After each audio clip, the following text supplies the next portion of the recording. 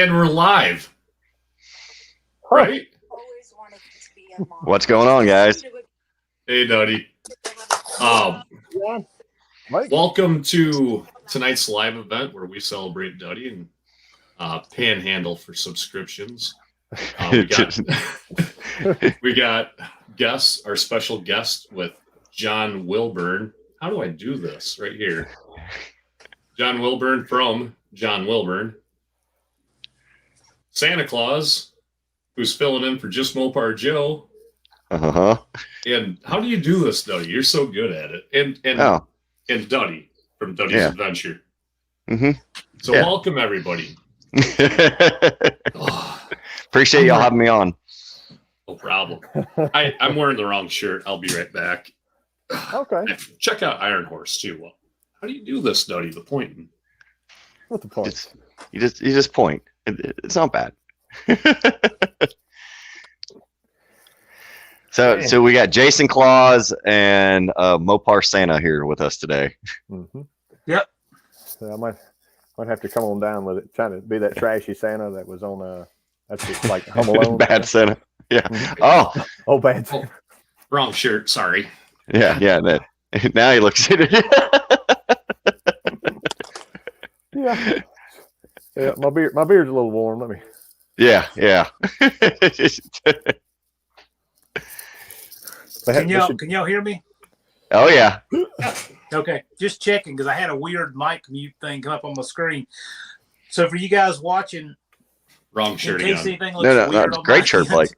Oh, look at there. I have a broken laptop, so I'm managing with my phone on a stand and an iPad, and it's weird. So, but we'll greet some people coming in while Blake is changing his wardrobe. Finally, I got the right one on. Oh, there it is. Would you just look at it? Just look at it. Look at all of its greatness. Yeah, just look how respectable he looks.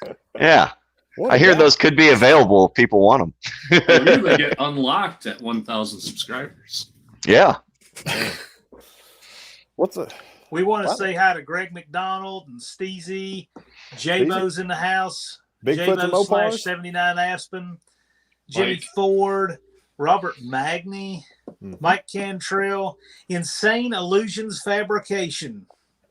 Nathan Carey, Dawn and Wendy English. That's Dawn. Wendy's finding her way. Bigfoots and Mopars. Raker SS74. Ben Schultz. Thank you guys for coming into the chat. We appreciate you being here. Yeah, appreciate it, Ben. Really, really, really appreciate it. Steezy's in here too. He's from Oklahoma. I know him. Iron Horse Garage. Iron Horse. Rude Mopar dude. We got all the big hitters in here tonight. Wow, a lot of people coming in. Fantastic. Des 59. Got 21 people watching. Yeah, that's fantastic. Good deal. 21 viewers. It's time to spike the football. Yeah. So I want, since we got 22 people in here now, J-Bo came up with a pretty good idea. We're going to keep an eye on Duddie's sub count tonight. At 900, we'll randomly choose somebody. We'll let Duddie pick out a number and choose whoever's in the live chat. We'll win a BTP sticker pack at 900 subs for Duddie. At 950, we'll do another drawing for Duddie's Adventure t-shirt. And at 1,000, you can have a chance to win the Duddie's Adventure banner that's behind Duddie right now. Boom. We're trying to make a good drive for Duddie, so all of you guys in the chat, text one of your buddies and say, hey, come check this out. Send them the link to the chat and get them to come over. Yep. Oh, yeah. Or have them sub and not be in the chat so you have a better chance to win. Yeah. That's right. Right, and just to be clear, if y'all aren't already subscribed to Bad Tree, Just Mopar Joe, or John Wilburn, you might as well just do it now. Just get it knocked out. We can wait for y'all. Just take a minute. Your feed is already cluttered with other shenanigans. Right. Might as well add to it. That's it. There's enough of the women that those gymnastic women that are like in Romania or somewhere keeps popping up on mine. I never subbed to that, and it just keeps like popping up. Flood in the Olympics. Yeah. That's it. Oh, we got Peckerwood Customs in here all the way from Australia. How you doing, buddy? Hey, Aaron, what's going morning on? for him. Yep. Oh, that's right. Well, then he already knows how this this live went. So if anything, we need to ask him because That's right. technically he lives in the future. He is That's true. 16 hours Yes. into the future. So Right. tell us what's going to happen, Aaron. Yeah. Just let me know. Subbed all. Thanks, Jimmy Ford. Sweet. Yeah. Insane. Jimmy Ford, you are the man. Jimmy Ford's been around for a while. He's a Texan also. Ah, fellow Texans in the So- chat. Fantastic. Some more of you Southerners, huh? So Raker SS74, he's another one of those roving guys. What is the 74 in your username? Because I know it's not the year you were born. What is the SS74?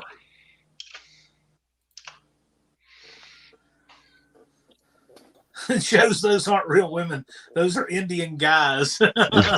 Oh, good grief. You've gotten catfished. Ah, man.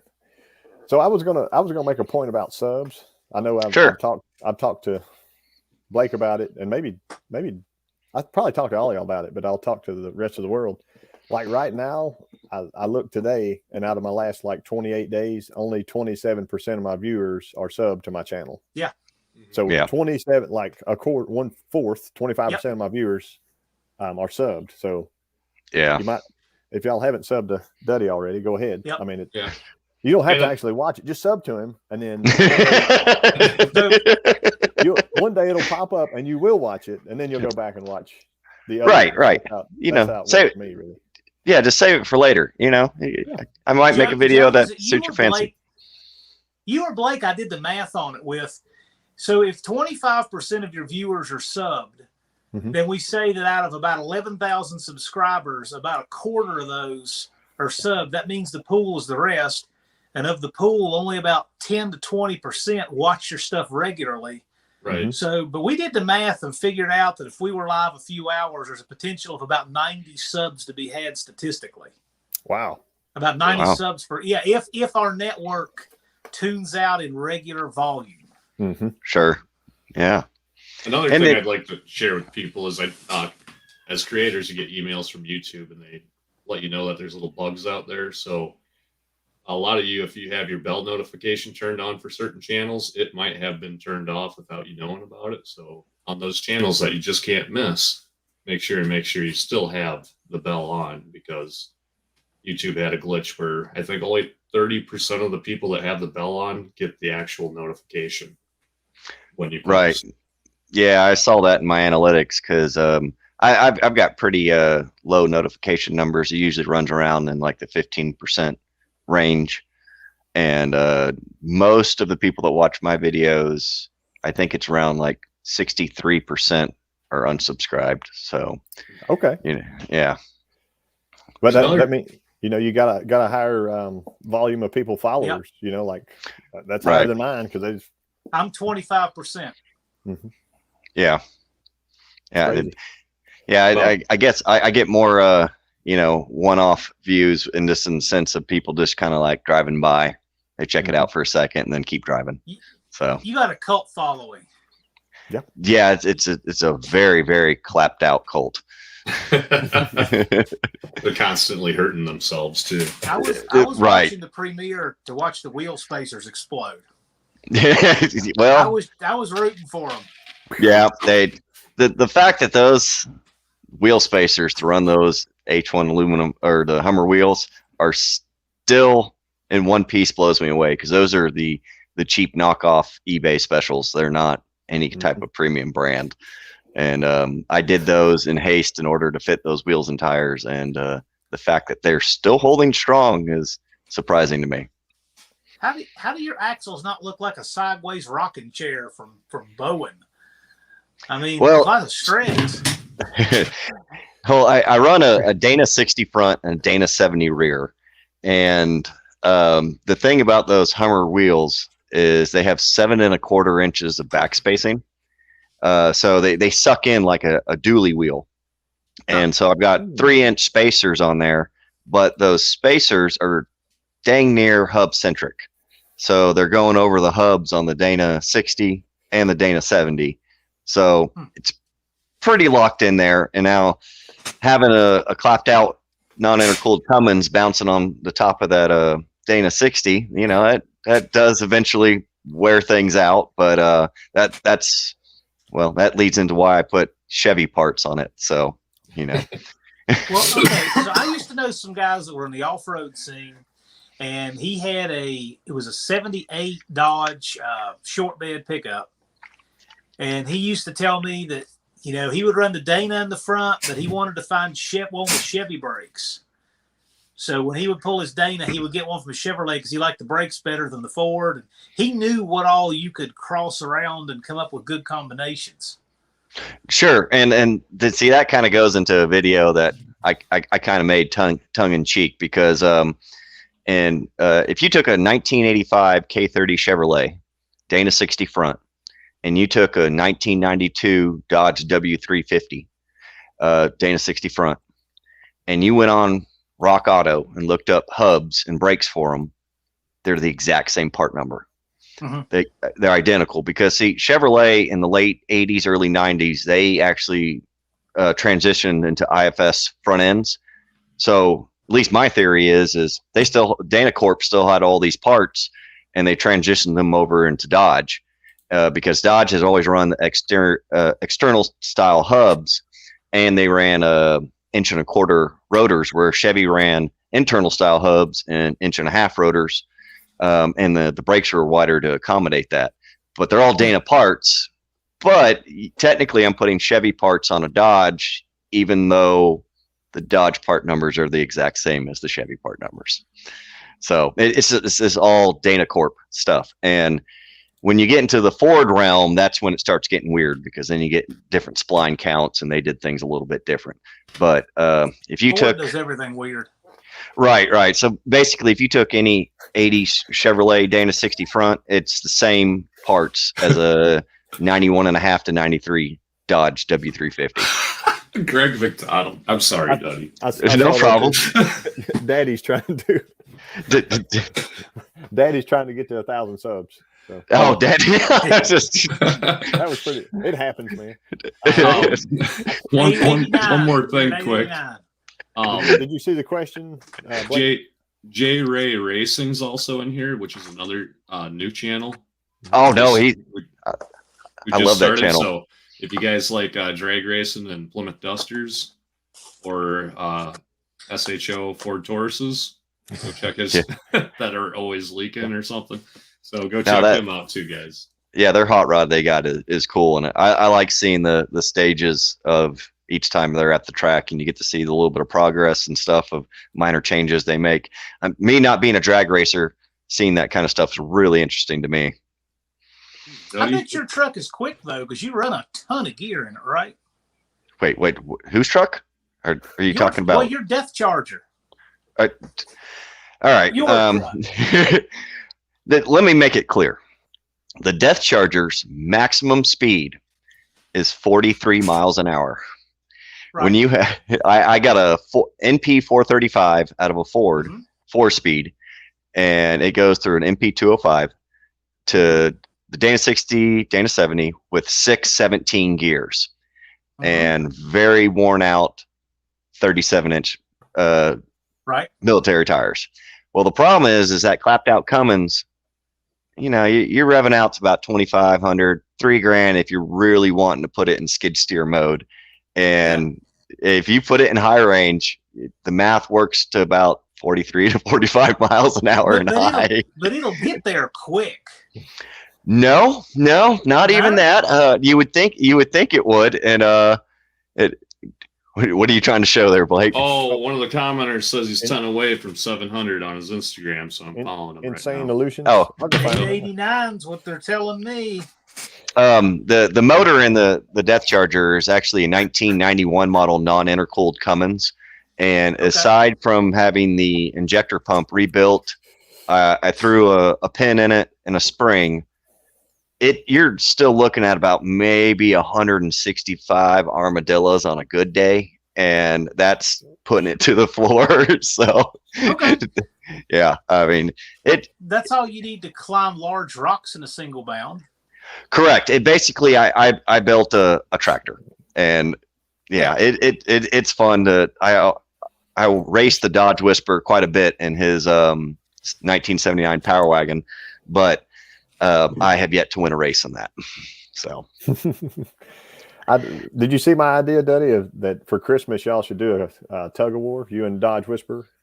Yeah, I saw that, and we have thought about that several times, and then we think about what would happen if it went wrong. Hey, I know a place that'll host you to do a tug of war with a huge audience. I'm sure. Insane's got himself an SRT4. Sorry, my bad. I got this. So, I sent this in the private chat to y'all. Did y'all see Little Hippie's question? So if you see Little Hippie in the comments, he owns the 67 Valiant that I did 6.1 Hemi swap car. I did a video on a long time ago. Okay. And he had asked how long each of us have been working on our channels. Okay. I guess let's go around the room. We got a real question. Yeah. Legitimate question. Let's shoot. Let's start with Duddie. Yeah. Oh crap! You're gonna have to make me look it up. Just guess. We won't know the difference. It's got to be like a year and a half. Yeah. June 14th, 2020. It's my first video. Wow. So. How many videos do you have total now? Ooh, About. I think I'm on episode 78. Okay. So yeah, I try to put out, or episode 79. So I tried to put out a video. I've missed 1 week in the last year and a half, but every week one video. And I was doing Mondays and I went to Sundays, and now I've moonlighted into Saturdays, just basically to see if the videos do better depending on time and day. We all know how YouTube analytics work, but I haven't quite found that sweet spot yet. So I'm kind of jumping around, but the people that want to see it usually go see it. So I'll go next because we'll go in order of channels. I've had a YouTube account since 2006, and it's just my name and that ancient picture.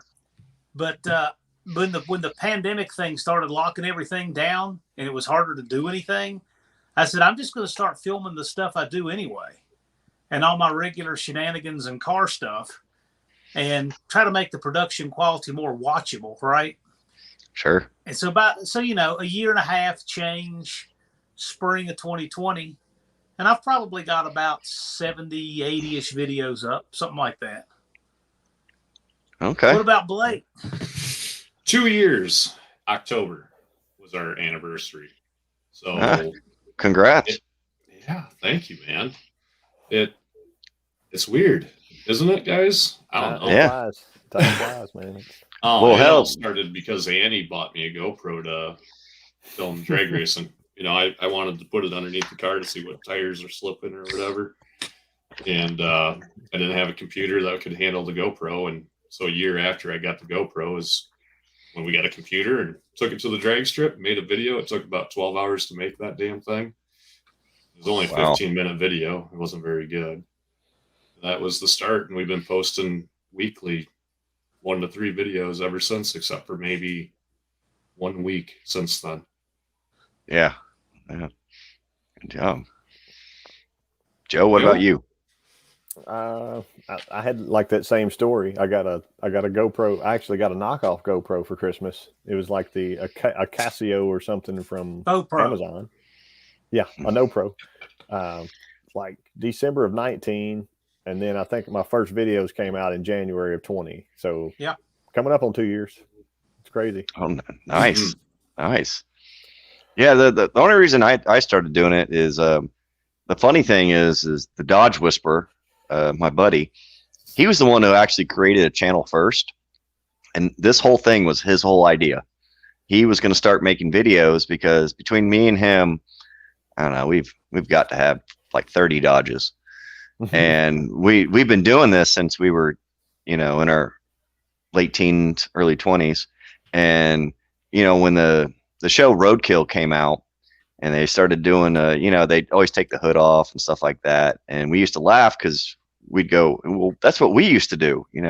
We did that same stuff. We should have filmed it. And, time would go by, and we'd always do these things in our off-road adventures, and then we'd see YouTube videos of it. And we're like, that's what we did. We should have filmed it. So he started the Dodge Whisperer and then didn't post anything. And I go, well, maybe I should make a channel and we can do like dual channels. He's like, yeah, let's do that.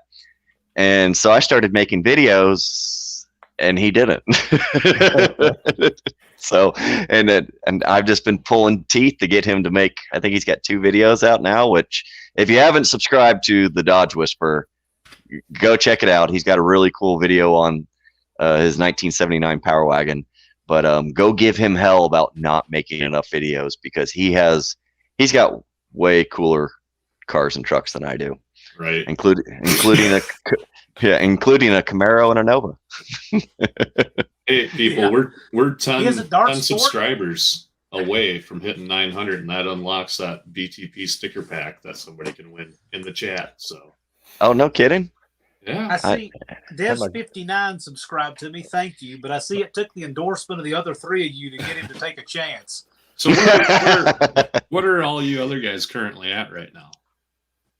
I know. Let me see. I'll look it up. Well, Duddie's got to be at, what, 890, 891? 890 right now.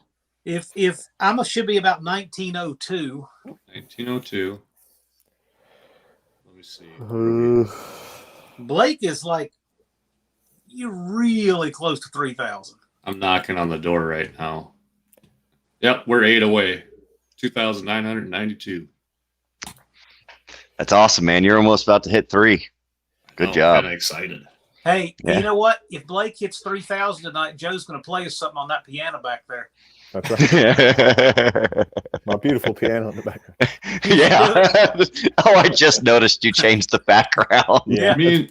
All right, Mozart. Me and Joe, we're members of the same HOA. We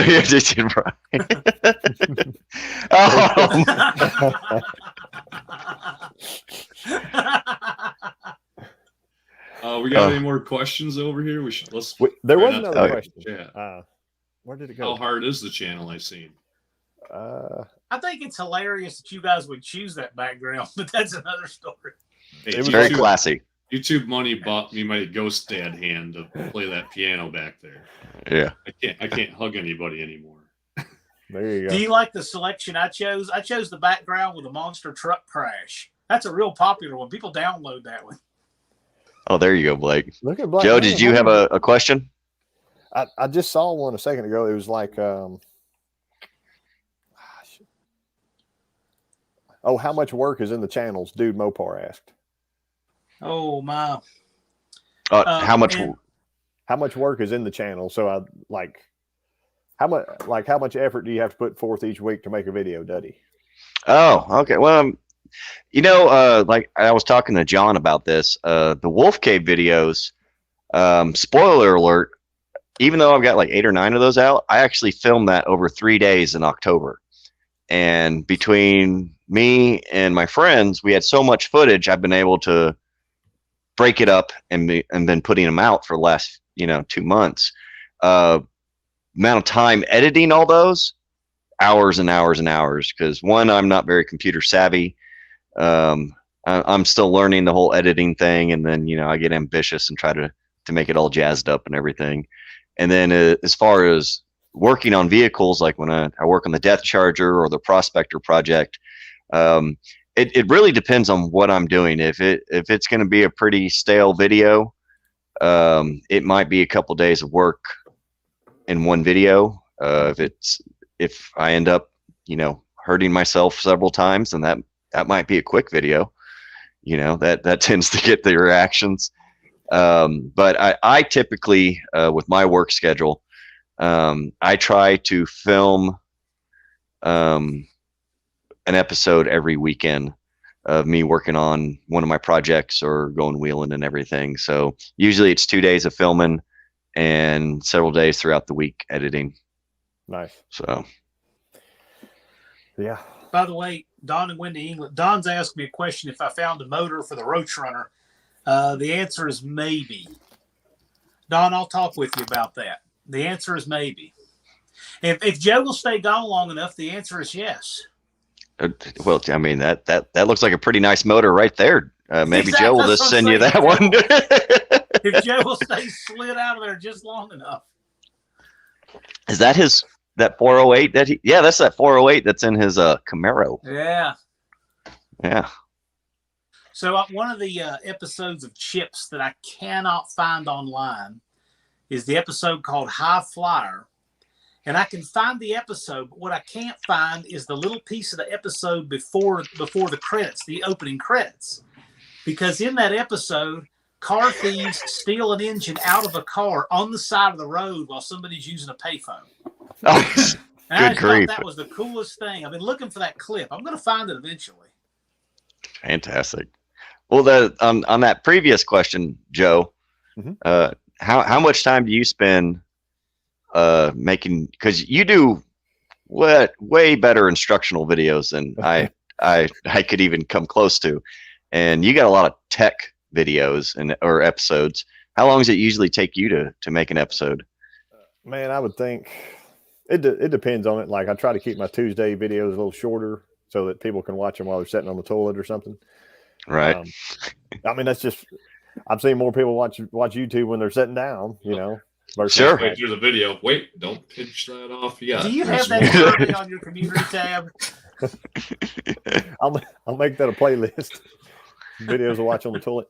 A lot of it is the like I'm doing the stuff anyway, and I'm like, well, I got to fix this window today, so I might as well film it, you know. Or like if I'm working on something, then I'll film it, and then maybe 2.5 or 3 hours of just editing. I've been doing a lot of it on my phone lately, like shooting with my iPhone and editing on the iPhone. And then if I send it to my computer, I can add in little stuff. But if you see my videos that don't have like intro music or something, it's because I didn't do it on my computer. I could send that music over to my phone, but I don't know. Most people like skip that part anyway. I see what you're saying. Yeah. You know? Well, like I do everything on the computer. I can't. Like I film all my videos on the phone, but I have to edit on the computer. I'm not savvy enough to do all that on the phone. So you need an iPhone, man. Dude, I've got all that for. I knew it. I got to. Blake and I are Filmora freaks. Yeah. Ask John what I think about Apple products. You know, when I was trying to get the stream all figured out and set I up. can't. I was going to use my MacBook, and I couldn't even figure out how to copy and paste with it. Like, there's no right click. I don't get it. I don't know. Too much over my head for me. But what about you, Blake? How long does it typically take you to film and make an episode? Because I know how long it took you to make that drag racing episode. Yeah, and that one was brutal. So the drag racing episode took about, I'd say all 2 months to shoot and do everything. Future or not, but maybe. But once I got all the footage together, I probably worked on it a solid 3 days, at least 6 to 8 hours. You know, just it was crazy. Just there's so much footage. There's so much stuff that we left out of it. We can play some of the never seen before footage tonight too. Okay. In the middle. So there's a bunch of Duddie trash talk, and there's a bunch of slow Dodge Cummins trucks driving by. Did y'all see me almost Duddie myself in the face with that pipe that fell off? Hey, I see a sketchy character in the comments of Drew Williams. You want to claim him, Joe? Oh man, let me find. Yep, that's him, Mr. Rogers, holding the gun there. I need help on a set of headers. Didn't Drew make his YouTube debut on my channel? We did that live from your place. Yep. Yeah, his butt crack was hanging out half the time, changing the oil. But Duddie, on not a special episode like that doesn't take 2 months of, talking from Iowa to Texas and trying to send each other stuff back and forth. When we went to Mopars on the Mississippi or Mopar Max, those events are back to back. Right. You get 4 hours of footage, and I get home and edit it and put it out that night. Oh, nice. And that's That's really crunching down. The old computer, 2019 Mopars on the Mississippi. That was a 40-minute video that I made 4 times in a row.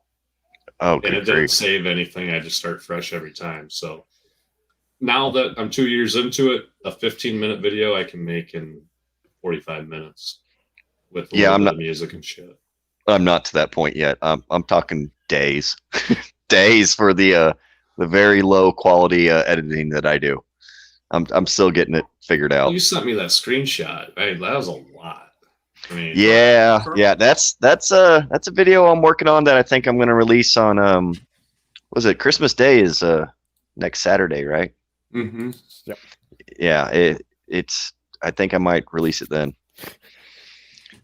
So I'm gonna update the ticker. Iron Horse asked, did I put a camera in his bathroom? No. No. Pineapple Iron Horse. J-Bo just got done eating a whole pizza, he said, and rebuilding the transmission, I think. I put it on my bucket list to eat a pizza with J-Bo someday in Iowa. So it's got to be shitty gas station pizza, though. I want the exact pizza he was eating for the transmission build. I think that's on everyone's bucket list to go eat a shitty gas station pizza with J-Bo while rebuilding a clapped out transmission. And I'm going to be drinking Jeremy's Coors Light wherever he steals it or keeps it, you know. Yep. There you go. Bigfoots and Mopar said he had to edit pulling an engine video because the other guy's butt crack was the most of the footage. Oh, no. So, okay, so I'm not naming names. on a live I did a while back, you just don't want to have somebody arranging engine parts behind you while you're live, you know, if you don't know the status of their shirt tail. Okay, because I didn't even know it, and the moon was out behind me like that. It wasn't me. I won't say who it was, Andy Wood, but anyway, I won't say who it was. But there was like that much crack on. Thanks, Beamer and Sons Garage. You can Duddie's a family-friendly channel, family-friendly channel too. So you get your wife's phone and your kids' phones, and you sub with all their accounts. Yeah, that's exactly how you do it. Yeah, it must be boring because when I submit the ratings, I never have any of that cool stuff in mind. I can always just say that it's safe for all advertisers. Right. All right. I try very, very hard not to cuss in my videos, and when I do, I'll bleep it out. But that's Joe. That's shout outs to Johnny Mopar. Johnny Mopar T-shirt challenge. Was the Johnny Mopar shirt challenge? Yep. Yeah. I did it in my closet though. There you go. But I honestly, I don't wear this shirt in public because it says that, and I'm only walking my kids around right. somewhere. And it's like, check out Iron Horse, Johnny Mopar. Yeah, you got to check those guys out. Oh, they're hilarious. Yeah. Check this guy out, man. He's got some pretty awesome shirts. Please, no challenges, Johnny Mopar. Hey, AFX Charger. Look at there. Yeah, the 3-inch wheelbase Charger. That's the altered wheelbase Charger. I like it. You can get yours at Schultz Sign Company and Future Duddie's Adventure merchandise too. Hey, and they do a really good operation. Shirts, the yellow with they do. The black logo. I love it. No, Ben and Cindy at Schultz. Yeah, they do awesome shirts. I mean they're awesome. Fantastic quality. And they do amazing banners. If y'all haven't seen, they do amazing banners. My shirt tail. Yeah. I get those from holsters. So my t-shirts, the first place they wear out, it looks like moths have just chewed the bottom out on both, but it's from the sight on pistol. So my shirts that's where they get eaten up, is right there. The rest of the shirt outlives that. No, I hear you. Oh yeah. Yeah, I used to chew tobacco, and it'd wear a hole in my back pocket until my work shirts would start wearing a hole in my work shirt because he had to tuck in. Right. I see Johnny Mopar had a question. Soon, Johnny, when it hits the website, then you'll be able to, but it should be coming up soon. Jack Pine Savage. And, well, would you look at that? It's pretty Those fancy. are shirts. Hell yeah, they I are. gotta get me one of them. Yeah. Showed up at my Seen doorstep. those. That's all I can tell you. Just Mopar Joe has the connections in the Mopar community. Yeah. Send me Just the like it's JPEG. Yeah. This, Look at that. he's got his fingers everywhere in the Mopar community. I got a package today, and because I spent 2 hours getting my technology to work, I did not get my newest edition on the board. Oh, you should I send have it the on. awesome new Bad Tree logo for this board. It's going to go right here, Mm-hmm. but I gotta take that apart and get it in there. Oh, it's behind the glass. Only cool people get on the board. I started doing that I got Uncle Tony, Johnny Mopar, Iron Horse up here so far. So the real question is, Joe, does that mean you're gonna race them? You got the T-shirt. Or are you gonna haul your Camaro up that way and do a drag race? I bet we could meet somewhere in the middle. Hopefully. I know where we can do it. Yeah, that's right. That's right. I don't know if my small block will be ready for it. He's got a 440, I think, in that car. Or He's got a That's all right. monster. Isn't there a significant weight difference between y'all's cars? No. Oh, see, that shows what I know about hot rodding. I got a lot Again, of cargo in my Barracuda's car. heavy. Do I need to remind y'all? I just discussed my vehicle topping out at 43 miles an hour. So y'all got to take it easy on me on the drag racing. Okay, do you have a vehicle that goes more than 43 miles an hour? The COD, it starts to vibrate real bad at 70, but so I usually try to steer away from the interstate, but no, it can go the speed limit. So, but no, I have since Bad Tree production and that damn dirty hippie proved most of my vehicles are pretty slow. Where is that damn dirty hippie? You'd think he'd be in here. Yeah, you would think he would. He was out trying to catch deer today at shotgun season. And usually, if they don't catch a couple, they drink a bunch of mother's milk. Oh, I see. Iron Horse has a question. Not for sale. Well, that's got the clear indicators. Yeah. Well, broken. Well, yeah, still clear. Yeah, that one. Yeah. It's a I've tiny got- 500 Mopar. Bigfoot's and Mopar's got a 500 incher. Oh. Okay. What's our sub count? It's got to be 985 by now. Has to be. You'd think people would want some stickers.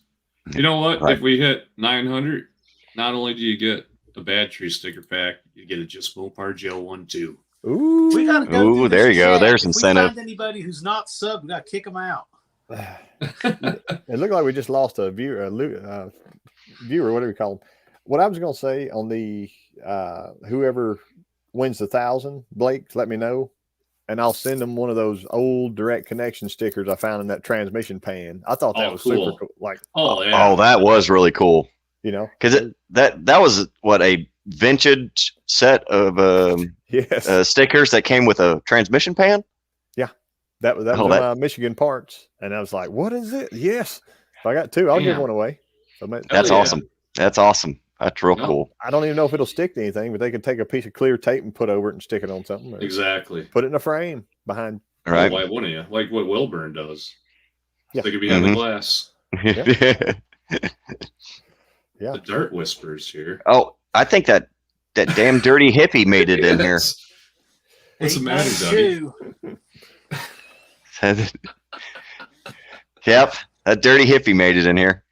So for y'all that haven't seen, you need to go over to the Bad Tree Production YouTube channel page and click on the video that's got that shiny blue Ford and then a very, very multicolored clapped out Dodge. Just watch the video. It'll make you a better person. I mean, it'll make you cry a little bit if you're a Mopar fan, but It'll make you Yeah. want to take a shower at the end of it, basically. Yeah, it did not go the way I was planning it to go. Not at all. But I hope with some modifications that I will get into the realm and redeem myself soon. So yeah, look for those updates on my channel. I'm gonna try to get a little more pep out of the old COD. So I see Sean Fat Tire Guy Thomas had a good suggestion. Print shop can scan the old sticker and put it on. Yep. Get a digital. Once you got it digitized, you can put it on sticker. I got to change this. Yeah, there we go. If only I knew a sign company that could do that for me. No Yeah, clue. it's hard to come no by. kidding. Who would that be? Greg McDonald wants to know when I'm going to do a 4-speed rebuild video. I had one that probably would have happened about June, but I had something kind of move up in front of it that we're going to be having on another video soon. So won't be super soon, but I'm going to do one before too long. Jeremy the Dart Whisperer and the Dodge Whisperer are brothers, for people who don't know. Yeah, they are way too similar. Ben says he can get it done. Hey, Jeremy, did you catch a deer? Or just a buzz? Johnny Mopar says lots of armadillos with big muscles. That's what it takes. Yeah. But here, let me say that, would you rather have a small block that's fast or a big block that's slow? A small block that's fast all day. Well, how fast is a slow big block? If it's slower than a fast small block, then it's a slow big block. Let me put my Duddie pointer away. I can answer that. He's the only. See, I can't even do it. He's the only one who nails it. Yeah. Point around. Well, I go small block there too. It's all about jump. You got to learn the jump cuts. Yeah. Now, speaking of small blocks, so Joe and Blake, y'all both got these late '60s Camaros that both seem to be pretty hot. And now, Joe, you've run yours strictly on the drag strip, and Blake, you bomb around town, and J-Bo drives around everywhere. On it in the back roads. Considering that those are two completely, I would say, different build types. You got a street strip car versus basically a straight up drag car. But they both seem to have hot motors and deep gears. How close do y'all think those would be if they did line up overall, or do you think it'd be a drastic difference? I think it'd be drastic difference at this point. Okay. I think Joe's running. I think he's low 7s, potential high 6s with everything he's doing. I think the notchback would be high 8s, maybe. I know. I'm certain I have a lot more traction because my tire's that wide now versus right. So that would be a big help. But if he wants to mail me that engine, I'll throw it in and take it down the track. Try it. We might have some of that laughing gas might help out. 250 shot. Then things might be even if we got some fat stickies out back. But I kind of want to build something like what Joe's got with the Purple Barracuda. We got 2 other 68 fastbacks that are pretty clapped out. So that would be a good candidate to do something like that, even though Joe's car is nice. But you got 4-link and it's tubbed and all that stuff. So, yeah. Did you do all that, Joe, or did you get that car that way? No, it was already back halved when I got it. So I had to go through and re-weld the cage and stuff. And since I ran it now, I need to get a flashlight and really, really look at the welds to be sure. Because sure. I'm certain it was stick welded together, which might not be bad, but right. It depends on the quality of the welder. Sure. I just read Greg McDonald's comment, and Jeremy makes destroying small block Mopars look way too easy. This is true. It's not funny. It's not funny. Cynthia Schultz says the 1,000th subscriber will get a care package from the Schultz Sign Company. Ooh. How cool is that? Oh, fantastic. They're even chipping in. Nice. Yeah, Let's see what the awesome count's at right now. Duddie, you're getting close, man. I need to get in touch with Cynthia Schultz because I may need to get some stuff commissioned. There you go. They're top notch. Just hey, keep in mind you might order something and they'll send you something completely different on top of your order, unbeknownst to you. It happens. I've seen that. Yeah. 4 more unlocks the Joe and BTP sticker pack, people. Get your niece and your nephew. Get their tablet. That's right.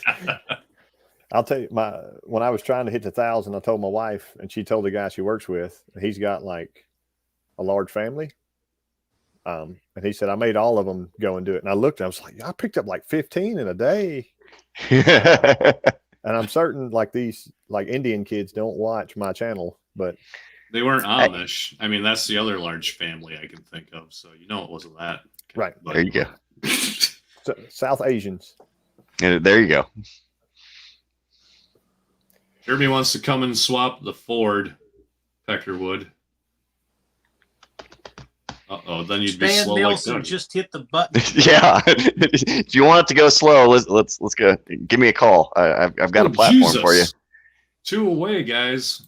I got to update this. So J. Russell Finch says, would a big block be considered an engine with a piston above 4 inches? Well, no. I mean, a 340 has a 4.04-inch piston, and a 383, some of your big blocks even have the smaller than a 4-inch bore, like the Tall Deck 383. So, no, not necessarily. Oh, Jesus. Duddie, we're going to be giving some shit away pretty soon. Good. Appreciate it. There you go. I typed this and it changes, and I went through all this work.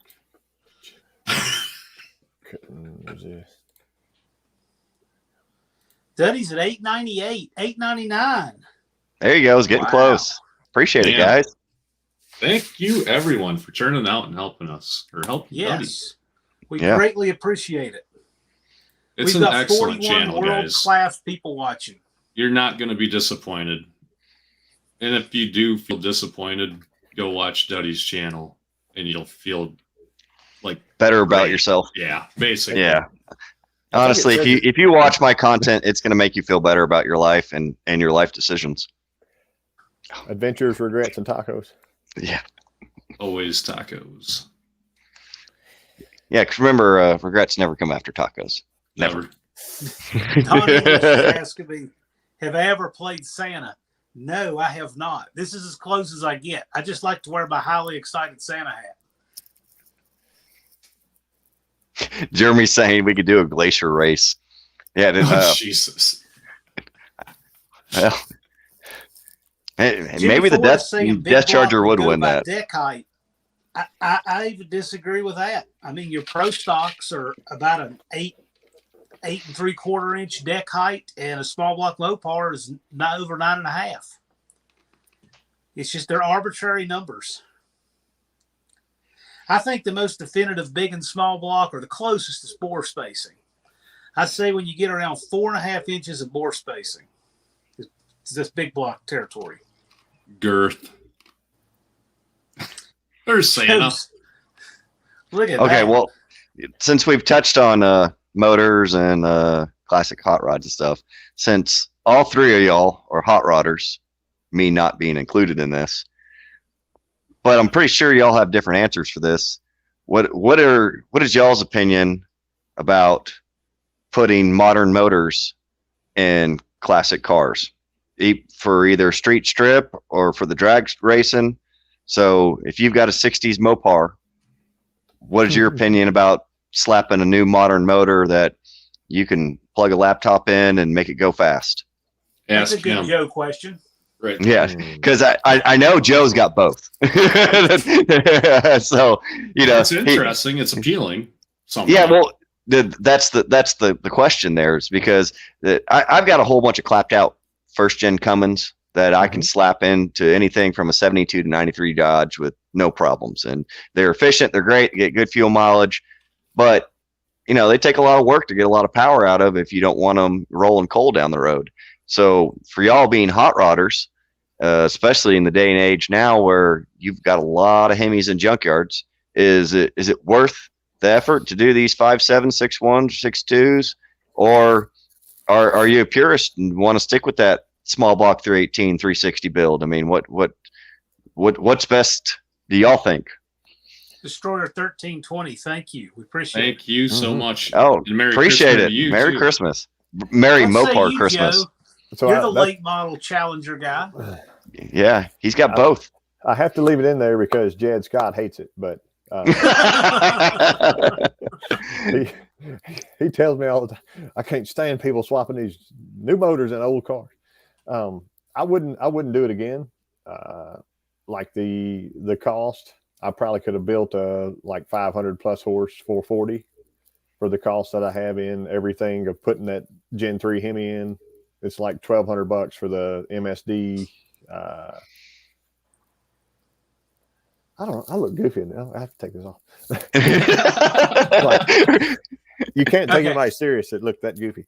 Right. But like electronics and motor mounts, and I did use a small block bell housing, and I made my own headers, but I still had probably $350 in the headers after I made them. Sure. Do I have to put Narcs in a timeout quick? So I actually, as analog a guy as I am, and if I'm going to answer a serious question, I got to take my hat off here. As much as I like breaker points and carburetors, I actually did do an LS swap into a third gen Camaro. Okay. So I did a 2000 Firebird WS6 engine and OBD2. It's electronic, tuned it with a laptop. I gotta say though, and it wasn't cheap. This was a pioneering swap. It was back before you could even get commercially made motor mounts for the swap. Mm-hmm. But I took that thing to Carlisle and I got 29.5 miles to the gallon. Wow. Driving that third gen all the way to Carlisle. It makes 400 horsepower at the flywheel. I cannot start it for 3 or 4 months and just hit the key and it just fires up and idles beautifully. There are virtues to the late model thing. There are. Yeah. But it's just not really my bag. I did it for him. It's nothing I really necessarily want to do for myself. Sure. Yeah. And you end up toning down like a lot of guys don't get that big choppy idle anymore when they run that like stock fuel injection, unless they have a really good tuner of some kind that, like you'll get a higher lobe separation, like a 112 or 114, John. I think that's what I've got, a 6.1 cam, and that was like kind of a cheap upgrade to put in my engine, and I got it for $75. But to buy a nice performance cam from like Texas Speed or somewhere, I think they're $550 or something. There's little hippie. Please start. He's the master on this. I like the LS a lot better than I like the late model Hemi. Thanks, Narcs. I'm a Mopar guy, but I don't consider the modern stuff to have any DNA connection to the old stuff. I'll use that $4.99 towards my LS build. I'll be over here in timeout. Hang out with Dakota. Well, thank you so much, Narcs. The reason I ask is because, obviously, it's really no debate. LS swaps are very, very popular, and they have enough aftermarket support where it seems to be pretty affordable now for people to take these LS motors and put them in whatever they want. It's mainly GM guys or Fox Body Mustangs. But Aspen's comment right there, it's what's most abundant in junkyards. Mm-hmm. Right. And the reason why they're in the junkyard too, sometimes, Right. Well, they came in everything. And the thing is I just don't see that trend as much with Hemis. I see some companies jumping in. I think Holley now has motor mounts to put them in a 72 to 93 Dodge pickup. Mm-hmm. And they've made transmission mounts to even run late model transmissions, the 5 speeds and 6 speeds. And I think they even make a set of headers now. But you're just not seeing the aftermarket support like you would for an LS. And I'm assuming, I've never built an LS, I'm assuming dropping an LS in these new cars and getting all the power is cheaper than building a small block Chevrolet. But it seems to me like these new model Hemis, it's not going to be cheap. You're better off building a small block or LA motor or even a Magnum motor. Even doing a fuel injected Magnum motor seems to be a cheaper plug and play option. Yeah. I like the LS. Some of it looks a little spindly, but man, those things make good power for what they are. Sure. Yeah, I know it's kind of generic and popular and all that, but man, there is no denying how easy you can get 400 horsepower out of one of those things. It is ridiculous. Yeah. Well, I mean, that's why they're dominating the aftermarket. And old car guy, you do that. Yeah, I'd like to see that. Yeah, I'd like to see old car guy put an LS in you, though. Do it on your channel and share with us. We'd like to see it. John Fat Tire Guy is a huge contributor on our Facebook page. I'm going to put a link into that too. We allow other channels to share their videos. We don't block anybody. We don't take anything down as long as it's automotive related. Post up pictures of your projects, not your projects. As long as it's got wheels, throw a picture of your wheelchair up. Yeah. So join that. Sean Fat Tire Guy. I don't know. Do you think 20s, Joe, with 6-speed, 340? If you're hyper miling it. John, go. I don't know. My 340 Challenger I had, it had a quad on it. 25 miles a gallon. Don't let J-Bo hear you. I think I got 18 with that thermoquad on there, 323 gears. And I said, and I was interstate driving, like, a fool. I put 276s in and actually lost some mile per gallon. I don't know if I didn't do anything but swap a chunk in, chunk out, and then drove it for a week and lost mile or mile and a half per gallon. So John will know more on that. Hey, it's Simpson's Speed Shop. There he is. Speed Shop is oh yeah, I love that channel. If he wants to do a live with us. Yeah. We'd love to have you on a live. I do a live every 2 weeks on my channel. I think you'd be a great guest. Oh yeah, that would be a good interview for you, John. If he wants to do it, they got an open invite right now. We'd love to have him. Oh, he's got a badass car. So yeah, that'd be a great interview. I think all the viewers would love to hear about that short little dragway and what's next for that beautiful 68 maroon Dart of his. Yeah, dragway. You're on it, and you're hauling ass, then you're on the brakes, it looks like. Yeah. It looks sketchy. Like, I'll be honest. The shutdown looks scary. That drag strip would be perfect for my Death Charger, but anything faster than the Death Charger should not be on that drag strip. The Simpsons Speed Shop, the dragway that he runs on, it looks like at the end of the track, you're going into somebody's yard. Like there's going to be some old dude wheeling a trash can out just any minute now. That shutdown is just sketchy looking on that little short. Because, they use the straightaway of a circle track. Mm-hmm. Right. On that short dragway. And that shutdown, it veers off to one side through the trees. Just, I don't know, kind of weirds me out watching the shutdown. Damn, Simpsons Speed Shop's at 7,500 now, man. Yeah. Oh, yeah. I've been watching him for a couple of years now. Mm-hmm. Yeah, he's doing great. Watch this.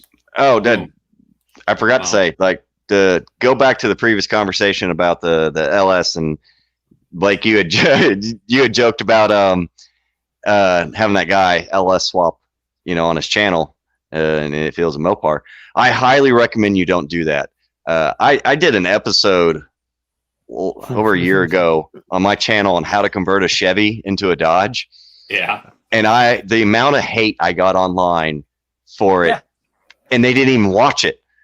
It just immediately assumed I was LS swapping because the thumbnail has the tailgate of my truck. They were driving their boots into your couch, man. Oh, they were. And if you watch the video, it's a complete satire video. Spoiler alert. The point of it was I sold the Chevy pickup and bought a Dodge, but instead of just telling you that I sold the truck and bought a Dodge, I made a joke video about how to convert a Chevy into a Dodge and, pointed out the typical Dodge clapped outness, wiring and multicolor and all that stuff. But people never made it to the end. They just immediately assumed I was LS swapping, and they were not happy and did not find me humorous at all. When I did LS swaps are like video, that new song that's on the radio all the time about whipped cream on the top too and eating at Applebee's. Right. Like, it's just, I heard that I went out and I was in the first hour and 15 minutes at work.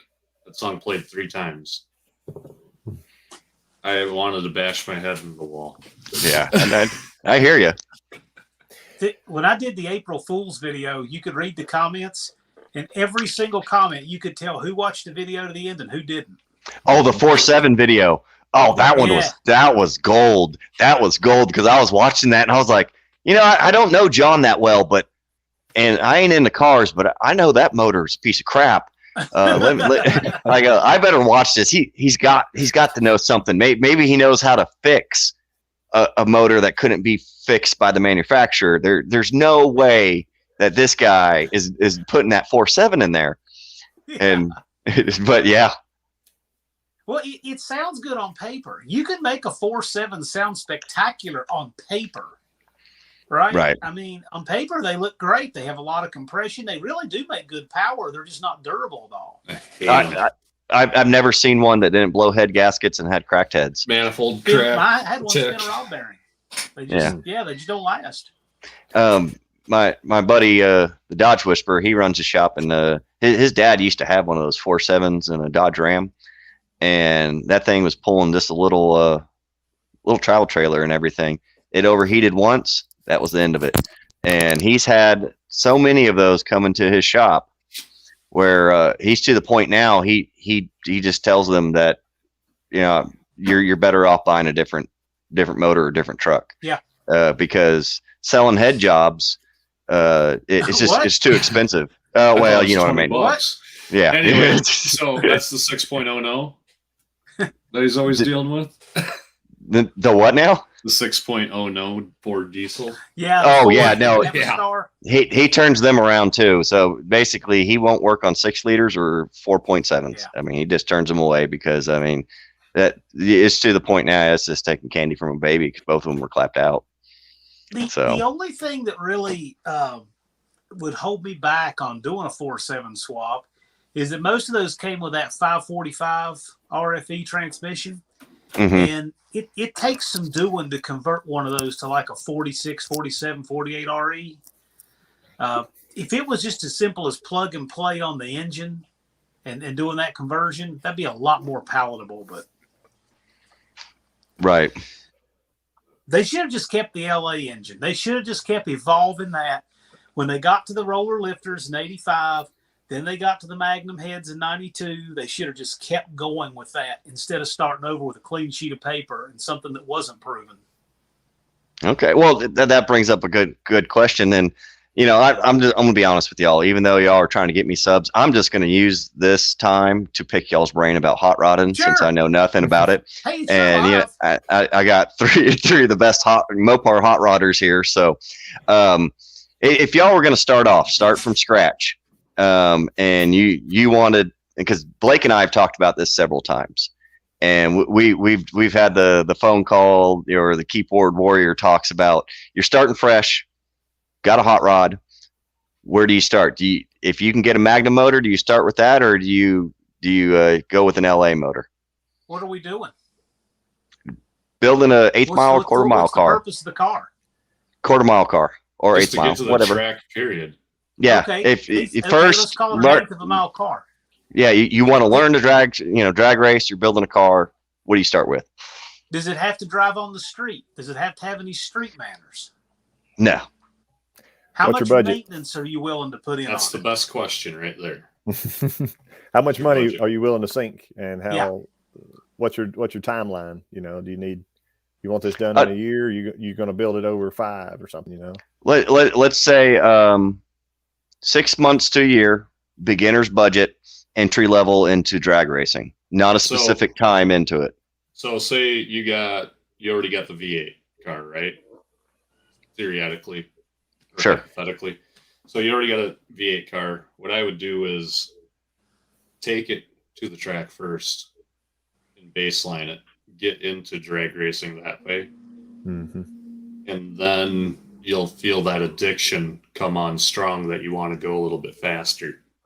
And that's when you do things like subframe connectors, drag radials, different gear change. Then that winter, that's when you start throwing parts in the engine. Then once you hit 12s, then shit starts getting more expensive, right, Joe? 12, what is that, like 9s in the 8th? I don't know, man. I don't know. Oh, the 8th mile racer. No. Right. I mean, when I track, started, I was running 1640s in the quarter at whatever. Okay. I don't even remember what the mile per hour was, like 80 maybe or something like that, 70 something.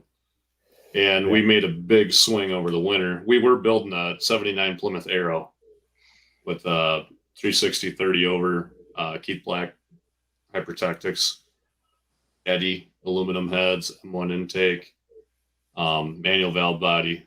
Me and Jay took that car out for its first spin, and we went ditch to ditch. It lit the rear tires up. They're just little 14s on it. And we looked at this thing, these get back halved. It's just such a light little car. So we threw that motor in the Aspen. And the first pass the Aspen made with that motor with 294 gears in the back of it was 13.6.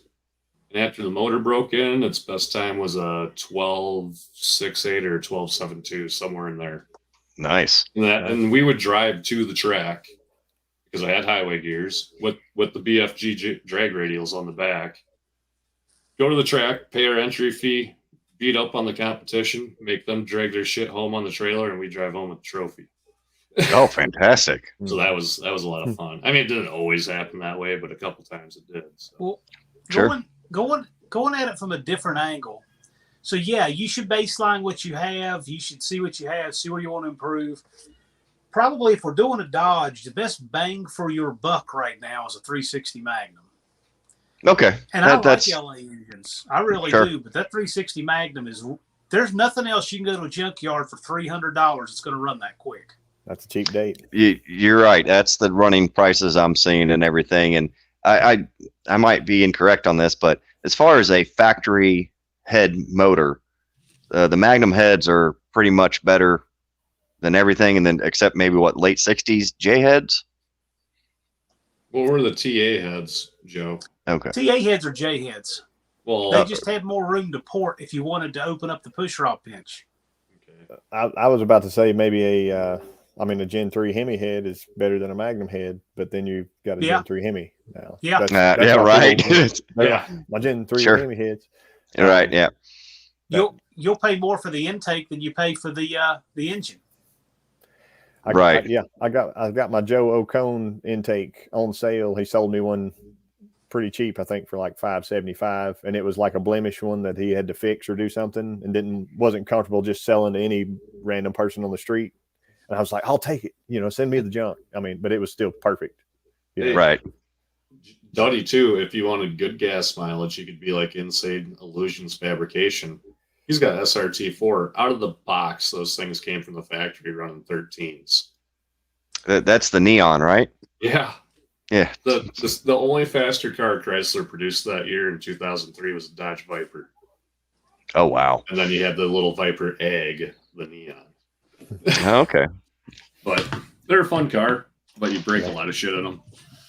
Well, sure. And the reason I pick y'all's brains about this, because I don't know about y'all's area, but the Gen 3 Hemis, trucks, cars, whatever, they're still not cheap in junkyards down here where I'm at. Not like a Magnum. I can go buy Magnums for like John said for $300 all day, and like Dodge Whisperer tells me it's probably got cracked heads. Well, you just torque it down and run it, because it doesn't crack in an area that you got to worry about. And it's just to me economically, if you want to get into Mopar, racing, which one day I hope to, because everything I drive is slow as hell.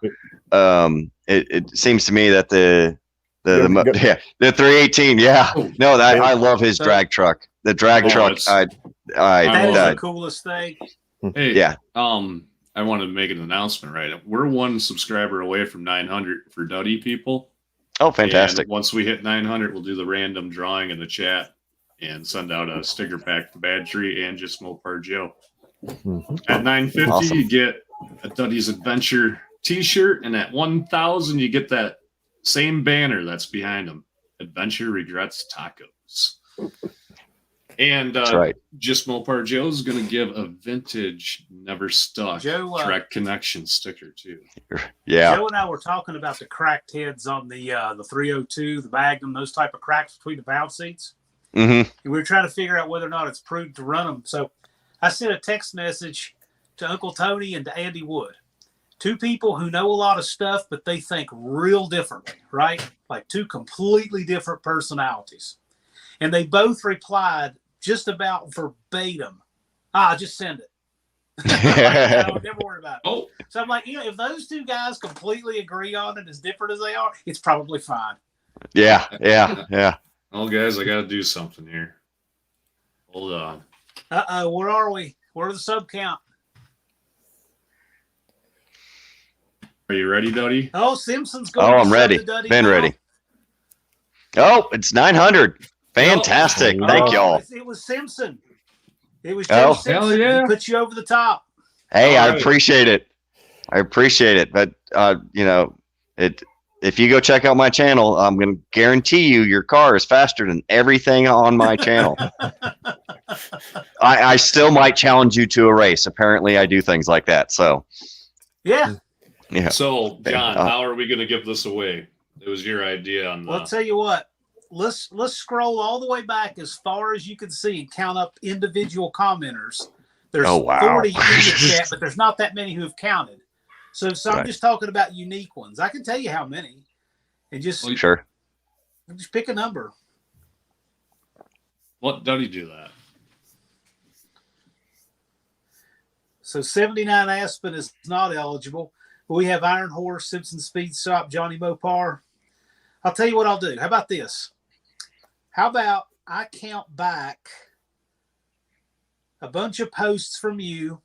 Duddie picks a number between 1 and 10, and I'll go down that many commenters, and that's who it'll be.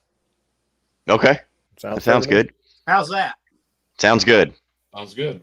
So what's the You number ready? between 1 and 10? 1 and 10 are included. Let's go 8. All right, so we'll count down 8 unique commenters. 1, 2, I'm not counting Jabo. 3, 4, 5, 6, 7. Little Hippie 09 is 7. What number did you say? 8. You say 7? 8. Mopar Man 1978 is the 8th unique commenter after that post. There you go. You're the All 8th right. commenter. Mopar Man 78. Private message me on Instagram or Facebook. That's how it works. And send me your mailing address, and I'll get that stuff sent out to you this week. So here's the deal. I just randomly picked a post to benchmark it from, and then I went down that many unique commenters. So there's no way to game it. Oh, okay. They don't No, know that's either before or after. Right. So we can do this same system again later, and it'll be a different person. Well, that's great. It keeps everyone active.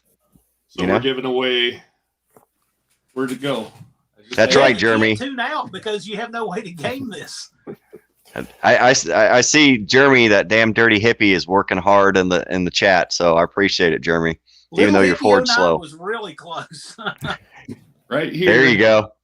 Look at Duddie's that. Adventure T-shirt at 950. You'll get one of these. And again, you'll have to tell me your size and your mailing address if we get Mopar there Man tonight. 1978. Well, that'll Good be my job. that's my perfect break. Congratulations, Duddie. I'm gonna go ahead and step out, guys. I appreciate Hey, no y'all. problem, Joe. Hey, Hey, I Joe, really thanks for appreciate your joining us. time. Let me ramble with you some. Yeah. If you don't hit 1,000 a day, you will in a week, man. So I wouldn't sweat. Oh, it, yeah. You know, Hey, No, I ain't worried about it. I appreciate you coming in and letting me talk shop with you. I started the Duddie Adventure when you had like 70 subscribers or something like that. I was like, Duddie, what is this? Yeah, Like, no, I'm glad he's it popped up. You know, you're the OG subscriber for sure. I Yeah, was a fan. If it wasn't for you, man, we wouldn't know Duddie.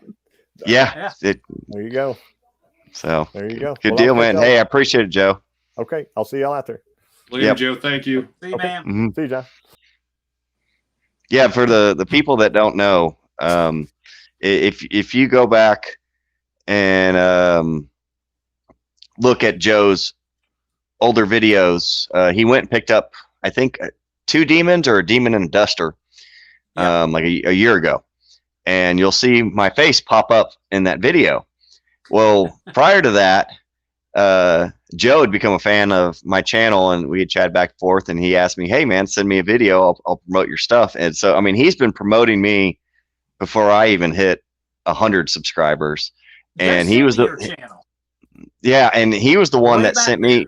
Yeah, he sent me to the Bad Tree Production Facebook page. I'd never even heard of the Blake, Jabo, and Jeremy and Ty before then. I had never even run across their channel. And yeah, he is the one that sent me that way. And, you know, then it led to me racing a dirty hippie from Canada. Joe sent me a link to one of your videos. He said, hey, check this out. And I can't remember what it was. You and the Death Charger, and it had a whole bunch of jump cuts and stuff. It was your style. So this is really cool. And then after the video, I looked, I'm like, oh my gosh, he's got like 235 subs. There's only this many people watching this. This is great stuff. Yeah. I was really surprised. Yeah, Joe's been there since the damn near the beginning. I have a question from a other site of social media that's not in the comments here. Oh, okay.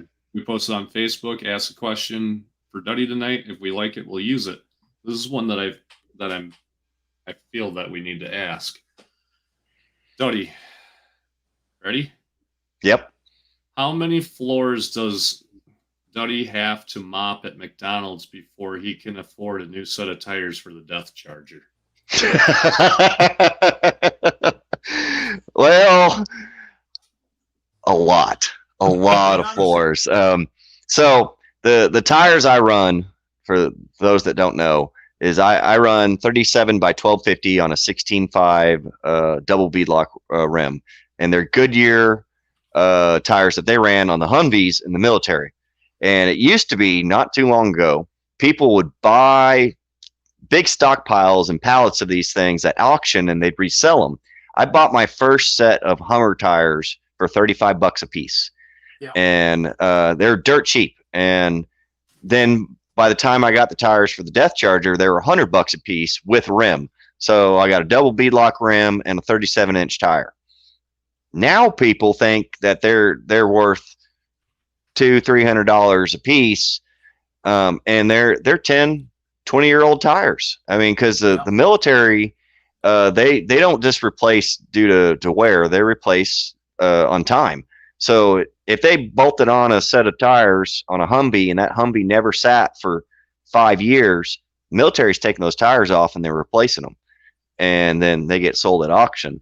Well, now everyone thinks they're worth something, and they're not.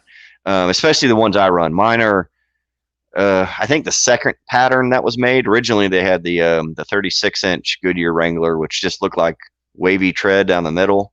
And then I've got the Goodyear, and then the next is what the Dodge Whisperer runs, which is a BF Goodrich pattern. And that's the more modern pattern.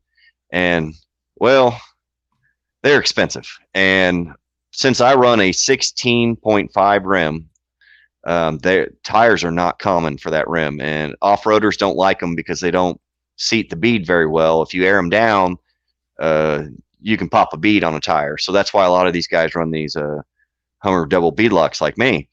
And the most dominant company that makes tires for a 16.5 is Super Swamper, and those are mainly mud and mud bogging, and they have some tires that do well on the rocks. The problem is it's about $425 a corner. And they got a shelf life on them anymore. Yeah, and it's a hard. I'm planning on doing it this year. I got to get tires. I have basically taken a cheese grater to the side of these tires, and I'm tired of putting air back in them. But yeah, it's probably going to cost me probably about $450 a corner to do it when I do it. So does Interco still make the Super Swamper? Yes, sir. Yes, sir. And they've got different variations of it. They have the traditional one that, from the 70s and 80s, and now they've upgraded those that have more sidewall strength. And they even have one that they kind of call their rock crawling tire. That I've seen pretty good results, especially with the rocks that I crawl around. It's just that $450 a corner problem. But y'all buy race car parts, so y'all know Y'all know how expensive stuff gets. Now, if I was going to build a truck, a full-size truck, I would probably want to use a 67 to 72 Ford, and I would want to put 40-inch Super Swampers on it. The OG with 15 or 16-inch rims. There you go. You know, the kind that ride horrible and make lots of noise. Yeah. And then have a very modest amount of fender clearance and make a truck a very 80s looking mud truck style. Yeah, get you some wagon wheels and a chrome roll bar and some KC lights, and you're ready to go. You got it. Make it look like the dude who's trying to rip off the look of Bigfoot 3 for the mall parking lot. Yeah, exactly. and the bad part is I actually have a set of 44-inch Super Swampers sitting in a barn I have, and the problem is when that'd be great for mud bogging, and what the type of rock crawling I do, you're starting to play, you know, the whole gravity effect, and you're getting a little top heavy, and I'm sorry, Duddie. No problem. I got a local company called MRT Tire. They build them right across the creek in Wisconsin. I should give you their information. They might have something for you. And they're all there you go. Tires and stuff too. They make their own rims there too. Yeah, and no, I'll have to check them out because the problem is 16.5, and it's just no one makes rims like that anymore. Everyone's upgraded to, you know, like a 17-inch rim and such. And the problem with running a 44-inch Super Swamper is the amount of Sawzall work I'm going to have to do to the side of the Death Charger, and I'm just not ready to go. I did that to that M880 that I have a video on, and it's just a little bit too much fender trimming at this point. So, Duddie, there's another question just popped up from the Facebook what you got? Page. This comes from Iron Horse Garage. Okay. People may want to know how many tacos you have eaten over your lifetime, and if it matters what's in them. How do you like your tacos, Duddie? Well, it's impossible to count because I was born with a taco in my hand. I'm from Texas. It's just the way it is, you know. But I go for, you know, basic traditional street tacos, which is fajita beef, cilantro, onion, and the spiciest forehead sweating hot sauce you can get. And it's just the basics. You know, I don't need anything fancy. I don't need those hipster tacos that, you know, they want to do fusion of 3 different types of food on it. Good traditional street tacos what works for me. Nice. And you got to have the hot sauce on it because you like the heat. Right. We've got to go down there. We got to go down there and go off-road and eat tacos. Yeah, it'd make y'all better people. It's just something so out of my realm. I want to do it. Oh yeah, no, it's a blast. We don't have that around here. We got mud, you know. Right. And snow. Yeah. But we don't have like Mars where it looks like the background right here. That's where Duddie was at. No kidding. I mean, Duddie looks like he's on the surface of the moon when he's in those videos. Yeah. Now, the cool part is those Wolf Cave videos. Yeah, the Wolf Cave videos. That was the first time I'd ever been to that park, and it's in a little place called Mason, Texas. And that particular type of rock, that little area is the only area you will find that in the general vicinity of Texas, is because there's 2 parks there, Wolf Caves and then Katemsi Rock, and those 2 places are known for, you know, full on rock buggy competitions and everything like that. Like the Dodge Whisperer and I are doing everything we can to not beer can our trucks trying to drive these trails. Have you ever flipped that Death Charger? Not yet, and not yet. You know, I've gotten close. If you ever, when you're watching the intro to my video, you see the Death Charger tip over, and that was when I was in Moab, but I caught it. But I've gotten really close. It's hard playing the big full size truck game and big tires. You know, all the Jeep guys keep that center of gravity pretty low. So now, do you buckle into a harness before you're going to go down something where you might roll off the end? I just have a regular lap belt, And as one viewer pointed out that I didn't catch in editing, you could see my belt hanging out the door because I had just jumped out the spot the Dodge Whisperer, and then we were just driving up, and I didn't. That video that premiered today, the ridiculousness of how bad the spotting and driving was, I couldn't just not put that in the video because we were tired, and we just kept hitting our differentials on every rock we found. So at that point, the drivers just didn't want to get out of the trucks, and so chaos ensued. I can't wait to hear Blake and Jabo narrate getting unstuck from a rock. Oh yeah, that needs to happen. I missed a bad opportunity. I should have sent that whole clip to Jabo and Blake and go, hey, narrate. I'm giving you no pointers, just narrate. No pointers from you. That's difficult. Yeah.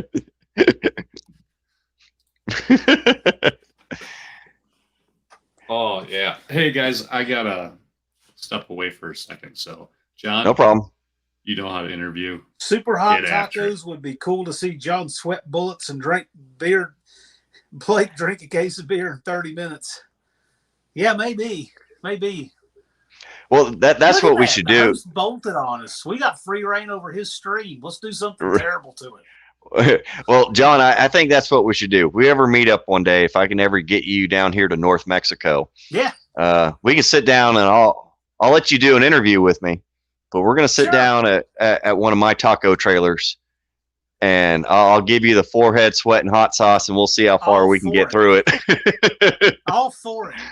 Yeah, it'd be a blast. We got to go get stuck on some rocks and eat tacos, and we'll do a live, and it'll be a blast. Oh yeah, no, it's fantastic, and I know my channel is mainly directed to off-roading and trucks and everything, but I've been picking y'all's brains about. I want to jump into other things. Eventually, I want to get into a car, do some drag racing, and kind of pedal around on all that. And because everything I drive is so damn slow, I've got to build something fast. Run an eighth mile in the Death Charger. You should do it. Run an eighth mile Death Charger. Okay, then you come back to the pits and you're on your video, right? You say, okay, now we're going to increase the tire pressure by 2 pounds and see if we can increase the top speed. Right. Yeah. And then you'll take like the air filter off and say, okay, now we've removed 1 pound. We're down to 8,346. Let's see what that does. Right. Well, the thing is now that like Blake and I have gotten these little draggies where you can get pretty close times to what a vehicle can do. Right. I've thought about taking the Death Charger. Mind you, I'll have to do it on a dirt road and actually proving to people how slow it is. And I could run the 8th mile in the Death Charger and see if I'm geared out before I hit the 8th. And I think you should call out some of these guys. You should call out Joe and Blake to an 8th mile race. There's a pile of rocks at the 3:30 mark. Right. No, that's a great idea. Yeah. Yeah. That's a great idea. Yeah. As long as we can have a foot-high curb at the 3:30, you'll call out anybody. You damn right. You damn right. That'd be a fantastic idea. Iron Horse Garage asks a good question here. He said, Duddie, off camera, what's your favorite drink to go with the tacos? And what are some tips on handling the fame of 900 subscribers? Off camera, I drink a lot of iced tea. It's my drink of choice is iced tea. Yeah. And tips to handle the fame of 900 subscribers. Stay humble and realize that if you're going to fail, catch it on camera and don't edit it out. Then that's the best advice I can give you. Sure. It takes a real man to admit failure on camera. Yeah, and the thing about that is a lot of good YouTube channels out there. They have great editing and great material and stuff. But the more professional ones and stuff, they want to show a real clean cut show, and I get it. It looks great and everything. But I realized real quick into doing this that I hurt myself a lot, and it's not intentional. I just, I get absent-minded doing things.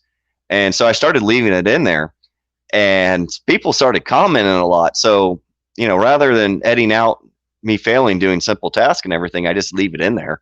And people seem to get a kick out of it because it just shows that, I'm just a normal guy. I'm not a ASE certified mechanic. I just guy that likes clapped out dodges. ASE certified mechanics don't have to be all that. Yeah, right. Yeah, I hear you. You can get the credentials pretty easy. I'm here to tell you. I'm trying to enroll in the Just Mopar Joe YouTube mechanic school. So Simpson Speed Shop says he wants to get on a live soon. He just needs a webcam with a computer. Yes, that's all you need. If you have like a laptop with a webcam, I do a live stream every 2 weeks. We'd love to have you as a guest. I want to get Duddie on as a guest, but his internet is hard to come by. So the next time he has an opportunity like this, where he can, take all the Wi-Fi particles for himself, I'd love to have him as a guest on for the whole hour.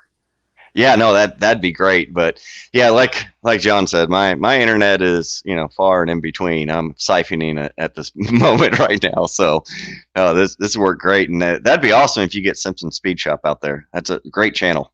Oh, yeah. Well, see, I think he likes this idea of piling rocks up in the dragway because his dragway is so short. He's just thinking, can I stop in time? Because I might have something for Duddie. Well, if anything, it might encourage these guys not to keep the front end down, and they might actually want to wheelie past the 330 mark. So it might help. If you hit the rocks with the front tires or the back, it's not going to make a whole lot of difference. Your day's not going to go well either way. Well, it's all about skid plates, John. You got to have skid plates in the right spot. Okay, so that's a good question. So Simpson says no on the rocks. He's like, no, that car looks way too good to take chances on the rocks. That 68 Dart of his is beautiful. Yeah. It's like the polar. By the way, since I've got some, this is Simpson will love this. I'm the anti-Simpson of the neighborhood. Here's my Christmas card. Okay. Yeah. So in the cosmetics department, I am no Joe Simpson. Okay. That does not look anything like that beautiful Dart of his. But so we're talking about off-roading because that's a really different thing, different kind of driving and all that. So I see you guys lining up, trying to figure out your lines. How often do you drive the same course? It's something I don't know anything about. So they have marked trails, right? Are they marked by difficulty, like skiing or? Sure. Wolf Cave, they mark their trails with colored paint. White is what they consider their park road, which you're going to get hung up on your diff if you don't hit it right. But blue was easy, green is moderate, yellow is difficult, and red is unobtainable unless you drive. Huh. Yeah, red and purple is like unobtainable unless you got a buggy. And so now these markers, at least at Wolf Cave and like Hidden Falls, these other off-road parks, they're not giving you an exact wheel path to take. It's more of a general area. They'll say this is a green level obstacle. And what we do is we pull up and, we, as they say, choose your line. So you're looking at the rocks, my line might be to the left and the Dodge Whisperer might want to take to the right. And it just depends on how difficult you want to make that path.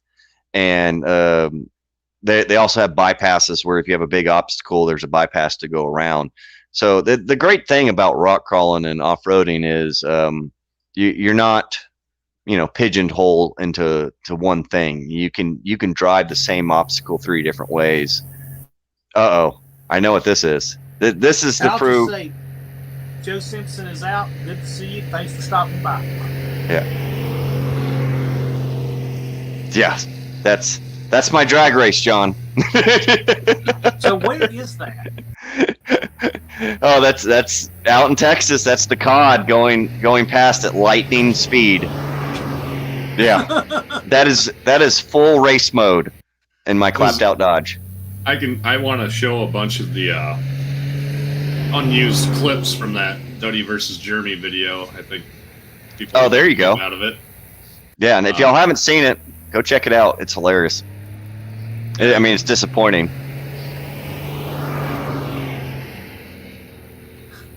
That thing's just blistering by. Yeah. I mean, breakneck speed. Yeah, y'all should all be worried in y'all's A bodies. Are you spraying it? No. That's I haven't even had the turbo wound up on that yet. I was taking it. What do you expect? I forgot about that. Look, I noticed this just the other day. Look at his license plate, covered it up. Yeah. They should have put F you, Jeremy. God, I mean, do you think I could take? That's so slow. I can count the lug nuts. John Force is tricky. Yeah.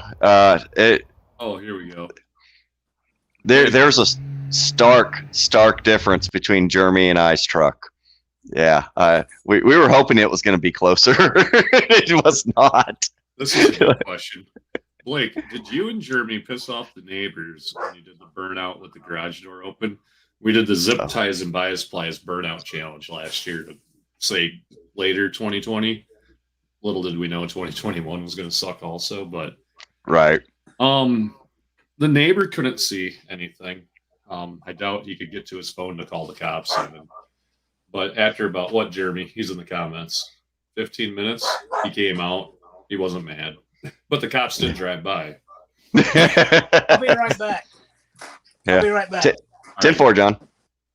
No, that was a fun video. That was a fun day. We did another burnout video. The Duster's a slant 6 car. So when you see the intro and you see me doing the burnout there, fun fact is there's a tow strap wrapped around the axle of the Duster, wrapped around the axle of Jeremy's 4-door crew cab Dart. So I wasn't using any brakes there. So you cheated like I did when I strapped that clapped out Cummins I've got to the front end of a tractor. Yeah, because I've got that. What was it? Taco challenge. I roasted the tires in my donor truck, and then I think I did another burnout video with that truck also. Each time I had to chain it to a tractor. Oh no! You gotta do what you gotta do, man. Mm-hmm. I accidentally invited a bunch of people to the Bad Tree Productions Facebook group.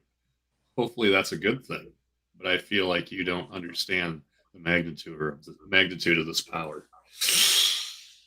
Keep sending them, Iron Horse. Yeah, keep it going. And then send them my way. I ain't got a Facebook page, but send them my way. Jeremy said that the neighbor loved it. Yeah, I can imagine. I don't know about his wife, but he liked it. Right. Jeremy, you got a new tablet. You want to jump in?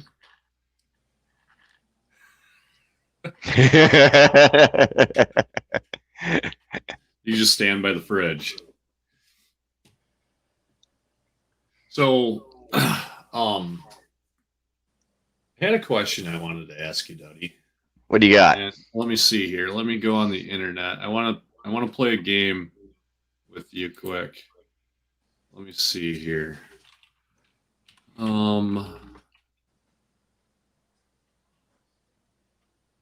Give me a second, Duddie. Settle down. Okay. This will work. Yep. This will work. And while he's doing that, any of y'all in the comment section, if y'all have any questions about my channel or any of the clapped out Dodges I own, or whatever I got going on, feel free to post down there. I'll try to answer them the best I can. I thought I knew what I was doing, but is that grill behind you the one you're going to run when you munch the one that's in the truck? Do what now? Is that grill behind you the one that you're going to put in the truck after you munch the one that's in it? No. The grill that's on the Death Charger is my most smashed up grill, and that will stay on the Death Charger.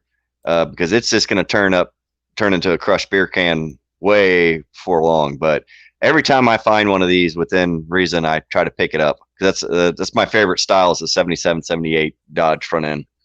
So, Duddie, this car right here. Yeah. We're going to learn you something. That is looks to be about a 67 to 69 Camaro. No. It's the Super Sport. This is called a Plymouth Barracuda, Duddie. Well, that would explain the anger that the internet's been giving me. Did you feel offended that I misidentified that car? No, I personally didn't. No, okay, just making sure. So what I'm doing for all the new subscribers tonight is trying to give them some insight into what Duddie's humor is. He purposely calls cars the wrong names. Yeah, what year's that Camaro? Well, side indicators are circles, so that's a 68. 67 right. Didn't have them. 69 had rectangle. Right. So yeah, and I guess the way that joke came around, and Blake's heard this story before. So if y'all go and look at my Prospector series, I'm building a 1983 crew cab that long bed that I'm converting to 4-wheel drive, and I'm planning on turning it. Yeah, and I'm planning on turning it into an overland truck because I want to, go drive out west and check out all that public land. Well, I'm building it at my buddy's shop, and the bay I'm building it, the camera is always facing what I'm working on, but in the background are 2 cars. One's covered up, and the other one's just got, random parts or things laying on there. Well, I don't own either one of those cars. They're both my friends, the Dodge Whisperers. And I didn't think about it at the time, but from like the first episode, I started getting questions, and especially about the car that was covered up. And people going, hey, what's under the car cover? Hey, I know what that other car is. Well, just as a joke, I started messing with them. And I go, they're not my cars, which is true. I think one's a Nova and the other one's a Camaro. And so it got the conversation going. People going, no, man, because the tarp or the car cover was ripped, and you could see the corner of that car, which is very distinctive to Mopar guys. And if you're not a Mopar guy, you it's possible you thought that was a Camaro, or I don't know, a Tempest or a Maverick. It doesn't matter.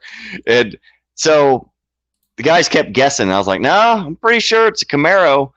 And what I was not anticipating was a lot of guys got really upset, and they were really all caps rage, trying to tell me that was not a Camaro, and that was not a Super Sport Nova. And I clearly pointed out that it said Sport on the side of that Nova, and they didn't believe me at all. And it became an ongoing joke, which stems from the fact that no matter where I go with the Death Charger, it gets called a Bronco. And the thing is, it's all in good intentions. Like, I'll go to an off-road park, a bunch of Jeep guys come up, go, hey man, that's a cool Bronco. Has it got a diesel in it? And I used to get mad. I used to get mad. And then I was like, why? Who cares? And I go, yep. It's got a 7.3 in it. And they're like, oh, real cool, man. Bronco emblem on it. My buddies have joked about spray painting Bronco on the back. But the best part is we go to an off-road park called Hidden Falls. And every year, and for like a few years in a row, we always showed up there at the same time the Lone Star Bronco Club showed up. And those are the only guys that know it's not a Bronco. You need to show up at that meet and just pretend like go ahead and show up at the meet and register it as a 78 Bronco and just show up there and just have on video you walk around talking to those guys saying, yeah, I got my 78 Bronco. It's got a 351 Windsor in it, and just pretend like you don't know and talk to them. Well, look at this. The bad part is the Bronco guys, they're the only ones that know it's not a Bronco. But most of them think it's a Chevy. They think it's a Blazer. Insane Illusion says his first vehicle was a '79 Plymouth Trail Duster for $1,000. Oh, nice. Yeah, those are cool. I like them. Insane Illusions. You need to go check out Iron Horse Garage. Then, rumor has it they've got a Trail Duster that they're coming swapping on their channel one day. And you know, they if want I play to be like you. Yeah, they're trying to compete with the Death Charger, and there's no chance. You know, they can try, but they're gonna have to haul it down to Texas if they want to compete. Hey, here's a question: the sub count for Duddie? It's got to be up around 1,100 by now. Well, no, it's stuck at 900, and in the beginning of the stream, I typed if he hits 1,200 tonight, I'll eat that one challenge chip. Oh, good grief! And so I don't have to worry about that. I don't think. I ain't worried about it, guys. I'm having a blast doing this. No, there's nothing to worry about. I'm just having fun with it. Here's a question from the chat for you from Mopar Man 78. Duddie, you or the Whisperer have any 70s club cab trucks, preferably 4x4? My Mopar buddy, that's our mailman, is looking for one to make a complete truck, or vice versa. I actually have a 78 W200 club cab long bed. Unfortunately, the bed of it is on the cod, which for you keen-eyed individuals, you'll find out real quick that those taillights aren't 92, taillights. No. They're off a 78 truck. And the rest of that truck is, you would not believe that it was a Texas truck, is completely rotted. Yeah, I found out that the guy who had it, he had a camper in the back, and he used to drive from New Mexico to Texas. And I forget what he did. He was some type of contractor work, but he had a dog that always rode in the cab, and apparently pissed all over the floors and then the carpet the whole time, and it rotted out the whole floor in that truck. And dog piss ain't no joke. Yeah, no, it's violent, because he had built a wooden platform in the club cab part, and every bit of it's all rotted out. You would have thought that it had spent its whole life in the Rust Belt, but the rest of the sheet metal's fine. So Don and Wendy English says, I had a Pontiac Ventura that got called a Nova a lot. Yeah, you're going to get that with an Apollo or a Ventura. Yeah. You know what? On my bill of sale for that Dart Sport, the owner put Duster. He never titled it. He actually wrote Duster on the bill of sale. You want to? Yeah. Okay. Here's something. Since we're in here or whatever, I just thought of something popped in my head of discussion. Have you ever sold a vehicle? And I have a point myself I could make with this, or a story of it, but have you ever sold a vehicle and then years later seen it pop back up on Marketplace or Craigslist, and the description isn't exactly what it should be because you know about that car or truck? Huh? No, I had a 70 Plymouth Duster or Valiant Duster, 4-speed car, 8 3/4. It was originally a 318 car, blue interior, white car. I got that when I was 19. Me and Jay were in the process of jamming it out, and it was going to be orange, typical Duster color, except we were using Por 15, and what we were doing was we're taking, not Por 15, Rust-Oleum safety orange, and we'd cut it in half with mineral spirits till it was like the consistency of milk, and you could rub the paint on with Thinsulate, and it would self-level, and you do 2 coats and then wet sand it, do 2 coats again, wet sand it. After about 18 coats, it was the nicest paint job you ever seen. You didn't have to do clear coat. All you had to do is buff it. There's no orange peel, no fisheye, no nothing, but it was very time consuming. I did the lower deck lid of the trunk, and it just, you could see yourself in it. It was just beautiful. Huh. I did the engine compartment. Anyway, long story short, 08 happened, 08 happened. I lost my job, and I needed money, so I put that car up for sale. I found out the car originally was from a salvage yard in Iowa at the time. You couldn't retitle a salvage yard car. So I sold that. I had about $8,000 in that car. Parts, interior parts, just buying shit every time I went to a show. I sold it for $1,200 with a shit ton of parts because I needed money to pay off a loan on my motorcycle. I didn't have a job. 5 years later, that Duster pops up on Craigslist for $4,500.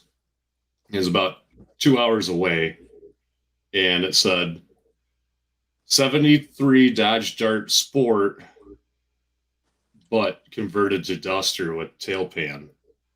And I could see all the orange that I put on. I could still see they never even took the masking tape off the firewall that I had taped up. You could see the part of the quarter panel that I cut out. It was my freaking Duster. Wow. And he retagged it as a Dart Sport. Oh, wow. And he was out there trying to sell it for, Just did a VinTag swap, huh? Yeah. And then you know what else he did? It didn't have an 8 3/4 in it anymore. You know what it had in it? 7 1/4. Yep, 7 1/4. Oh, yeah. So he yanked all the good stuff out of it. Then quick flip then. That's just that's a dirt bag. Yeah. I messaged him. I'm like, that's not a Dart Sport. I know this car. It used to be mine. And another one that I seen, and this was recently, I owned a 1-of-1 Ram Charger.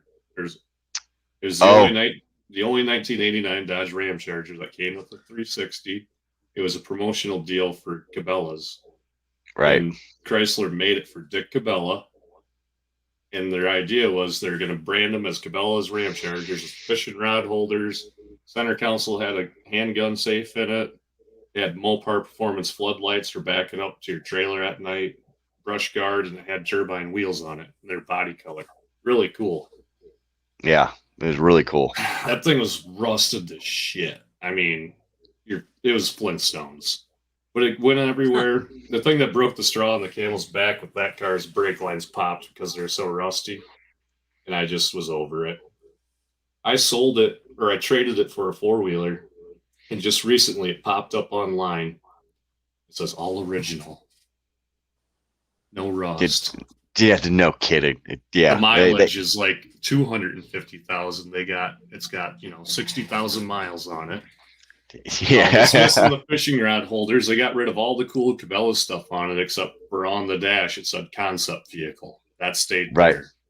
And they're pimping that thing out about how original it was. And I'm like, I own that truck. I should have never got rid of it, but I used to own that. And it was very nice. They did restore it, not to what it should be, but they did a pretty decent job.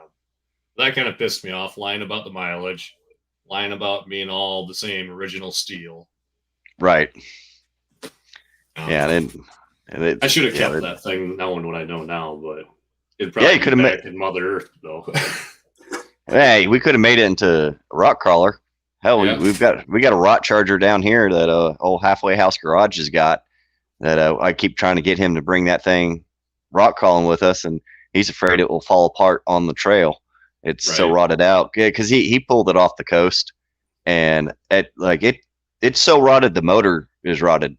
Like all the pulleys on it have rot in them. They're falling apart. So 318 in the house. What's going on, 318? Yeah, I wish I still had that truck. You know how many people would be pissed off if you're out crawling with a 1-of-1 truck? Oh yeah, no kidding. Y'all give me a minute. I'm gonna take a quick backroom break. I'll be right back. Yeah, we were talking about the drag truck, 318 Wheel Run's drag truck earlier. Oh, and I'm going to provide a link here to 318's channel. Go check him out. He's very knowledgeable, very humble. He's a great guy. He's a prince of a guy. He's the nicest of all of us on YouTube. We call him the saint of YouTube. Yep. He is the man. He actually, we both looked at the same car. He actually ended up buying it, that Magnum. That's right. You told me about that. Yeah, it was a cool car. It is a cool car, you know. But Jay gave me and Jeremy the cash to go buy it, and he said it had to be perfect, to buy it because we already got, 4 Barracudas. Yeah. 2 trucks, all these projects. And it looked way better in the pictures. It's still, I mean, it's a nice looking car, but the guy didn't want to budge on the price. And I like to bust the Jew chisel out anytime I deal with anything. And we ended up walking away from it because it was going to need to be a project right away. And you found that out, didn't you, 318? Well, 318 will run he's going to eventually make you sorry you passed on it. You know he's going to do something cool with it. Oh, I'm fine with that car not being in our possession. It's cool. It's a cool car. But he's a doer. Oh yeah, he's going to do something cool with that car. I think he's pulling the big block out of it, right? 318. Isn't it kind of like melting down or something? You're saying he took the big block out of it. What big block is in it? It's got a 383 in it. Does it? Yeah. Now, I think a Magnum could have came with a 478 or 77. Yeah, it should have 400 in it. But somebody put a 383 in it. Okay. And it had a huge cam in it. And they had a vacuum chamber or vacuum canister, for extra vacuum. It was a lumpy. It sounded freaking mean, or it does sound mean, but. How many Barracudas do we have now? 4. Hey, 318 will run. Would you like to jump in here? Yeah. You're welcome to if you'd like to for a few minutes. We'd be honored if you wanted to.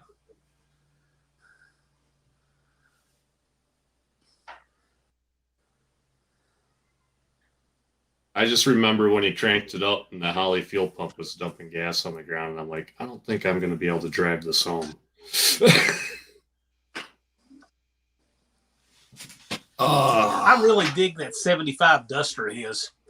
The powder blue and the letters on the doors, that is so cool. I like it a lot.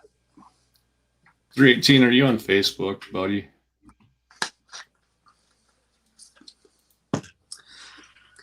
I'm in a technology deficit tonight, so if you wanted to, you couldn't email me if you wanted to, because I can't get to my email. I'm using a borrowed iPad, and my phone is doing the filming tonight. And I got a wild setup here, so you have to work it through Blake if you wanted to.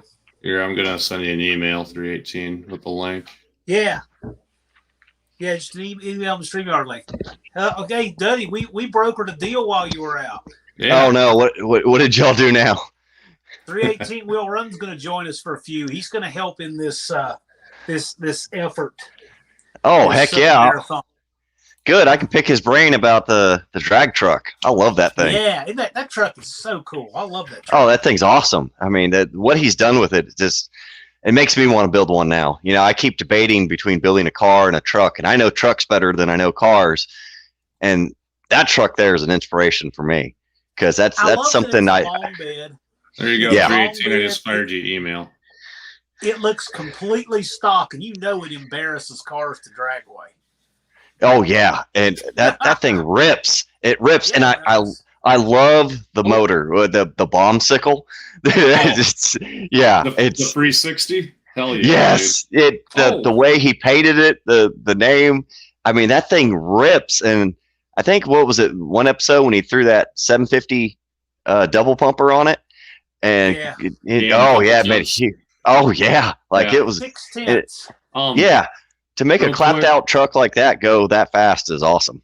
Everybody, check your batteries right now. Tybo's in the chat. Yeah. Oh, good grief! Hold on, let me go and check that. Oh, later, fat tire guy. We'll see you later. And he's got some.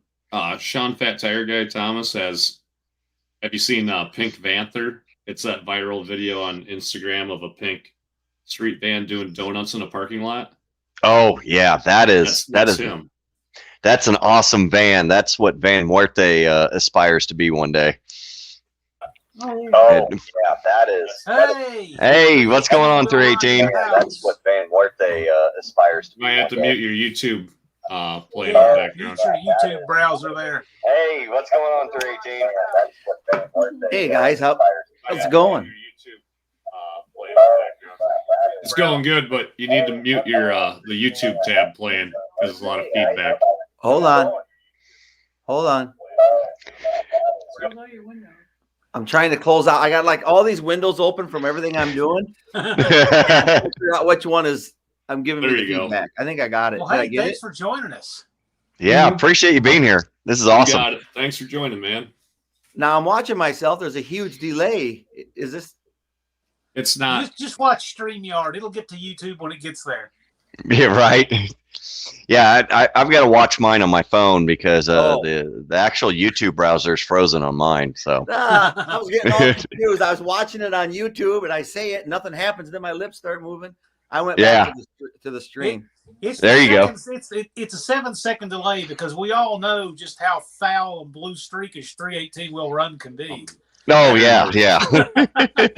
Iron Horse Garage. It is the 165 Baby Blue Barracuda, the Nacho Cuda, and then we got 268 Fastbacks sitting over in Wisconsin right now that we picked up for less than 2 of Duddie's tires that he needs to buy. Yeah. Bad Tree Production hoarding all the A-body Camaros up there in Canada. Trying to. All right. So we want to know some of the secrets of how you have that sleeper truck that embarrasses a lot of cars at the track. Yeah, I love that truck. That is so cool. Well, I think the whole idea of that behind that when that really started, it was going to be for my son-in-law and my son who are into cars but not the older ones. So we were just going to grab something cheap and build it and have fun. We were all going to race it, but because of scheduling, we couldn't get on track. So I thought me and my wife took it over. She's helped me more on it than any of them. But it's just a good example for people who don't have much money, can't afford to buy even a halfway solid duster or anything else, anything, and have blast with it. And that's just what we're doing. Well, it's a fantastic setup, and the fact that you're showing each individual upgrade and showing proof of concept it's a great video series. I love it.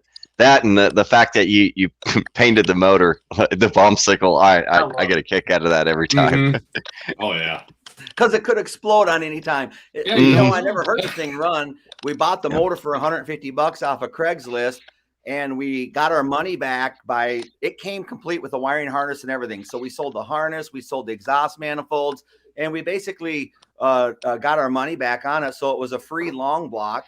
And we put an Oregon regrind cam in it, and you saw the videos of what's been done to it, and put a $135 Speedmaster intake on it that was on sale for 40% off. Threw it in there, and I honestly didn't know if it was going to knock, bang. The only thing I had to go off of is 2 things. The old farm boy said that it ran good when it was pulled at 198,000 and whatever, and I did stick the drill in there and spin it over and check the oil pressure. And whatever oil was in there, it held, with me spinning it with the drill, it held about 75 pounds. And that's all I had to go off of. So we threw it in there, not knowing what to expect. And we just took it from there. Okay. Yeah, because you go ahead, Blake. I got a question for you, 318. With the drag truck, and I know that you're close to us, what's the probability of going to Mopars on the Mississippi with it and putting it out in the show fleet? I would love to take it there. I go to Mopars on the Mississippi up in Dubuque. Is that what you're talking about? Yep. We missed each other last year. Right. I saw your car. I couldn't find you guys. We're all over the place. I passed by your car twice and kind of looked around, kind of hung out there, but I just figured, of course you didn't want to talk to me, so you're on. No, I felt terrible. Because you let us know in the live on the way home we're struggling to drive, Yeah, so I saw the car. I didn't see you. But we were over dickering in the swap meet the whole time. The problem with Mighty Mopars on the Mississippi is they do it on a Sunday. And I'm active in our church on Sunday mornings, and we also have it again on Sunday evening. So I can't get up there till like 1 o'clock. So I literally can't never bring anything up there. But I do go up there and pick over what you guys left, from chicken dinner. Well, then you got Saturday's Mopar Max in Cedar Falls, which is just down the highway. And that's if you want to win some good cash prize money at a Mopar event, I recommend going to Mopar Max because I think each class is paying out $7,500 to $10,000. Wow. Yeah. And is this Jay Ray was there? Hey, 318 will run that event that we're going to be having the end of August. It's drivable for you. It's going to be a Friday and a Saturday. We had you in mind on that schedule. I would, you know what? I would love to go down there. I would love to go there for the Friday, and then I'd probably have to start back for home on Saturday. Yeah. But I would like to be down there for a Friday event. I'll have to see how it Great. goes. You know, I know it's easy to say if I pencil in and make it happen, right? Because John, you're a man by dates. I have to see exactly. I got X amount of vacation time and X amount of things that we have to do, and that would eat up. We'd have to leave on a Thursday, probably to be down there Thursday night, and then do what we do on Friday. Then Saturday morning, we'd have to be coming home. You raced down at Cordova, right? I do go to Cordova. That's where I test and tune. I don't bracket race. I never bracket race. Sometimes when I go to Cordova, they don't have enough test and tune cars, so they force us to pay $5 more and test with the trophy cars. Wow. And they did that to me in 2019 with the low dollar 318 Duster, and I came home with a trophy. This is fantastic. That's the way to do it. There is a story behind it, though. That truck? Huh? What is your best time with that truck? The truck. Okay, and here's the thing. I got the bombsicle together, but the weather didn't cooperate. Their schedule didn't cooperate because I can't test when they're running like a special event down there. So I got to take it down once, obviously with the 318 in it. That was earlier. Then I took it down there again with the 670, and then I went down there with the 750 double pumper. So the 750 that blew my mind, man. And the bombsicle went down there, and I basically my first run. They didn't give me an ET slip past the 330 mark. Mm-hmm. So it ran 533 into 330. So I knew I was in low eights, but I went up to the tower and I said, I didn't get my ET slip, and they weren't. Okay, here's the funny thing. Like I called up, I said, I wonder if Cordova will let test today.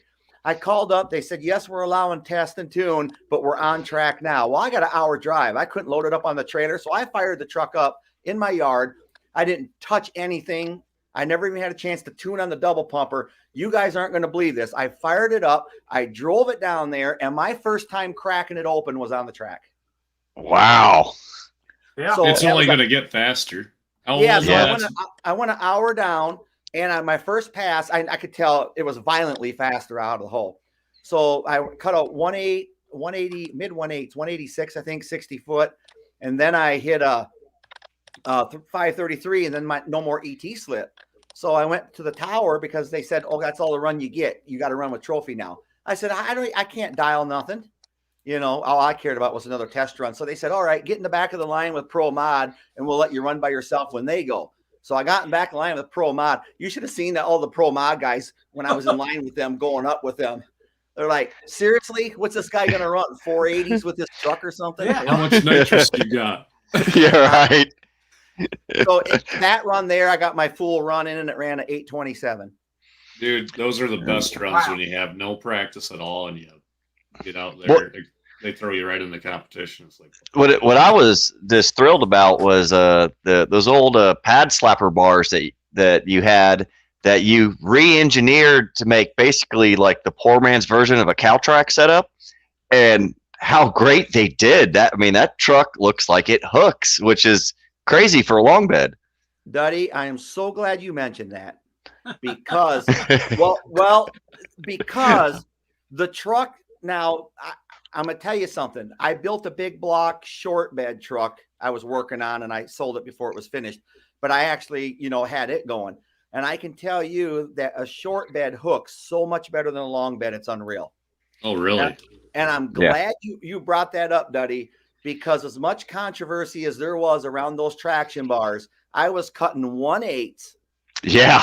with I didn't have my battery in the back. I don't have a fuel cell sitting on top of it. It is a long box without a spare tire and without the spare tire holder and without the back bumper on it. So it's extra light in the back. I cut 1/8 twice in a row without a chirp with that setup.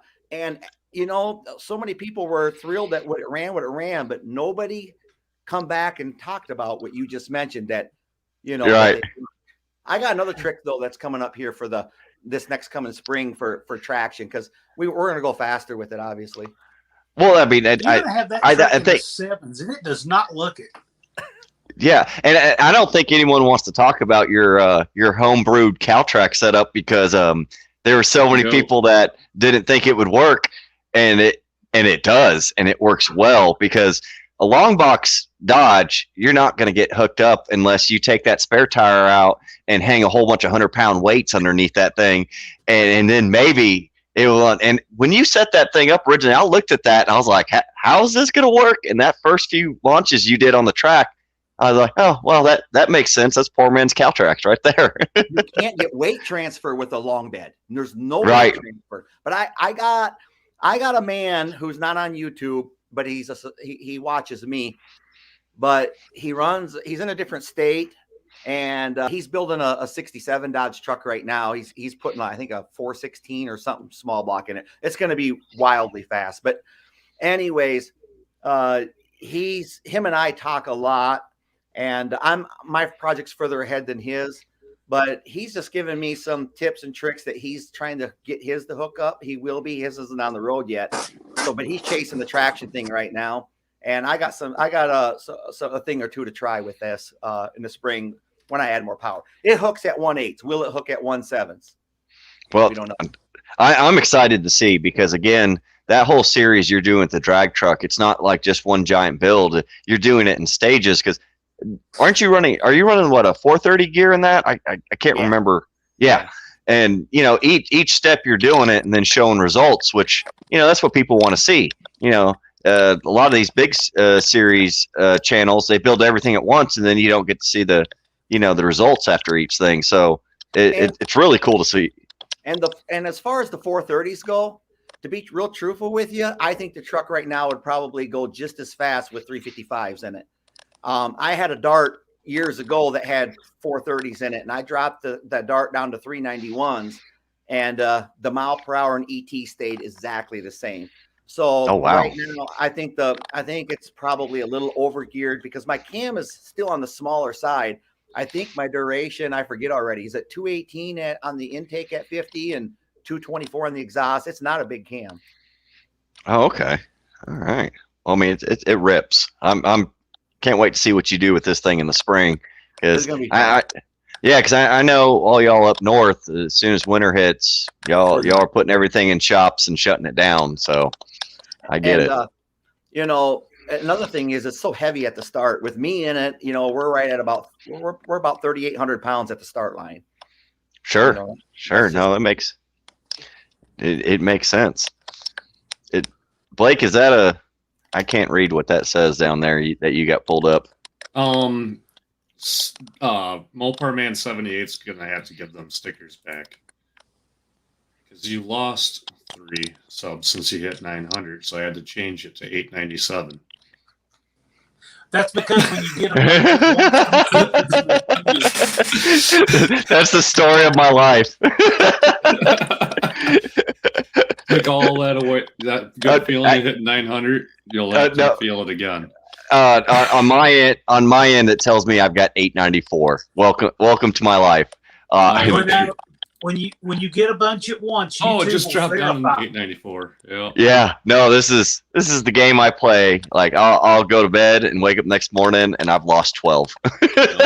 I'm gonna put it back at 900 anyway. Screw it. Yeah, it's okay. I think you'll jump up to probably about 908, because once you get a bunch at once, the computer sees that and it puts them in a queue. So it'll take away a bunch of them until it verifies them, and they'll pop back up the next day.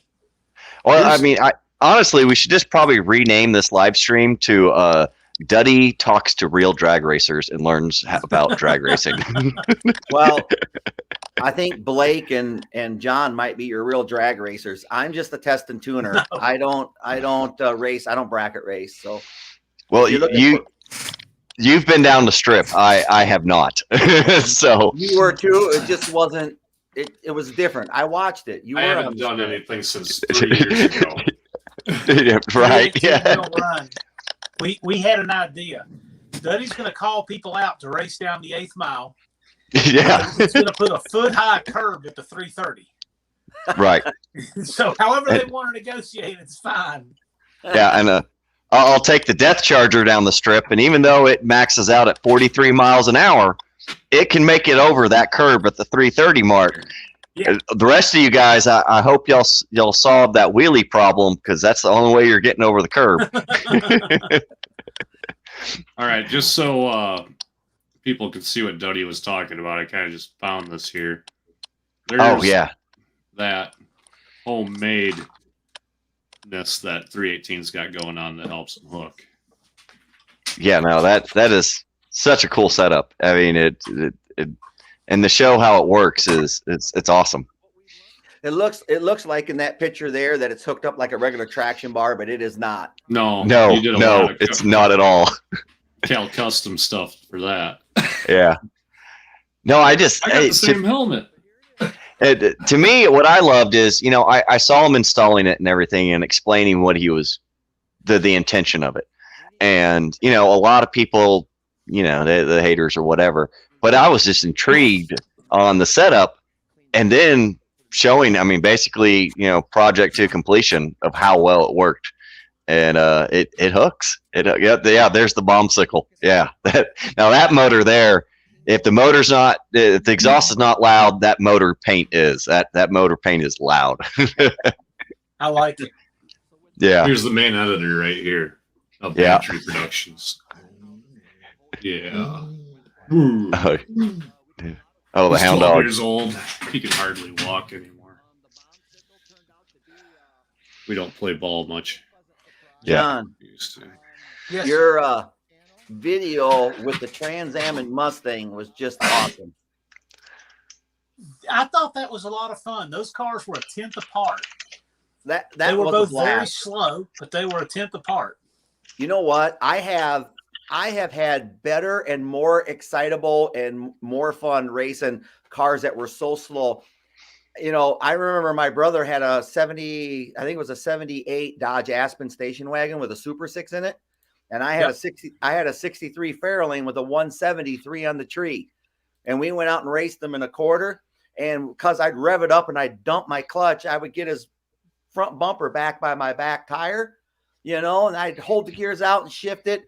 But, right around 65, 70, which was, definitely some time into that, he would start coming around me and slowly come around me. And you know what? He just passed me before the end. It was like watching it in slow motion, and you had time to watch the anticipation. Is he going to catch me before the end? That's just great. I love racing slow cars. Here's a slow car for you. Now, that Mustang at the end of that video is Coyote powered, and his time was something like a 920 something.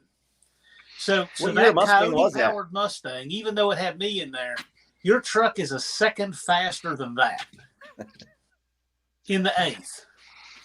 Yeah. Y'all keep talking about slow cars.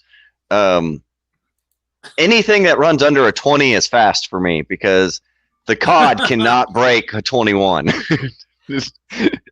Duddie, I took a 82 Plymouth Reliant to the dragway on okay. On purpose? I was going to race it. Now, let me tell you what I did. I took a carburetor off a 318 two barrel, and it was an 84 Plymouth Reliant. It had carburation. I took the carburetor off of that, and I ovaled out the holes, and it fit right on a 318 two barrel. Wow! I took it to the dragway, and I raced it. I started off at an 1813, my first pass, and when I went home, my best pass was a 17.7, and I had just as much fun with that car that day as I did with anything else I've ever brought. That's so cool. That's awesome. That is awesome. You put a Carter BBD on it? Yep. Nice. Cool. Well, since we're talking about racing, one of the things that's going to be coming up on my channel, for y'all that have been following for a while, this is a little bit older video. I think it's a couple months old, but I announced that the Ram Charger Showdown, and it was going to be the Ram Chargers, my Ram Charger versus the Dodge Whisperers Ram Charger, and I've got a 87 two-wheel drive, 318 two barrel. automatic Ram Charger, and he's got a 92 4x4 Ram Charger that he just recently swapped to an NV 4500 5-speed out of a 1-ton truck, and it's got a gas 318 Magnum, and that video is going to be the one that's going to be coming up. We actually we raced these two clapped out Dodges, 8th mile racing, to see who has the faster Ram Charger. And y'all aren't wrong. Slow racing is fun. And fun. Yeah, and we didn't do it at the track. We did it on the streets of Mexico with the draggy. But yeah, it's finally gonna solve the big debate: LA versus Magnum, 2-wheel drive versus 4-wheel drive, automatic versus stick shift. So That's yeah, it really is. Yeah, and so this is actually probably going to turn into a thing because my buddy, the Dodge Whisperer, and I, we had such a blast doing it, and it was such a riot. And we did 8th mile because honestly, y'all don't have enough time to watch two slow Ram Chargers running quarter mile. Like that video is just going to be too long. I had to bring it down to 8th mile just so I could make it, the episode in a timely fashion. That's good stuff. Yeah. I love that stuff, So that it does not have to be fast to impress me.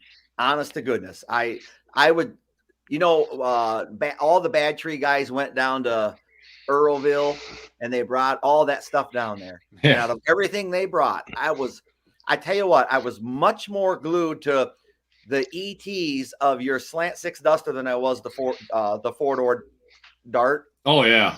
And I was just like, I was just like glued to that. And I was like, man, I hope he tries this. I hope he does that. You know what I mean? And to me, I was just having a blast with that. The one thing I did do that day was to figure out how quick you are down the quarter mile with the air conditioning off versus on. And I found out that it's 0.6 of a second. Wow. So there was science that day. Yeah. I was just down there to, have fun. I wasn't going to, try to get a couple tenths or anything out of it by flipping the air cleaner or anything like that. But I just wanted to go and see what the Duster would do baseline and then go home and not do anything to it. I think the most ultimate race of that day was the chess match in in Jeremy's van, in the van going down the strip. Now. Yeah, that was. I love that. Yeah. Speaking of vans, those are some quick vans you've got there. 318 wheel runs van don't really move. Oh yeah. Oh yeah. You could stick a sheet of paper underneath the front tire of that thing almost. Yeah. Especially with Mrs. 318 wheel run driving it. That's his jockey driver that gets him that extra 10th. That's a testimony to that van. When you got a machine that big and you run 5 times through and you even swap drivers and you can hardly separate by 100th or 2. Yeah. Yeah. That's pretty awesome. Your stuff all runs good. That tell you, to me, that's much more impressive than the time, because guys can go out and swipe a credit card and get a lot of speed parts and make something that runs a halfway good number, but it's not very efficient. Your stuff is really efficient and well tuned and well put together. Everything you have, you're getting the most out of it for what it is. Yeah. So to me, that's much more impressive than the absolute times. And that's really my thing. Dropping money to go fast, like you said, is totally different. I like to challenge myself. I drive myself. What's it going to do? And then whatever it does, what are we going to do about what it did? And that's my whole thing. Yep. That's why I'm attracted to slow, because that's most of my stuff.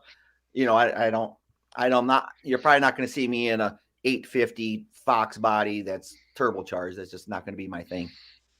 We all see a lot of these cars to dragway where people have spent a lot of money and they run big engines, back halved and all this, and they just really don't run that good a time. Right. Not for what they are. And then here you are with a truck that's running 827 that positively does not look like it should run that. Right. and the people get in the habit of spending their way out instead of working with what they got. That's Right. really the problem. I throw this carb around, it don't work. Okay, I'll buy this $500 carb. Okay, that didn't work. Oh, I'm going to throw this converter. That converter didn't work, and they just keep going. You throw enough darts, eventually you hit the bullseye and you'll go. But I mean, I personally have been involved in knowing people who have spent their way out, and I can't do it. Here we go. Yeah. This is the day I took the Duster down to the track. This is when we first got the Barracuda running. All those Loves are cool as hell. I like that Chevy Love. Yeah. I haven't watched this video in forever, so I don't even know where the Duster's at. Look how flat it is there, man. Man, that's a true 1320 track with another 1320 runoff. If There's not a hill in sight. If you go to Earlville, you'll just promise it's all downhill. Oh yeah. Look at it. Somebody told me it's a 4-degree downhill. Is that true? I never checked it. I went there, and one of the track workers there were telling me that it's a 4-degree downhill run. Okay. My fiance's dad actually was a straight truck driver that laid all the gravel down for that track and everything. Well, he would know. So he's not with us anymore, but she remembers when they were building that track, and then full circle comes back. She's with the guy that's addicted to going there. What I've been amazed about every time I watch Bad Tree go to the drag strip is how it does not look overcrowded at all down there. Where the local drag strip, well, it's not very local, but a couple hours. But to us down here is all they have is events, and they no longer do test and tune in the middle of the week. It's always events on the weekends. And it's jam packed, So here's what an 1888 pass looks like with the slant 6. Oh, look at that quarter panel missing. I tree the shit out of this guy, but obviously that would be a good. That 1880s, that'd be a good run with my black shorty van. Yeah, I've not ever had that down there, but that's just a stock 318 two-barrel, never been touched. It's so painfully slow watching it, but when you're in the car, it's the most fun you ever had. Yeah. Yeah. I've never had so much fun going out the drag strip as that car that day.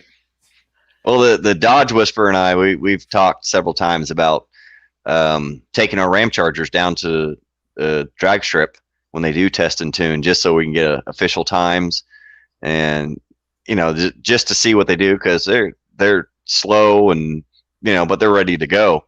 So I see he popped up in the chat, confirming that both Ram Chargers have the same size tires and all that. So it's a pretty close but not close race. The Duster's doing its best to look like a drag car right here. Yeah, I like the look of it. I like that half vinyl top. I know everybody hates it. Man, I always get so much hate when I say I like vinyl tops, but I do. You know how videos are, a car's been sitting for 10, 20 years, and can I drive it home or whatever? Resurrection videos. The second video on our channel is of this car that sat under a tree for 11 years. Yeah. And we're driving it the second day I owned it. Hey, Raker SS. Blake and Jeremy, they will probably need to switch and teach the other wife, because in my experience teaching firearms for 12 years, husbands cannot teach their wives. Because they don't think of them as racing instructors. They think of them as husbands. that would be a blast to see all y'all go down to the strip. That would be a hoot. I did teach my wife though, John. You're a different kind of guy. We call you the saint of YouTube. Yeah. Here comes the wheel stand. I tree the shit out of the motorcycle too. Doing a big wheel stand. Look at that. Jesus. Jeremy with the camera. Well, I think he was expecting you to make a much stronger launch than you did. Yeah, You know? exactly. Look at that bike just. See, that's the difference between a bracket racer and a test and tuner. Blake notices the tree. And I have so many people ask me, hey, what'd you cut for a light with truck? I said, I didn't look. I don't know what I cut. I don't know what I cut. I honestly don't. I don't know. I'm following it down, you know. But Well, that's like when they say about this 8th mile race, you know, we're going to do this race, is going to be 8th mile. And I'm like, I don't even know what 8th mile times I run because I never look at that part of the slip. You know, I look at my 60 foot, my reaction time, and my quarter mile and my speed. I never in my life have looked at an 8th mile until the other day in Jeremy's garage going through all my old time slips. I got a binder with every pass that I've ever made. Well, and notes on every single pass, and then I take that day's page. I write down the air temperature, if it was cloudy out, if it was bring windy. a weather channel? I'll show you.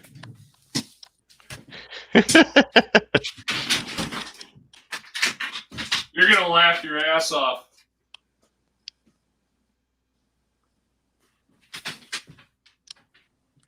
There we go. I've seen that on other racing channels where they have that actually mounted inside their racing trailers. I don't know how much it helps, but funny story about this. This is my mom's ex-husband's actually, but it tells you humidity, barometer, and temperature. So well, Duddie, it's very common for those guys that are serious in it. They actually bring the little computer and they type. It monitors for them the barometer. Everything's monitored, and they just punch in like they get your time runs, their the trial runs, and they punch it in. And as the day progresses, the more you punch in, the more accurate it gets. And so it'll tell you with a dial your next run according to the weather, and this is what happened. Dial this. Yeah, I just use. Wow. Yeah. Every time I've ever argued with him, I've a friend that I've known for about 30 years, and he's a winner. He's probably the best foot brake driver I've ever seen at Cordova. He didn't have to show up like the last 4 races. He was so far ahead in the points. I mean, he just goes up and wins. And then he goes to the big races, the River Redemption runs and all that, and he takes his class. And, you know, but I mean, he's all concerned with all that stuff. You know, he's all about the reaction time. Now he races a pro tree and he wants to go more bottom end torque, because with a pro tree, you can't time it and get your reaction. It's just a sudden flash and you go. So reaction's part of it, but it's how quick your car can leave too. Isn't there guys that were running sensors? I leave on a sundial. I mean, I have no ability. There's this girl and boy, they're brother and sister, and they constantly kick the shit out of me at the track. And they'll test and tune all day without the nitrous bottle. And they'll find out what their baseline is. And if it gets hot and slick and they spin the 60 foot, that's when they give a little tap of that nitrous. And then they're on the fucking brakes right next to me at the finish line, and the wind bulb always pops up on their side. And I'm like, oh. Well, and junior dragsters, these kids have been cutting a tree since 7 years old. Mm-hmm. And as soon as they can graduate to a big rail, I mean, they got the tree down, they got all this stuff, and gender has no advantage when it comes to that. I think girls got a slight advantage, maybe a little bit. From just locally, I notice a lot of girls are in the final rounds compared to the boys. When you're staging up, Blake, you're supposed to watch the tree and not who's next to you. Some guys are distracted at the start, and that's why they lose to girls. The most I've ever been intimidated was I was at Topeka, Kansas for nationals. Our team qualified, or track qualified to go there, and I was part of the 18-year-old division of it. And I entered the gamblers bracket, which was $50 to enter the night before the contest. And I think it was if you made it in like 5 rounds, you got money back. And in the 3rd round, I looked to my right, and this guy's got 12 national championship stickers down the side of his quarter glass. And down the side of it says Dr. Hook with like a Captain Hook. So I beat him by like just fractions, right? The wind light popped up. I followed him back in the pits, and I was a younger kid. I always liked to talk to people that I raced. The guy had a hook for a hand that he shifted with. That's why his car was called Dr. Hook. Love it. And Wow. I mean, he was just a super cool dude. We bought a camera to go to Topeka to videotape all this. My mom thought when the red light was on, that meant it wasn't recording. So when we get back home, all there is just pass after pass of not me. Well, if you're bracket racing, you have no opponent ever. You only race yourself, because it doesn't matter who's beside you. If you cut a perfect tree and you run the exact number that you got dialed in, you're going to go round after round. You're really racing yourself. People get caught up on who's next to them. Yeah. It's really all about you and your car. If you do what you do, it makes no difference what he does. None whatsoever. You got to keep a level head. Don't get in your own head. There's been times where it's been tough points race. I threw a towel over my shifter because this one guy's dad always walked around. He's always like, Nick Balk ran half the year with a trans brake, and it was a foot brake class. So he got dinged a bunch of points, right?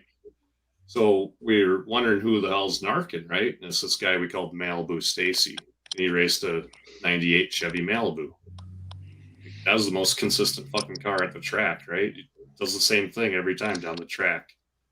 So I put a towel over my shifter, and sure as shit, track tech comes over. We got to check your car out. And what I did that day, Will, 318, is I got inside of his head. And guess who won? He didn't pay for a protest, did he? I don't know. They came over. No, they didn't protest the win or anything, but during the day, they came over and they crawled all over the car, and there's nothing in it. It's just, it goes back to the early 90s when the Mopar race team had that rear spoiler off a couple degree. And they'd always throw a towel over the steering wheel or the cockpit. So it's like, don't look here, but look at this obvious stuff over here, right? So they didn't get caught for a long time. I have always believed the biggest fear you can give somebody is the fear of the unknown. Mm-hmm. This is why the movie Jaws, you didn't see the shark until halfway through. Right. So you scared that guy to death and let his imagination create something far scarier than you ever could have. Peckerwood's fighting autometer gauges down upside down in Australia in his Barracuda. Right. It was your decision, Peckerwood, to tear all that wiring out of that car. I told you I wouldn't want to trade places with you. I'm not the wire kind of guy. But Duddie, don't ever mistake that for me thinking I know how bracket racing works. I don't participate in it. No, I hear you. If they don't have a test and tune class, if they don't have a test and tune class, I can't go. Sometimes I get down there and they say, well, we're short on test cars, so you have to run with trophy. That's the only time you'll ever see a dial on my vehicle. I got you. Okay. Yeah, because go ahead. And let me tell you how much of a tester I am. They did that to me. It was a few years back. They did this to me, and I was in a dart sport, and I had to dial in something. So I dialed reasonable. Okay, that's fine. I took off. You know what? I caught the Camaro. I passed him. A real bracket racer would have got out of it or tapped the brakes. Yeah, I stayed into it. Not only I stayed into it, I broke out, and that made me much happier than winning that round because I ran my best ET. I'm a true test and tuner. That's the only time I ever feel good losing is if you run your personal best. Sure. Right. So I did that with the 300. I ran 13 flats consistently, 13-0, 13-0, 13-01. And we're neck and neck, and it was during the competition. And I'm like, do I lift? No, stay in it. I ran a 1287. And oh my God, pack up, let's go. I'm happier than shit. I have a race. I might, when the winter's over, again, it could be a couple, 3 or 4 months, whatever. I got a race coming up for drag truck. It won't be at the drag strip. my son-in-law has an S197, so it's gonna be fun. No, that sounds like a blast. Yeah, he's done some work to his. It's a pretty fast car. Mm-hmm. Well, that would be cool to see. Like on this event that you're throwing, John, in August, correct? End of August. Okay. Blake, how good is Jeremy's reaction time? I don't not good. Okay, good. That all right. Did you see the billboard in that van dash cam? It read 0.590. Okay, so what I'm getting at is based off what I'm learning from y'all. I don't need to be a bracket racer, but I need to be fast off the line and cheat in order to beat Jeremy in the COD versus the Ford rematch. Yeah, deep stage. Deep stage. Yeah, deep stage. Get that top amber to come off, and it's just the bottom one. And that means you're right up against that beam, especially with a slow vehicle that doesn't have throttle input. Deep stage. Are you guys just going by the actual ET? How are you guys doing it? Yeah, if we get the chance, Jeremy and I would love to do the rematch at John's event, and I think that would be hilarious to see Jeremy's Ford versus my clapped out Dodge again. Hopefully with with a few more armadillos underneath the hood. And are you guys going to use a Pro Tree? So there's details we're still working out. I would say most people are probably going to want a Sportsman tree, but we probably can do both. Well, this is what I'm going to tell you. All right. So if you're doing like a bracket tree where it goes yellow, green. Okay. If you got that kind of a tree and you're going to race somebody or just go for your personal best. Okay. After I hit the pre-stage light, and I do this with all my cars, I just take my foot off the brake. And when that staged amber just kind of flickers and blinks, I only try to go a centimeter more. And I call that a rolling start because I'll have a 6-inch run at the track. So I call that my rolling start. Yep. If you got a Pro Tree and you're trying to beat the guy next to you, you can't get that. You need to leave on it. So then you want to do. You're rushed more with the Pro Tree. You're going in as shallow as you can. On a Sportsman tree. Yeah. I go in as shallow as I can to get that rolling start for a best ET. Well, yeah, right. But if you're trying to beat the guy next to you and it's going to be a Pro Tree, you want to get as deep as you can, especially with a slow vehicle. Sure. Okay. No, that makes sense because normally on a Sportsman tree, y'all are leaving on that last yellow, right? You aren't leaving on green. See that third yellow depends on the car. And yeah. Well, it takes your brain half a second to tell your foot to punch it. So when you see it through your eye to your foot to the gas pedal, that's why you leave on that third amber. Well, and it also takes another second for the COD to disengage the clutch and start on the first yellow. Yeah. It depends on how quick the car is and how quick you can react. So, like for me, in my Duster, I will stare at the second amber and nothing else. When I see the second amber, the yellow one, when I see that second amber go off, I'm into it. Okay. Really? That's how I stage. Now, if somebody can react quicker than me, I'm not the quickest guy.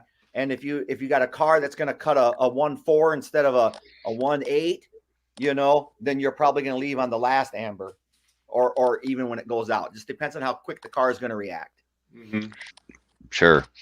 And I imagine, do y'all stage any different with a stick shift versus an automatic? Because I've never banged the gears down the track. I've tried, but really? Always got rained out. I've never had I've had a lot of stick shift cars. I've never had one on the track.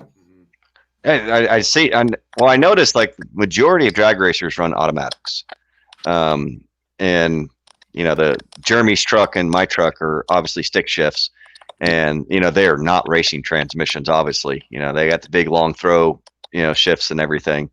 So I was always kind of curious about that, is if stick shift cars or trucks stage differently than maybe an automatic. Well, you got a sidestep, foot brake, clutch, right? Preload your suspension.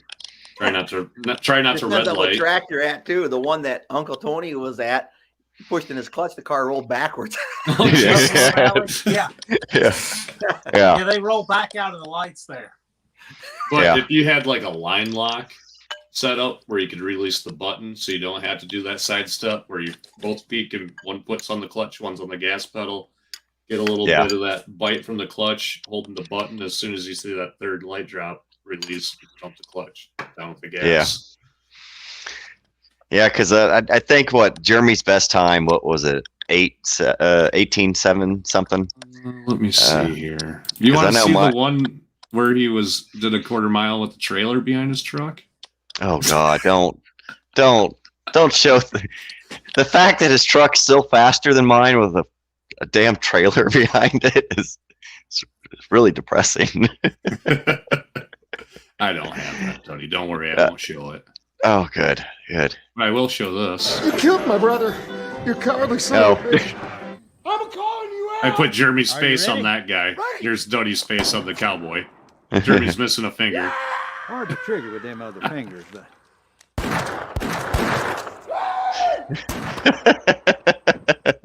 Buster Scruggs. You killed my brother. You coward. Oh, mercy. I like to use that clip in every once in a while, Right. Just so Jeremy's getting a little cocky. Throw that in. So my Will Run is horrified. Yeah. He's thinking, what have I gotten into here? Yeah. Buster Scruggs? I know who he is. You watch that movie? No, I just watched little clips of him. I like what was that guy's name? Shirley Joe? Shirley Joe. Yeah. Oh. That was the gambler at the table. And if and I don't. Yeah, I don't even know what movie that was from. I've only seen that one clip that Blake keeps putting out and putting our faces on. It, and it was just a little gif of his finger getting blown off. I'm like, I need to put Jeremy's face on that guy because he's missing part of his finger. And then I'm like, Jesus, the dude that's shooting him kind of looks like Duddie. So I did an app called Face Reface. So I put Duddie's face on the cowboy and Jeremy's face on the other guy. It kind of looks like him, but it's called The Ballad of Buster Scruggs is the name of it. Oh, okay. Yeah, I've never seen the movie. I've only seen that clip. It's not really a movie. It's kind of a bunch of stories of, blown out of proportion stories is what it really is. It's. Oh, okay. I'm trying to find that Mopar Man 78, but I think it's on my other computer. He wants to see the band go down the drag strip while we're playing 318 Will Run was like my only gambling story. So I took a flight into Las Vegas to McCarran one time, and you got to walk through this little casino area to get out of the airport. And there were two $5 bills laying on the ground next to the slot machines. And I walked by, I picked them up off the floor, and I walked out. So in my entire life, I'm $5 ahead on slot machines.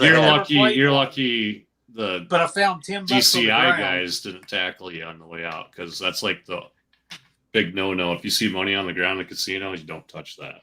You get Listen, this is an airport. I didn't ask those slot machines to be there. Right? I picked up a $100 bill at the casino once, and I gave it to a person, and they fucking interrogated me. I gave it to a worker there. I'm like, I found this on the ground. You got to walk through the casino to get out when you stay there. So I was there for a training class, and I'm carrying a big bag full of guns out right through the casino. But they figure at 6 o'clock in the morning, I'm stone cold sober. I ain't no one they want to mess with or worry about or anything. They never bothered me. Every day I'd walk out with a bag full of guns in the morning and come back with a bag full of guns at dinner time. And they just like, nah, we're not worried about that guy. I cannot find this. I'm trying Mopar Man, but hey, while you're trying to find that clip, I'm gonna run to the bathroom real quick. We're back. I was gonna have to do that too. Thanks for sharing. Out of 212 videos, you'd think you'd be able to find it, right? Jesus. You know, Blake, if you'd have put 318 Will Run in the marquee, we'd have 50 people in here. Oh, I know. Oh, what do we got right now? I can't see any of the 24. chats. I can't see anything. I don't know how you guys are seeing that. So on the left, on the right-hand side, you see where it says comments and private? Yeah. Click comments. Oh, there they are. Here, There I know you how go. to do it. I'm not. I can't even believe that I have a YouTube channel. That's how illiterate I am when it comes to electronics. You have a good one. You have a popular one. It's a struggle, ain't it? 318. Jeez. I'm. You know, if I could do this with a 1/2-inch wrench, I would be really good at it. But right, pushing buttons and finding windows and things like that, I finally found it. Cool. This is what Mopar Man wants to see right here. We got it. Hey, Wooden Metal Garage just subscribed to you. 318 Will Run. Oh, thank you. Here's what Mopar Man 78 wants to see. Steel Vanther going down the drag strip. Stopping us.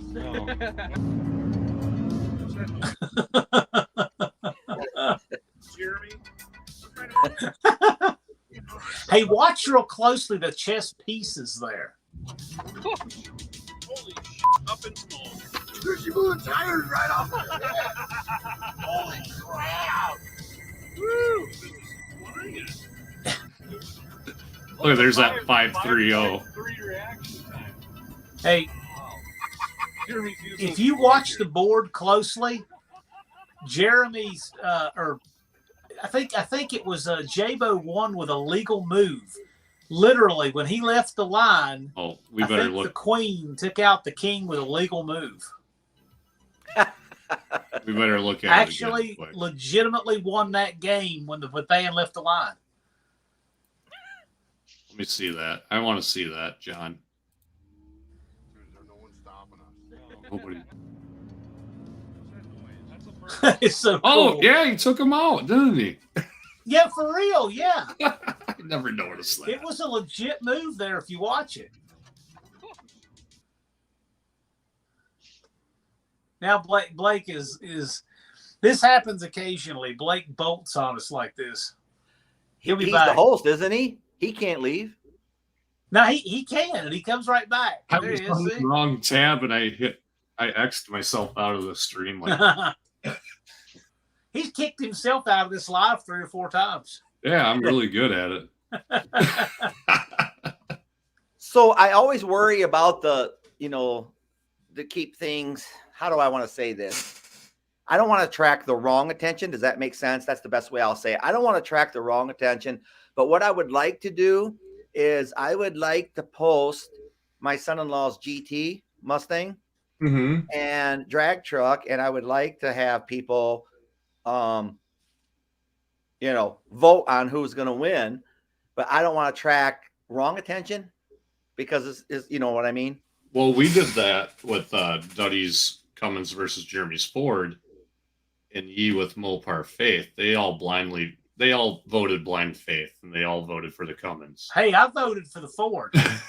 Yeah, well, you had inside info. But what I'm saying No, is I voted for the Ford, honest.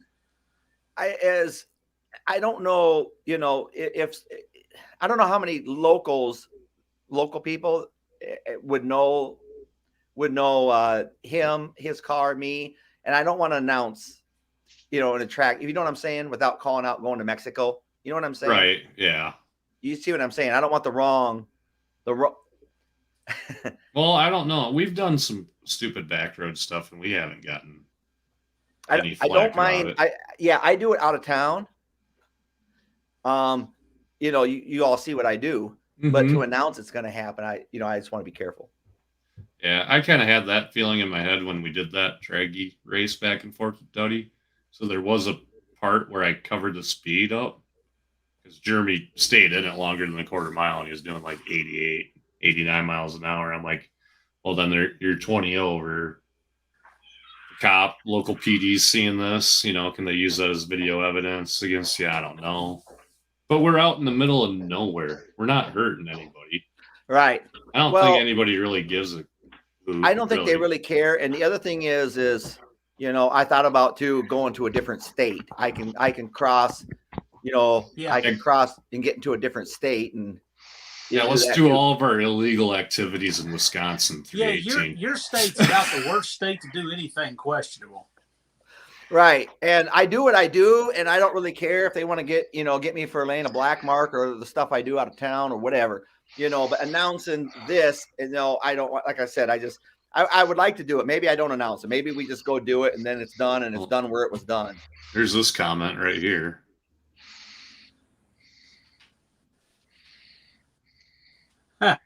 It's used to be TV, right? Yeah, sons of bitches. Yeah. Yep. Nathan voted for the Cummins. Got his ass smoked by a Ford. Yeah. That I was surprised. I thought we'd be closer. Then I realized that my truck really did come stock with 160 horsepower, or armadillos. So, Duddie, there was a question we never got to answer because I try my best to not cut people off. I'm really bad at that anyway. I cut people off all the time. I hate it. Somebody did ask earlier if you did want to have a drag car or build something to start drag racing with. Do you have something at your disposal, or what would be your dream car to start with? Or is there something you already have? My dream car would be a Demon. I've always loved the Dodge Demons, and I had an episode where me and the Dodge Whisperer went to this guy's basically his own little private junkyard, and he had a whole bunch of really cool A bodies, and he had a couple Demons there. Problem is they were really rusted, and the area that they were in was a flood zone, so I knew I'd already be battling into that and everything.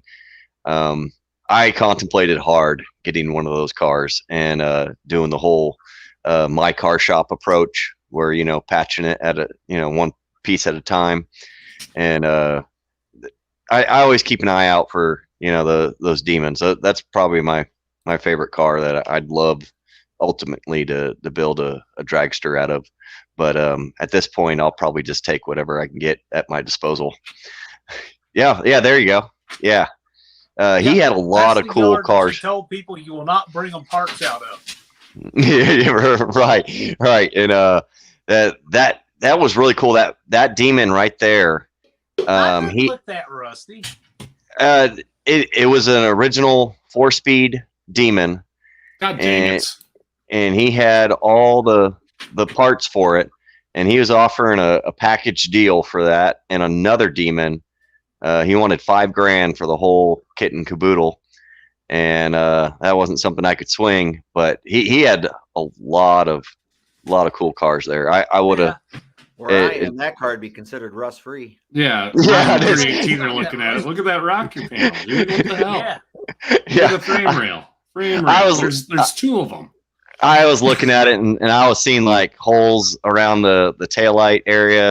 Oh my gosh. But really? Yeah.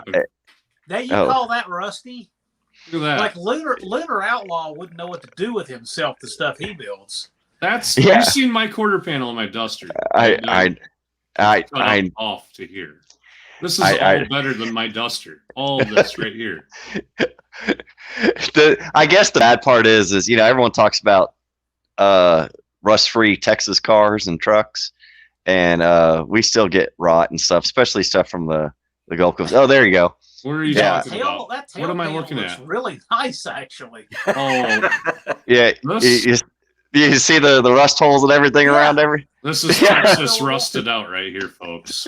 Yeah, I was looking at in Illinois. I'm just trying to figure out how to punish Duster tail panel where the middle got rotted out of that tail light bezel. Yeah, that's one afternoon in a 12-pack, and I have that floor pan white and beautiful already. Look at that! You got a floor hump. Look at There's that! a little bit of. Yeah.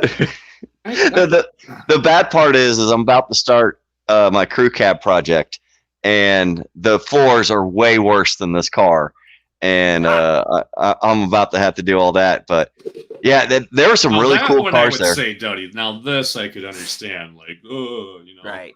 Yeah, that black car. Wow. You can bring yeah, that to Iowa for me, please. I can't remember because he had several demons. I think the package deal he was offering was that black car, and I can't remember if it was a yellow one or a green one to go with it. To do the whole thing, and he had I believe a body 8 3/4 to go with it, 4-speed, a whole bunch of parts and everything. Nacho cooted that black demon, run it like it is. Yeah. Put Hey, some fenders on it. And boom. It's already gutted, Duddie. You could put drag trucks drivetrain in there with it gutted, and you'd be in the high 11s. Right. really? Oh, Wow, yeah. You're already beer canned. You Yeah. know? How much is I full interior worth? 318. Hey, here's a fun fact for you. You could just not have a bottom half of a quarter. right. You Well, could just do it. not have it. It doesn't have Well, to be there. if you look at the Death Charger, those have been removed, and that's for tire clearance. So Right. yeah, and I guess in my head, I had originally wanted to build like a street strip car, and Ooh. that was the Duster I really wanted. I like that I green. I think Duddie, look at all the rust, though. well, no, the bad part is the passenger. I think the passenger side is smashed in. I think I can't now. I can't remember. I can't remember my own videos. The Leaning Tower of Calf Scour. Yeah, and Look Yeah, at the that was- fender wells. Jesus. that was the car I was real tempted to go back and get was that Duster right there. You I like say this that's a rusty? No, that one I didn't go after because it was at the time I was looking for a V8 car and looking for V8 curve. I had this idea in my head that I was I going to get want all that these one. parts. I want that yeah. car. Yeah, that one's missing the front. There's the front right there. Oh, there's the other demon. I think. Yeah, because it has I that want this paint one job. Wow. too. I Yeah. want this one too, please, Duddie. Look, that's Yeah. the most 70s looking paint job I've ever seen. The dark, Right. everything, dude. Who's your garage would be proud? and the bad part about this place is he only had a title for a few of those cars, and There's again, those taillight bezels you wouldn't get me. and at the time I was really looking at building a street strip car, and now I'm leaning more to just building a straight drag car because the Death Charger is pretty much the same thing. I trailer it everywhere. It's not street legal, anything like that, and luckily I still have this guy's information, and I can probably get with him again through my buddy Robert at Halfway House Garage, and if he hasn't gotten rid of this stuff, if finances are there, I might go pay him another visit They're because right here. he had some really cool cars. 415 and patch the holes. You're Yeah, not building the show car, Duddie. I know. You know It's like the purity of purpose will help you a lot. Look at that. Yeah. 340 Because the car. street strip thing is tough. You're constantly trying to See, are you to having work heart with both. With palpitations the too, drag car, you 318 don't like I have am? to. Seeing all these A bodies. This is tripping my trigger. I love A bodies. Duddie, do you have a car that you just drive like a classic truck or something that you just take places? the COD, my clapped out Cummins, and a '87 Ram Charger. Those are my only two vehicles I drive on the road. Is a '92 Dodge Cummins and then my '87 Ram Charger. My. Look at that. Oh yeah, that place was fantastic. That is, if y'all ever come down and visit, that's the place. And here's a little tidbit for y'all. If you're ever in Texas and you want to know if you got really good authentic tacos, if that taco trailer is parked next to a used tire place that's painted in very bright colors, you're in the right spot. You hit the 'Cause lottery, huh? Yeah. No, that place. Here we go. That place is fantastic. Yeah, there's a tire place right next to it, and that place is awesome. That place lit me up. They make all their hot sauce and put it in mustard bottles. And the funny thing is, the Dodge Whisperer took that mustard bottle and he put it on that taco like you're putting mustard on a hot dog, and he immediately regretted it. But no, that's a parts car that me and the Dodge Whisperer picked up. That thing is rotted out so much where the seat belts are hanging out the bottom of the car. It doesn't look bad. Well, they were on your Duddie Charger too. Yeah, they were hanging out the door. Yeah, you're not wrong. No, we picked up this car because it's a V8 K member, disc brake brakes, front, yep.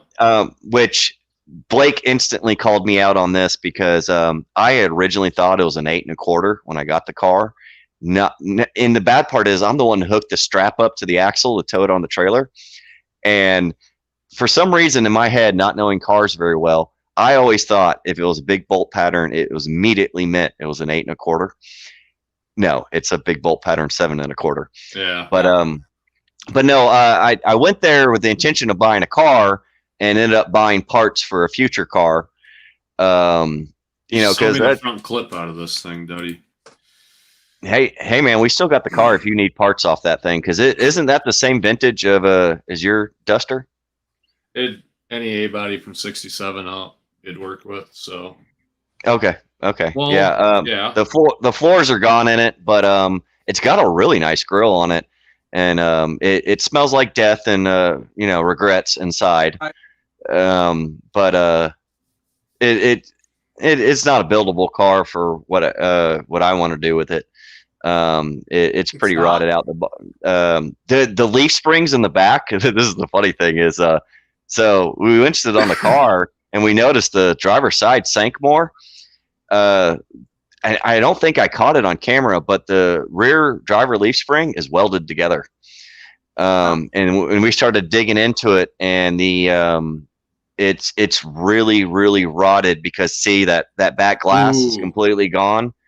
And yeah, the story on that was the guy bought it for parts, and he bought it from what he claimed was definitely a meth lab. And that motor, let me put it this way. We pulled the oil cap off and we saw the rocker. The rocker is rotted inside the motor. We think the hood got left open. Obviously no rear window. So the floor pans are completely rotted out where the seat belts are hanging out the back of it. And then the motor's completely locked up. But the 904 in it still got red oil in it, and it's good parts. I'd love to put it in another car. You think the motor was on meth? You're gonna rebuild that for sure. Yeah, you see, the meth got to that carburetor. Yeah. But no, the Dodge Whisperer and I, we got a bad habit about we get an idea of what part we need, but we don't go buy that part. We go buy a car, or we go buy a truck, and the next thing you know it is we've got our own little personal junkyard. And you can see the Nova in the background. Yes. And yeah, and the Camaro. So yeah. That's what started the whole joke, was people asking me about those two cars, and those two cars are owned by the Dodge Whisperer.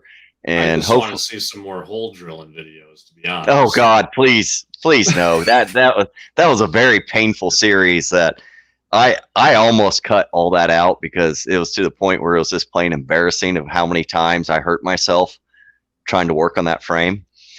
And but I'm hoping Blake, with enough encouragement, can get the Dodge Whisperer to throw a starter in that car, and maybe working on that hard. I'm kind of hoping that if he gets that car going, he'll take it to old John's event. Yeah, in August. He's got a Camaro 318 with headers. He doesn't have a mini starter in there, and he's like, "Do you know what it's like to change a starter out?" We all know what it's like to change a starter out. It sucks. Yeah, 6 hours to put the driver's side header on Jeremy's chart. Yeah, and whose van is that, Duddie? I'm sorry. Whose shorty van is that on your channel? Unfortunately, it's the Dodge Whisperers, and that van gets the most attention on my channel. It is the #1 video I have. It gets the most views, and unfortunately, I don't own it. And I've got 2 videos on it, and I work on it with him when I can and stuff. And he's slowly working on it, and he's going to fix it up because eventually it's going to end up on the road. But I'll always try to sneak videos of it on there.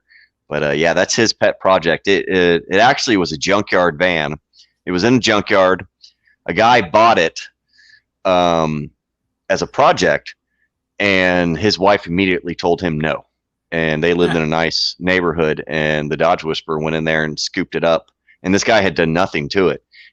When we got it, there, unfortunately, right underneath the side doors, you can see 2 forklift imprints on the bottom seam of the body, and it had a bent drive shaft.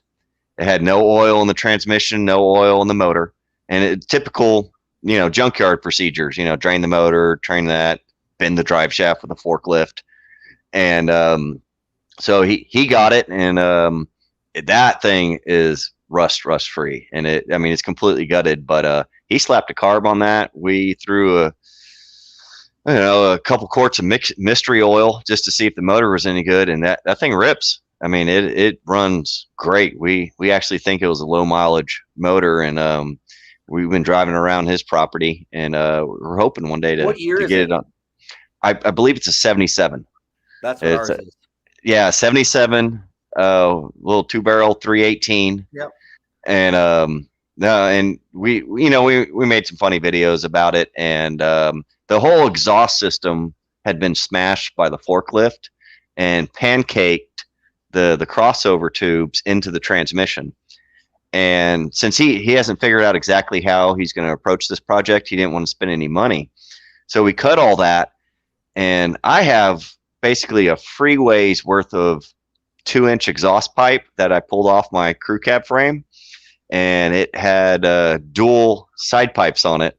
So we just cut those 2 90s off, and we just made 90s out the side of that thing right by the doors, so we can toot it around and everything. But it runs great, doesn't smoke or anything. And then he got a screaming deal on some some black and chrome torque thrust rims, and he actually does sound for vans as a side gig. So he ultimately plans to make that a sound van. So it's definitely gonna. Yeah, it's definitely going to stay like a 70s theme van, and hopefully one day have a pretty hot motor in it. Dodge Whisperer is saying it's a 77 with maybe 40,000 miles. Right. Yeah, he was pretty confident that it was an original mileage van, and as clean as that motor runs, and as well as that transmission works, we're apt to believe it. And that, and this, aside from the little bit of forklift damage on that bottom part of the cab, it's great. It looks like someone tried to fix it up at one point. They bondoed all the side lights on them, all the turn signals and everything. That's and nice. they tried to smooth it out, and but all that stuff can be removed. But if y'all have ever looked up side marker and taillight lenses for a Dodge van, people want a lot for them, and they're hard to find. So at one point that van looked like it was on track to be some custom out street van, and someone just stopped and gave up. So it'll be a really cool project. Yeah, it's a cool looking van. Hey, now means Blake stepped out. Yeah. And I know he can't hear me. Uh-huh. I'll just tell you two. I did talk that guy down on that Magnum. I didn't give him his ass. That's right. That's right. That's awesome. Yeah, Our that's awesome. 77 I like van, out that. of all the cars we got, it's my wife's favorite to ride in. She loves Yeah. it. No, that van is clean, and it does real well. I really like it. It's a fun drive. You yeah. can't see, it's almost like you're in a VW, a microbus or something. You can't see the hood. I love driving. Yeah. You've got so many cool vehicles on your channel. And now I understand getting rid of projects, but the one I was disappointed to see is that Ram Charger y'all sold. Yeah. That thing was clean and so neat. But I get if you don't use it, send it off to someone else. The Ram Charger. Yeah. I love that Ram Charger. So, but here's the whole deal. That Ram Charger cost me a lot of time and money. Sure. Because I bought that. Sometimes you get a good deal, right? And you're going to flip it. Right. Mm-hmm. I have no problem. Kmart flips the toothpaste you buy. Right. Right. You brush your teeth. So, I bought that at a reasonable price. And by the time I got it home, my wife claimed it. It barely ran all the way home. She followed me and I coughed and fought it all the way home. And then, so I ended up doing all the work to the motor, transmission, all of it, tires. We did all of it. And we took it out to, all the way out to Route 66 to the Grand Canyon. We put just about 4,000 miles on it in about 2 weeks on old Route 66 with it, trying to stay off of Interstate 40 and 44 as much as we could. And just took the original single lanes. And it was just a blast. I got 13 miles per gallon, but I liked it. I like them, but I'm not really a big 4-wheel drive guy. She fell in love with it. She told me right out, you got 2 Dusters, I can have a Ram Charger. I said, I can't argue. So, but we brought home the van and she fell in love with that. She says, I like the van better. Sell the Ram Charger. So we did. No, I understand. That as who would have thought that I'd be partial to the Ram Charger, and honestly, that Ram Charger was exactly what I wanted for an actual driver on the road, because I'd like to one day have a 4-wheel drive Ram Charger that's actually street legal and not scary to get over 15 miles per hour.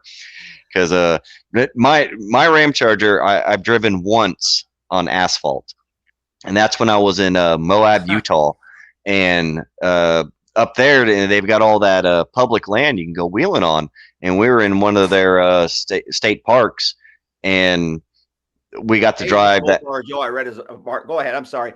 Oh, no, you're good. No, I can see him popping in. He said something, and I just looked over at the comments and saw it, so I said hi to him. Yeah. We have a few developments in the chat. So Joe has come back in to troll us. Oh, okay. And, Rabbit Transit Garage, that's the first time I've seen 318 wheel running a stream, which means he did not see the live you did with me on my channel a few months ago. Right. And Blake said that he can hear you, and he offered $1,400 for that car. So anyway, now that we're caught up on my money looked legal. Yeah. Now that we're caught up on the drama in the chat, we can get back to driving a hard surface road with Ram Charger. So prior to my Moab trip, I had a pretty significant death wobble problem in the Death Charger. And, it's one thing to have a death wobble in a normal vehicle, but when you're sitting that high up in the air with that big a tire and the steering wheel's doing this every time you let off the gas, if I kept in it and kept full acceleration, I was fine. As soon as I left off, that thing would wobble all over the place. So I had to do a lot of, tweaking of the axle, and that was front suspension like 4.0 at that point. And so we get to Moab and we're driving down this asphalt road from one parking lot to another. And this is the first time I've ever driven this thing on asphalt. So I was excited. And I start rolling through the gears and I'm like, hey, this thing's fantastic, until I got to a slight curve in the road. And the thing is the Death Charger has 52-inch front Chevy spring, or 52-inch Chevy springs that are off the rear of a pickup on the front, and then 63-inch Chevy springs that are off a Suburban in the back. So basically, it's like driving a Slinky every time you turn, and there's no sway bars or nothing. And this slight curve in the road, which you wouldn't think anything in a normal vehicle, basically you just start doing this as you're turning. Yeah, and it's the most unnatural feeling ever. But I didn't have the death wobble anymore, so I was pretty excited about that. That much articulation on your springs.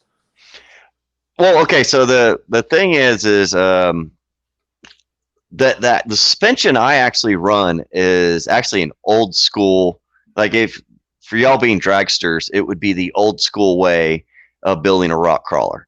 It would be the pad slappers of, rear suspension kind of thing. Yeah. And what it is Chevy or Dodge run 48-inch front springs on a stock Dodge 4x4 from 72 to 93. Meaning what with 48? I don't even get that. I'm sorry. From eyelet to eyelet. Okay. The leaf, the length of the leaf spring. Okay. On the 72 to 93 Dodge, it's 48 inches. Okay. On a rear C10 or K10, the rear springs are 52 inches. And they're much softer because they're made to be, on the rear of a truck to be loaded and compressed. So what guys have figured out is taking those rear springs off a Chevy and put them in the front. Now the Blazer guys are doing this too. And I got a guy named Jungle off Ram Charger Central to make these brackets where I could bolt up a set of 52-inch Chevy springs on the front of this thing. And then I had to do some spring voodoo because when I initially put it together, I got 12 inches of lift off this truck. And it sat like this. And I didn't really want any more than about 6 inches lift. So I had popped some leaf springs out of it and using a collection of other Dodge spring packs and Chevy packs, which, on Dodge rear leaf springs, the center pin is offset. They're not center between the outlets. Well, Chevy springs are centered. And that's why guys use them on the front on Dodges, because on fronts of Dodges, they're centered. So I was using a collection of Dodge rear springs and Chevy rear springs, and I made my own custom leaf pack and got that to move as much as it does in the front. Now the rear, a stock Dodge rear spring is 52 inch, but it's the offset center pin. So what I did is I got 63-inch springs from a Chevy Suburban, and I bought some off the shelf that already had a 3-inch lift incorporated. And then I did a shackle flip where the spring is normally mounted up to the top. I flip the shackle where the spring mounts to the bottom on the truck. And with those longer springs, you get a softer ride and a whole bunch of articulation.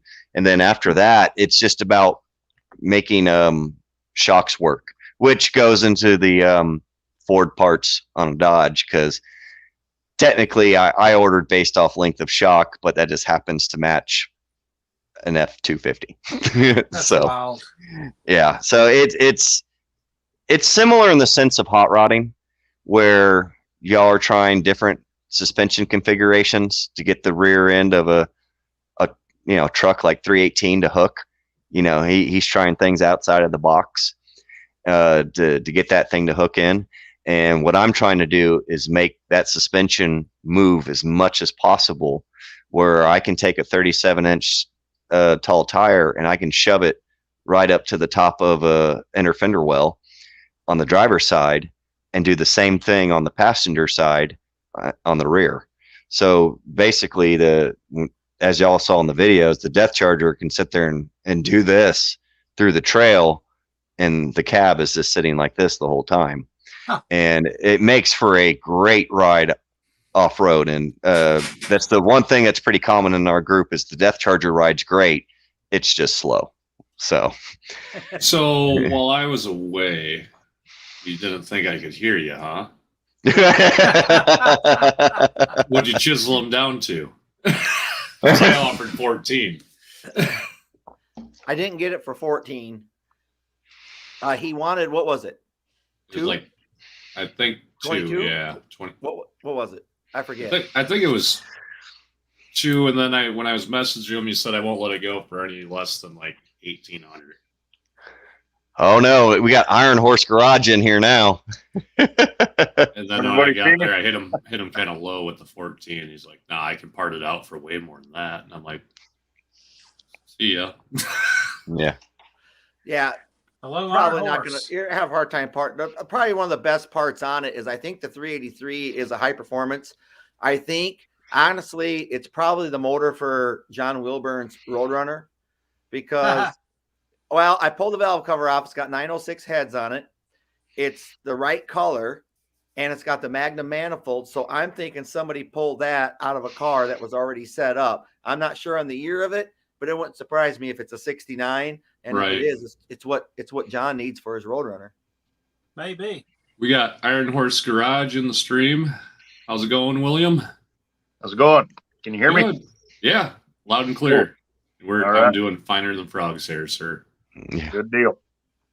So For y'all that so Duddie made 900 and then dropped back down, huh? Yeah, he's Yes. back down to 500 now for some reason. Yeah. Oh boy. Yeah. Story of my life. You know, my channel's full of disappointment and regret and failure, but there's tacos, so you know there is one upside. Oh, it says you're back at 900. So. Oh, don't get your hopes up. I'll be back down to like 625 here in about 5 minutes. Well, folks and heathens, we got 25 in here yet. You know, if you didn't hear it in the beginning, at 900, we're giving away a Just Mopar Joe sticker pack and a Bad Tree pack, and we gave that away. The next stop is 950, and you get a Duddie T-shirt. We should advertise a mass unsubscribe just to make people think that we're trying to take subs away from his channel. Then when they tune in, you'll get a lot more people watching. There you go. You know, and Mopar Man won those stickers, and now that I think about it, Mopar Man, would you like to put in the comments if you already do have some Just Mopar Joe stickers or Bad Tree stickers? Because I'm pretty sure you just got that Slant 6 intake, right? And what was in the box? I know there was some JMJ stickers in there with that. Mm-hmm. And while I was watching his video about the windshield being out of his car, guess what I seen withered sitting on his front seat? Some Bad Tree stickers. That's right. Yeah, now it's all making sense. Yeah. Well, I'll tell you one thing that I hit the jackpot on basically all the stickers that Schultz Signs makes, because between Blake over there, he sent me a box that had the original Bad Tree stickers in it, and then he sent me another envelope with updated stickers, and then when Schultz Signs made me this beautiful banner, they included all of the Bad Tree and the Just Mopar Joe stickers in it.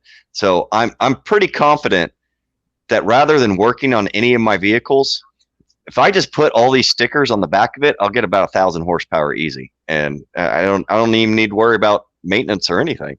I don't know, man. Your transmission might end up with a couple extra neutrals that you didn't have before. Oh yeah, that and I forgot that you like the window blocks at the drag racer, so I might not need to put those on there. I think the last time we did the conversion on that, it was like your 160 horsepower in the Cummins 12 valves, I think equates to like 756 armadillo power. Is that an accurate? Yeah, that sounds about right.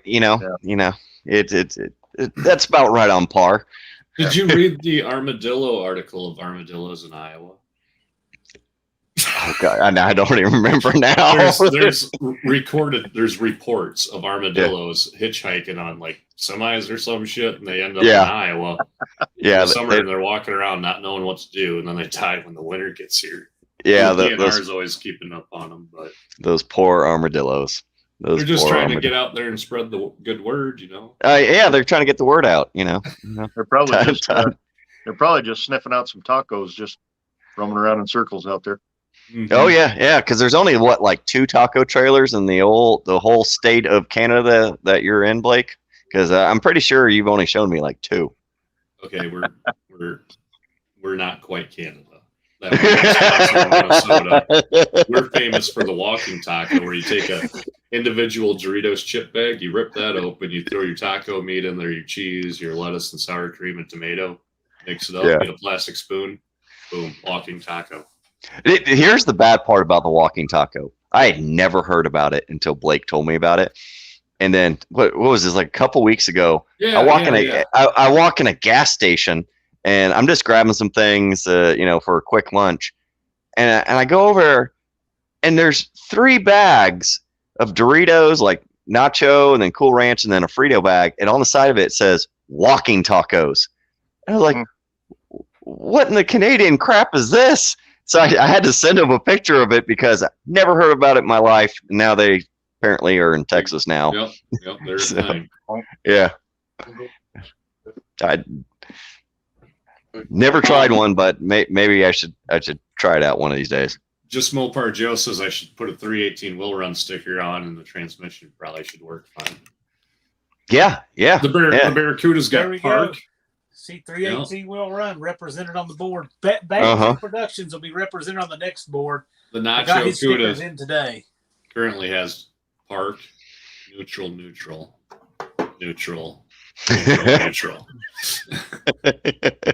And we think the front pump ears snapped.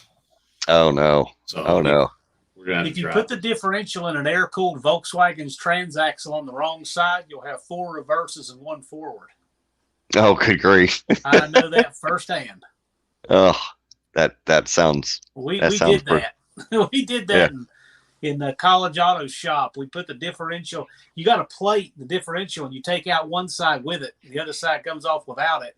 And if you get them mixed up and put them on the wrong side because it is symmetrical, you'll have 4 reverses and 1 forward. Right. Good grief. Oh. Those William, are cold. Yeah. William, I got a random question for you because since we got you here on the live.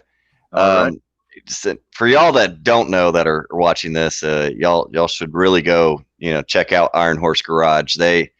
I would say they almost have more shenanigans than my channel. Oh, for sure. But yeah, my question is that mint, completely original, perfect condition Cummins that you drove in town the other day to the gas station to get sandwiches. How sketchy was that? Because I was watching that going, like, I do some stupid stuff, but that was, that brings a whole new meaning to clapped out Dodge. Like, I was like, my cars they're damn near European sports cars to what he's driving. Well, to be honest, it was actually legitimately sketchy as hell. And the breakdowns, the troubles, that was not staged. There was no Hollywood involved in that. That was real, genuine breakdowns. And so it was pretty sketchy for sure.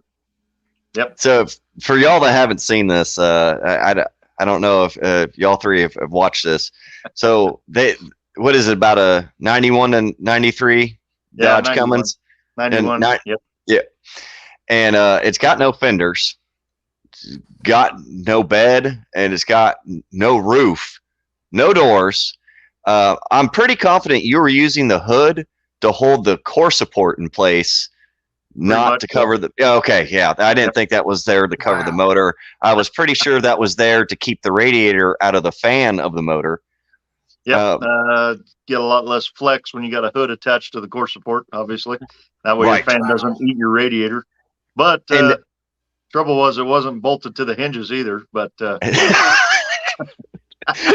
and you had some type of plastic handle that you had shoved over the shifter to make a shifter? Well, that was actually a broomstick shifter with a hose clamp on the bottom. Yeah. Okay. Yeah, that looked rigid. That looked very rigid. Yep. And some halfway through your drive, you lost your throttle cable? Yes, I did. Yep.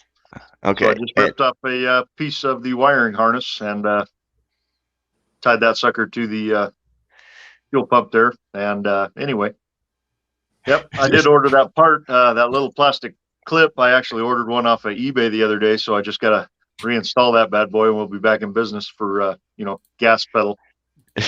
Well, honestly, with any Dodge electrical system, you didn't need that wiring anyways. It probably worked better pulling on your throttle than it ever did actually lighting something up. So yep, that's a fact. Yeah, if y'all haven't seen that video on Iron Horse Garage, seriously, go check it out. Because if you think the sketchy stuff I do with first gen Cummins, they pretty much have outmatched me. I don't know if I could beat that. That was sketchy as hell.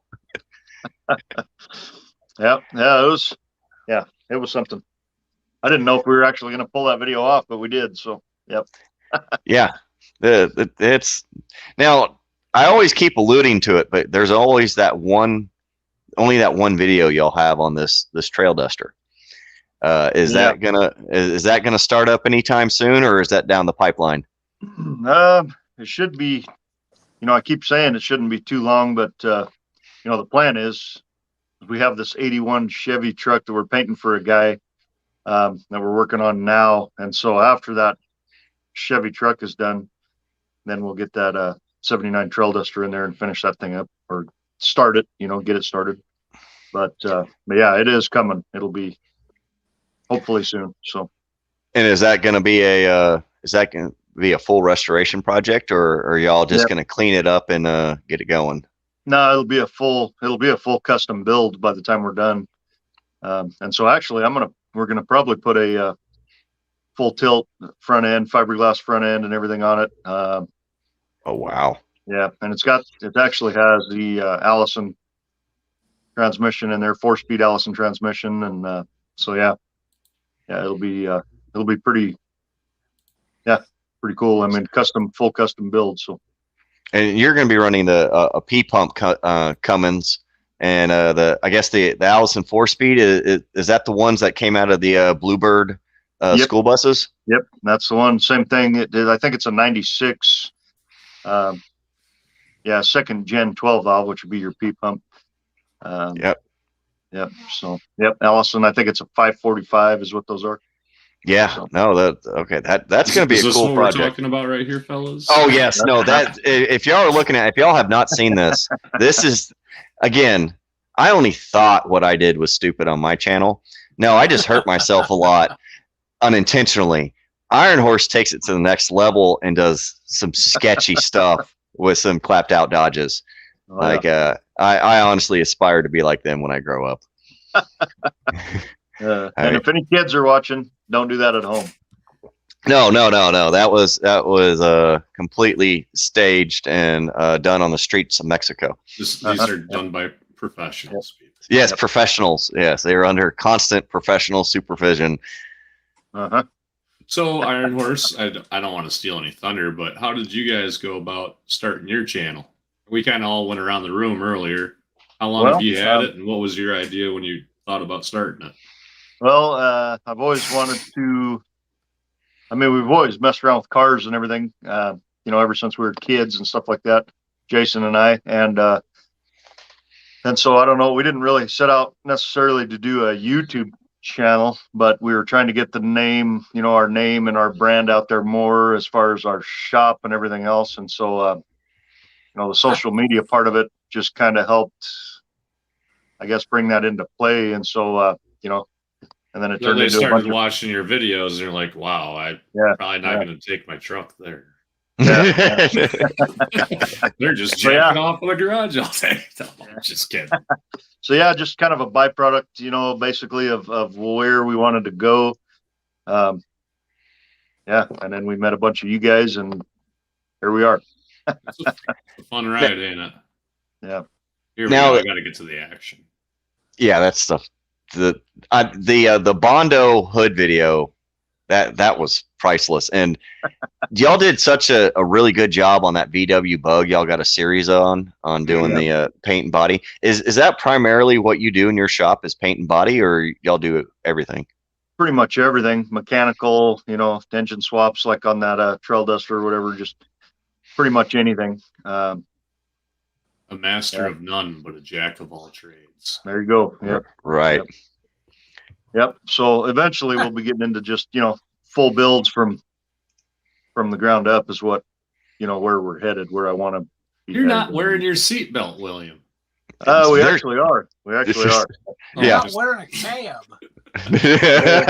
Close your eyes. I'm waiting for the hood to come back and hit you in the forehead. Well, that was a concern. That was a legitimate concern, and we're glad it didn't happen. But if it did happen, we would have got it on camera. So yeah. And then it would have been viral. I'm pretty confident that they are sitting on legitimate bucket seats. So that's a 100% real bucket. Yeah. That's really close to being a tractor. Yeah. It is. It was awesome. Yeah, no, I saw this video. I couldn't stop laughing. I like it. Well, if you look at my screen share here, and I minimize, you can see how many videos. See all the red lines? I watch a lot of your stuff, man. Yeah, it's stuff is it's hilarious. But when you got kids and they come running in and they distract the hell out of you, I forgot. I didn't even see that, but it said I watched it. Yeah. So William, there's 3 guys on your channel. Yeah. What do each one of y'all mainly do? Like who edits your videos? Or like what is each one of y'all's specialties? Because Bad Tree's kind of known for each one of their members doing something specific. Yeah. So basically, so I I don't know if I should say brains of the outfit, but I guess the shop is what I started and stuff like that. The other guys obviously helped me start it. Jason is actually my cousin, if anybody didn't know that. And Jason, him and I tackle all of the mechanical stuff and the rebuilding and everything else. Aaron is the camera guy, and so he takes care of basically all the filming, all the editing, all the social media stuff, any of that stuff. So he's the one who comments yeehaw. That's or me. Is that you? Yeah, that's me. So I he heard there's a basically little code to that too, with exclamation points. Yeah. So pretty much, if you're getting comments on there, that's normally me. But if you see like a long time ago on our videos, we talked about, I guess, the difference in who you're talking to, because mine will say, I'll have a bunch of exclamation points if I'm answering you or whatever, and Aaron will have like a thumbs up sign and an explosion deal, and so, yeah, but so. GW. I can confirm that hood is not attached with hinges. It will go into orbit at 50 miles per hour. Hey, what? And the speed limit on that road that we went down to 55, just so you know. Yeah. Say that again. What's the mile an hour when you forget your hood pins on a fiberglass lift-off hood? 50, I believe, is what we just determined on that. And Yeah. Well, that's on a steel hood. A fiberglass is a lot lower. I've done it, but I can't remember how fast I was going. The first time me and Jay took that D50 from 1994 that we built, I was a little tool hander back then, and we shoehorned a 360 in there with the purple shaft cam, and the first rip we went out, we forgot to latch the hood, and boom, right in the windshield. Spider cracked it all the way across. Wow. That truck was awesome. What did it do? So when it flies back, where does it bend? Does it bend just ahead of the hinges? Yeah, it did. It bent a little bit. It put a little crease in it because it hit the top of the windshield trim area first. But I don't know, wind and everything. It tried to buckle it. So you can see a little bit of crack in the paint and a little bit of buckling there, but it is what it is. That motor 8 cams because there's no windage tray in it, or the oiling in it was terrible. It'd starve itself constantly. But that truck, he had, I think, $900, $1,000 in it, and the goal was to run 12 seconds for $1,200, and he had the G-Tech, like a nowadays draggy, and it ran like a low 13 before he sold it. He never did take it to the track. What are you using, Blake? Are you using what do you get? What is it that you got that you used for your quarter miles out of town? That little gadget. Duddie bought it, and it's called a draggy. It's a little GPS unit. It costs about $150, and then you download the app on your phone, and it bounces a satellite signal and runs GPS timing. But it feels when your car moves. Right, kind of like the G-Techs used to do. Mm-hmm. Or I think Uncle Tony actually bought one too, didn't he? A G-Tech. I think some times out. I think I brought that up in a live. I asked him about the draggy, and he said he had a G-Tech. So, but they're pretty close. The Duster on the back roads ran a 1890, and at the track it ran a 1888. I don't know if it's accurate. I'd like to take it to the drag strip and compare it to a printed out time slip versus what it showed me on the screen. And I think that'd be a cool video. Well, if nothing else, you can, yeah, it would be, but if nothing else, it can show improvements. You know, as long as it repeats itself, that's all that really matters. You could use it for your own personal tuning.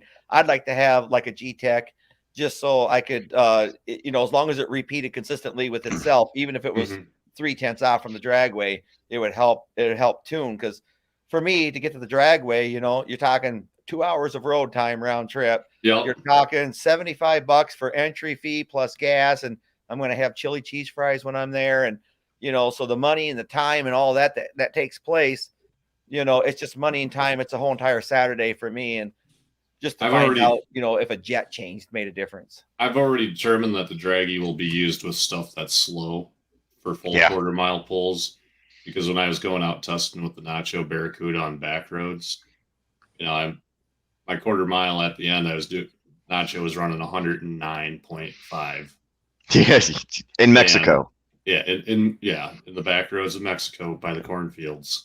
Right. And it just, the road ain't that great, and I'd feel a little bit better if I was at the track. So I think with the Barracuda, I'd only use it for 60 and 330 foot just to work on launches to see if I could tune or tweak on it. Use it as a tool for that. And then when I want to do full quarter mile pulls, take it to a safe place. Because you could lose your license, you know, with ties 6'3" on the tree. No, cop's gonna laugh at me and give me a warning. You know, well, he probably wouldn't know you. The slant 6'3" on the tree, you could probably take off pull out when he's a block down the road and do it right on by him. He may not even know you're doing anything. Exactly. You know. Oh, FYI, I could make passes all day in the COD, and people will think that I'm just trying to catch up the traffic. Like they're not going to think I'm drag racing one bit in that truck. And so the whole point of the draggy thing is I started watching a whole bunch of no prep and no time drag racing on YouTube, and I noticed a lot of these guys were using it, especially these no prep racers that were drag racing on the street, and they were using it for their own information purposes, you know. Yeah. And I looked at it because I plan on doing a lot of things to my trucks and everything. And one thing that I don't see a lot, especially on like first gen Cummins trucks and videos online, is there's nothing to compare it to. Like, unless these guys are doing engine modifications one by one and then going directly to a dyno, you're just going off what that person's describing. And the thing is, to take one of these clapped out Cummins and make fast is a lot of work and a lot of time. So I looked at the draggy as more of a tool where now I've already got this 21 second quarter mile time that's, you know, slower than someone entering the freeway. Or a guy pulling a trailer. Yeah. But now I can do, say, a fuel pin and a fuel spring on that injection pump. All right. And do a slight tuning on it. I can go back out on that same road, run the same time, knowing full well I'm still not going, you know, it's not racing the truck, it's running through the gears. And I have something, basically analytics to show a difference for someone that's watching. Right. And because it's hard for a lot of these guys that, you know, build these Cummins trucks and stuff. They're like, well, you know, how much faster did it make it? How much did it do this? Well, I mean, unless you're on a dyno or at a drag strip, you're not going to show anything. So the draggy is kind of a tool for me on my YouTube channel where I can start showing, you know, time difference, kind of like 318 does when on drag truck, where, you know, you do something to the truck, you took it to the track. You did something to the truck, you took it to the track. I'm just doing the clapped out Cummins version of that. And, you know, and honestly, the draggy that you got is the best way. Just think, if I take drag truck to the strip 10 times, that's $750. Yeah. I mean, that's a lot of money. And how many passes are you getting to 318? Well, and that's just it. Here's the problem. I work second shift. So they have their normal test and tune on Friday nights. So I don't get to go. So I got to go on a Saturday, and then they run me between all the runs. So they got 6 classes. They go through all the classes and then test and tune. So I'm an hour and a half between each pass, and I can't stay for the whole thing. So usually I only get 2 passes. on a Friday night, I've taken my 318, the low dollar 318 Duster down there. I've gotten 10 passes in an hour. Sure. Yeah. But Thanks, Mopar All Stars. We appreciate it. He is hilarious, and that's not an act. That's just him.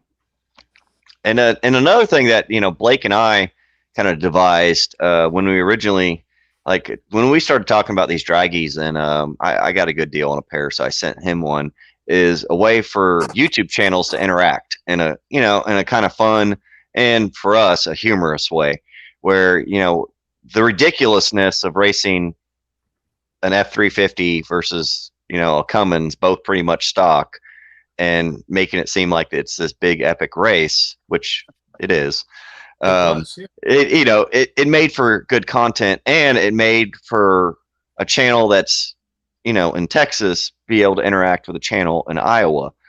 And you could use this tool where as an automotive community, I could, as soon as Iron Horse Garage finishes their P-Pump Trail Duster, they picked up a draggy. We could do 8th mile racing against the Death Charger. Spoiler alert, you already won. But it's a way of interacting. And Blake and I have discussed about doing like a race board and stuff like that. And he's got his times for his Slant 6 Duster. And there's a lot of Mopar guys out there, and just general car guys. They've got cool cars, but maybe they're 6-cylinder, maybe they're stock V8, and they're slow cars, but they still want to have fun. Get on the board. And for me, it just seems a way to build content, interact, and actually get data on the street. Mm-hmm. I can sit there and record what a fuel pen does for my truck, and what a spring does, what does a turbo upgrade do. And because the COD is never going to be a dragster ever. It's gonna, food truck grease injected. But I'll have analytical data to be able to show the improvements that I've done, rather than just saying, it tows better. Here's my vision. I thought it would look like they left at the same time that they're racing each other. Yeah. And what you think in your head always seems perfect versus reality of trying to make a video. Yeah, and it's hard to make a video 17 hours away. Yeah. But it was fun. This is one of my favorite videos ever. Oh, it was a blast. And it's just the stark difference between these two trucks. I was really, really hoping they'd be a little bit closer. Nope, not even close. I think Blake had half his video edited before you got through the corner. You're not wrong. You are not wrong. Actually, Duddie ran a 22:42, but it's showing 23. I don't know why, but you got. I think the fastest time I ran that he put up there, I was actually going downhill too. So that worked in in my advantage. Joe has a request for Duddie in the comments. What you got? Duddie, ask 318 will run an Iron Horse Garage or drag car question. There you go. What I was asking before, as far as scratch. Okay. If either one of y'all was starting from scratch as a drag racer, where would you start from, and what Mopar motor would you start with? Would you start with a late model Hemi, or do you do LA Magnum? If you were a beginner, a bracket car to compete with, or are you talking about just a hot rod to take to the track and have fun with? A hot rod to learn how to drag race with. So you want to enter a competition rounds. You want to go for points. Maybe eventually, but it's mainly about learning how to drag race at a track, like your entry level vehicle and build. Your daily driver. Yeah. Have you ever made a pass at all, Duddie? You said you didn't. No. I don't. The most I've ever. Car? The only thing I've ever done at a drag strip was sit at the bleachers and eat overpriced concession food. So, what's your family car? Well, I guess the COD is my main vehicle. Go race it. Yeah. So I apologize. I don't know much about. Are you married? No, sir. Oh, okay. I was going to say take your wife's car, but I thought I'd ask that before I said that. Get a girlfriend with a Hellcat. Yeah, So, there we go. Basically, what I would do is just take something that's reliable. I don't care how slow it is. I don't care if it, regardless of what it is, it could be a minivan. Bring it down there, learn how to get in the staging lanes, how to work the tree, pre-stage, stage, go down, take the exit road and get an ET slip. That's what I would do just to get familiar with the track. And take your time. Don't rush yourself, because once you get in that water box for your very first time, everything happens so freaking fast. And just take a deep breath. And just watch. Watch a couple of people make passes. Watch the watch the signals, what they mean. You get in the water box, watch who goes around the water box, and watch the signals at the track guy. That's what's really key too. Not every track guy gives the same signals, and some got a stop sign out before you actually get up to the tree.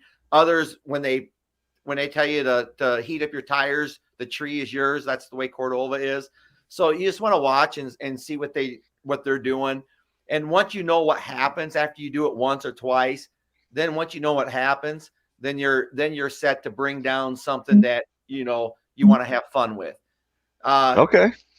As far as my perspective, if you want to have fun, I would get something, and your budget will determine what it is. Get what you can afford, and if it's a 4-door 83 Fifth Avenue, that's awesome. Okay. 96 318 Dodge Dakota. Yeah. Anything. I don't care what it is.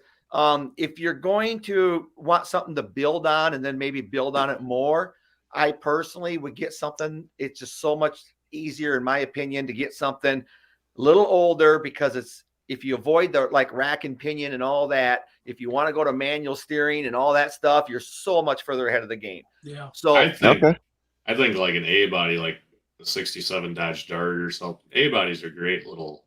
Right? Yeah. If you got access to an A body, but if a person's on a budget, a tight budget, I have no problem with a $600 Fifth Ave. That's solid. And you can lighten it up. That's free. And then my favorite thing now, the most easily available motors around are 318 and 360 Magnums. Start with one of those. You don't have to worry about the cam break-in. You're going to have some performance. And then whatever you get, you can, from working with your Ram Chargers, you can put whatever rear end you want inside there. Right. And, you don't need a converter or all that just to get started. You can go out and have a ton of fun with that and just start with that. And then if you feel the need that you want to go faster, you can go wherever you want. The aftermarket's full of heads and stroker kits and converters, and as wide as you want to open your wallet, you can do whatever you need to do. But Jag sells roll cage kits, Duddie. Yeah. No, I think I was talking to you about that. They make roll cage kits for D100s. Fun fact, on my 77 Pop Top, I can just buy 2 of those and build a full cage for the Death Charger if I wanted to. Nice. So, no, that's great. 318. I mean, it makes the most sense, and you seem to be right on par with what Joe and Blake have been saying. Iron Horse, I don't know if I've seen any actual hot rods on your channel. Are y'all mainly truck guys, or y'all got some hot rods floating he's around? A Barracuda fetish guy. Yeah, I have. Oh. So Jason has a 67 Barracuda Fastback. It's whatever's what's left of it. We did a small little segment on that in one of the videos. Oh, that's right. I now remember that. And then I have so I was just talking to Blake a little bit in the chat a while ago on that. So I have a 68 Barracuda Formula S. That's a 340 car.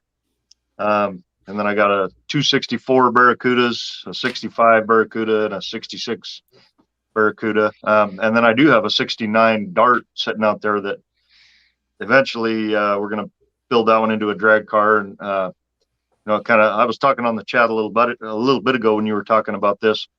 And so that car, I got a motorhome 440 that we're going to drop down in that thing and just race,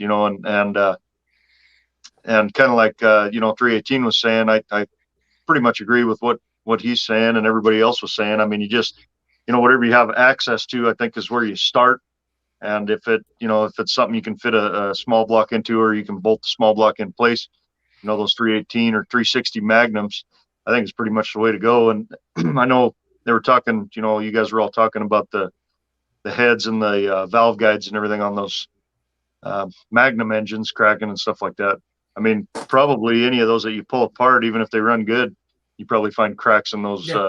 Yeah. No, you're not wrong. I've seen that a few times, and they seem to still run fine. So right. But they do build and I was putting that in the chat. They build an Engine Quest head that's supposed to take care of the shortcomings of that head, I guess. And they're better flow. They flow better and everything, and they're a cheap option. I haven't priced those in quite a while, but I think you're a lot lower than buying a set of aftermarket aluminum heads. Sure. And so something like that would be an easy upgrade on one of those engines. You can pick those engines up, around here when you can find them in the junkyard for like $250, $300, $350 right in there.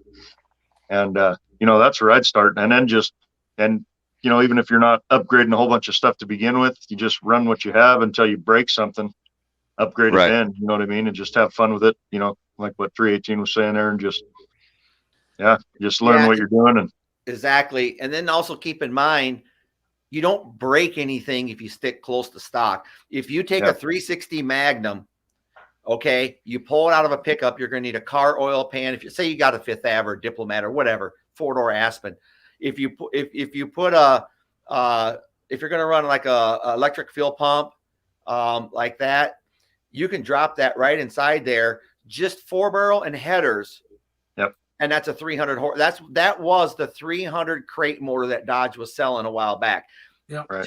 They took a regular 360 Magnum and put a 4-barrel and a set of headers on it. That's 300 horse. And you put that inside like a Fifth Ave with even 355 gears, if it's tuned right, honestly, it's going to run and you're going to have a lot of fun. And it won't break.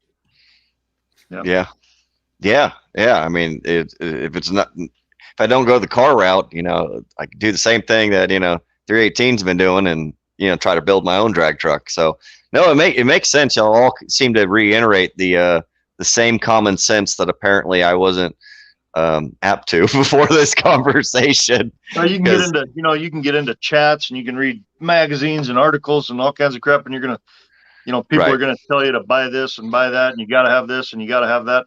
All you got to do is race what you got. You don't need to upgrade a damn thing until you break something or you figure out what is going to work and what isn't. Okay, you race this thing. Well, you just broke something. Okay, time to upgrade it now. But until you actually go out there and see what it's going to do and what you're going to break and what's going to happen. Right. Sure. You don't have to have all kinds of money and all the expensive parts and something to just go race the damn thing. Just get out there and do it. You know what I mean? And then upgrade from there, Yeah. And I imagine it's much like the off-roading community where, I've got a buddy that he's wanting to get into off-roading with me, and the Dodge Whisperer. He's in the Chevys, and he's picked up a real clapped out K5 Blazer. And I love that. It clapped out. Everything's clapped. Well, this thing, it's clapped. I'm really, really hoping he'll let me do a video on it, because y'all know the metal conduit pipe that you run like wire through and everything. You get a double male fitting that's got threads on both ends, and it's about that long. This person used that as a body lift on this K5 Blazer.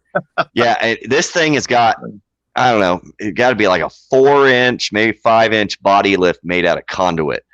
And this thing's sketchy as hell. But anyways, he's got, big ideas. He wants to come and swap it like, mine, and do all this other stuff. And me and the Dodge Whisperer just nonstop, just keep telling him like, hey man, delete the body lift, get this thing back down to stock. You've got some perfectly good, 33-inch all-terrain or mud-terrain tires bolted on there. Come wheeling with us, because he's actually never even come wheeling with us. He's never even ridden with us. We go, You've got little invested in this thing.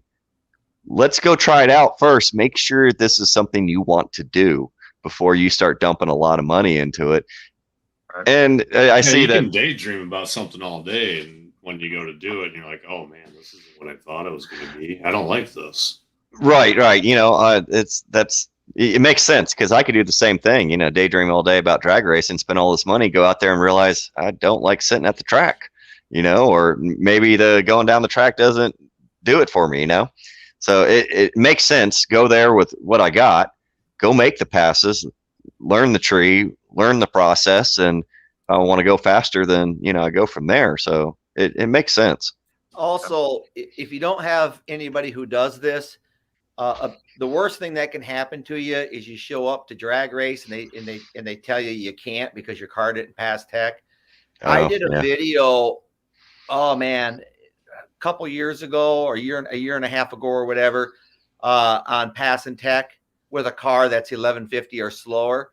And it just points out a lot. It's worth I forgot how long the video is, 5, 6, 7 minutes. It's worth it for you to dig in the history if you start getting close to that and look at that, because, you know, it's more than just, you know, a lot of what a lot of people have said. You know, obviously the battery tie down and the dual throttle springs, but there's other things like holes in your firewall that they can stop you for. There's, you know, no cracks in the window. And there's just a few things that I cover on there that would make it worth your time to watch. So however far you travel, for me, it's an hour. You know, if somebody had to travel an hour to the track, you get down there and you're told you can't play. That's no fun. Right. Yeah. Because I think I want to say it's like an hour 30, maybe somewhere around there, about an hour and a half to get to the track I want to go to. So you're not making that trip unless you're going to pass. Right. Yeah. I don't want to get down there and they get me on something. Even because my truck goes down the road doesn't mean they're going to let it go down the track. So no, that makes sense. Some tracks, they don't even walk over and look at you, you know, but right. You want to have your house in order when you go. Mm-hmm. Sure. And it makes sense. And I mean, I also don't want to be known as that guy that, you know, leaves something on the track or something like that. So what are you talking about? Is that a poking at me or what? I mean, drag raced a Chevy one time and I put the rods through the oil pan. Oiling down tracks every day. Hey guys, I thoroughly enjoyed this, but I got a little bit of work to do and then crash out. So y'all take care. It's been a blast. Thank you so much, John. And this was kind of John's idea. You brought it up, so this is all you're doing, man. I really appreciate you doing it, John. Yeah, man, I've loved this. Hey, Blake, can you kick me out since I can't kick myself out with my phone? Get on out of here. Yeah, the other thing I was gonna say too is the you know, a lot of those tracks, they used to anyway hand out the booklets that give you the NHRA rules and stuff like that if it's a sanctioned track, and then you can kind of read up on that book, and then you got a hard copy. But I think you can get a lot of that stuff online too, and it'll just kind of walk you through all the specifications on, you know, what you got to have for what times and everything else. Right, and what I looked at the local track is the only thing I looked at, because I didn't dig in too deep, is they just said the safety requirements about a helmet, and then at what time you have to wear a fire jacket, and what time you got to wear a full fire suit and seat belts, all that stuff. And I think they're pretty universal as far as I think on any time, I believe you have to have a driveline loop. You have to have with drag radials. Yeah, you either have to have a C-clip style rear end, or like your Mopar 8 3/4. You know how those are set up. You don't have to have the C-clip, and so there's different regulations like that. Yeah, so something to look into to make sure you know. My local track, Bill is our tech guy. I've known Bill since I'm 35 now. I've known him since I was 16, the first time I went there.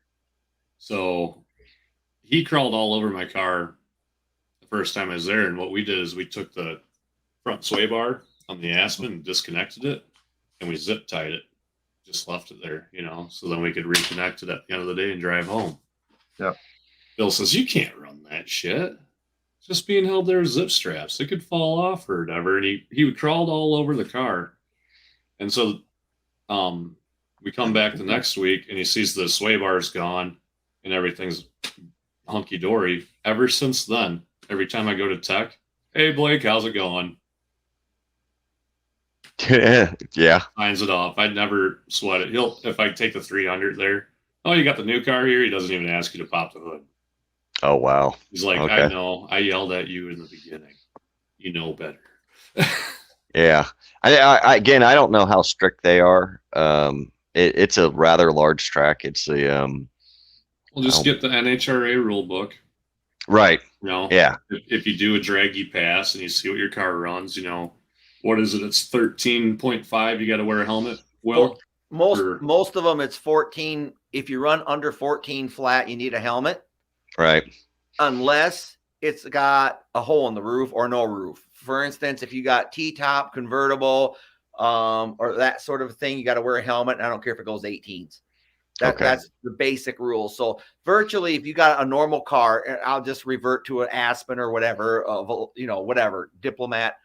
You don't have if you got a full roof car, you don't have to worry about a helmet until you go faster than 14 flat. So 1399 needs a helmet, and it can't be just an old motorcycle helmet that you some Evil Knievel wore. It's got to have a snail, and it's got to be within a 10 years. Or 10 year. You get a 10-year window on that. And wow. I didn't know that. So that that's what you need for that. And then you can use your regular factory seat belts. They're fine. Unless you get unless it's all frayed and stuff. Sure. So for instance, for drag truck, I wore a helmet. Everything else on that truck is factory as it was. Okay. I do got the drag radials on the back, and I got a drive shaft loop for it. I didn't put it on. That's kind of iffy and up to the tech inspector. And also, I just wore the factory seat belt. That's fine. Factory seat belt, no roll cage or any of that until you hit 11, until you go faster than 1150. Once you go 1149 or quicker, then you got to have it's got to have a cage in it, and there's other requirements. Well, I can guarantee you, I own nothing that even gets close to a 13.9.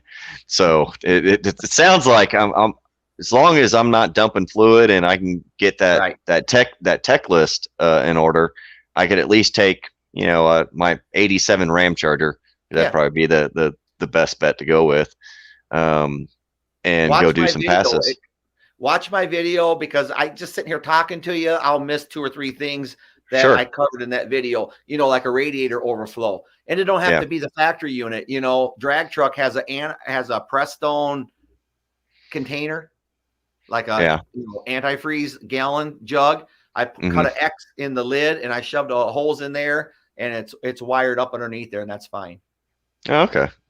So, I'm pretty sure any of the NHRA sanctioned tracks, you can't run antifreeze in your radiator. You have to run only water. Is that how it is there? Right. They want only water. The track I'm at is IHRA. The rule is the same, but nobody checks it. Like, you get all these new Camaros and Mustangs, they're not draining all their antifreeze, right? Right. Oh, wow. I mean, but yeah, if there's a difference too. If it's an event, like a national event, all right, they're going to tech it harder than if it's Friday night test and tune. Sure. Yeah. Sure. Yeah. My biggest problem is the track I went to, I think it was called Alamo Speedway, and now it's changed to Alamo Motorplex. It got bought out several years ago and changed. And they used to have middle of the week test and tunes every week, and they stopped doing that. Now they only do event weekends. So when we go and look it up and everything, because me and the old Dodge Whisperer talked about going down there, the test and tunes right in the middle of, it could be car show, pro mod class, whatever, add a whole bunch of things, and a concert being there. So they're making these big events and everything. So it sounds like if I did go down there to do this, I would have to have all my things in order, maybe to get 1 or 2 passes on a test and tune. Right. Unless they had, just like a a stock or a bracket racing class that I could get into. Because that track, at least when we did go a long time ago, it stays pretty busy. It's a rather large large track. So yeah, we, at least the area I'm in, I know, what is it, in the up by y'all, there's a lot of like 8-mile tracks and small tracks everywhere. Here where I'm at, we've got maybe one 8-mile track that's 2.5 hours north of us, but really it's only the big cities that have all the the racetracks anymore. Dallas, Houston, San Antonio. All the other tracks, they're just not around anymore. Yeah, our main one that's over here is well, it's probably 40 minutes, 35 minutes from me, but that strip is a 1/4 mile track, and so you know, I can't think of any 8th mile tracks here. I think everything's pretty much 1/4. Yeah. But, we're still pretty, you know, spread out in Idaho and everything.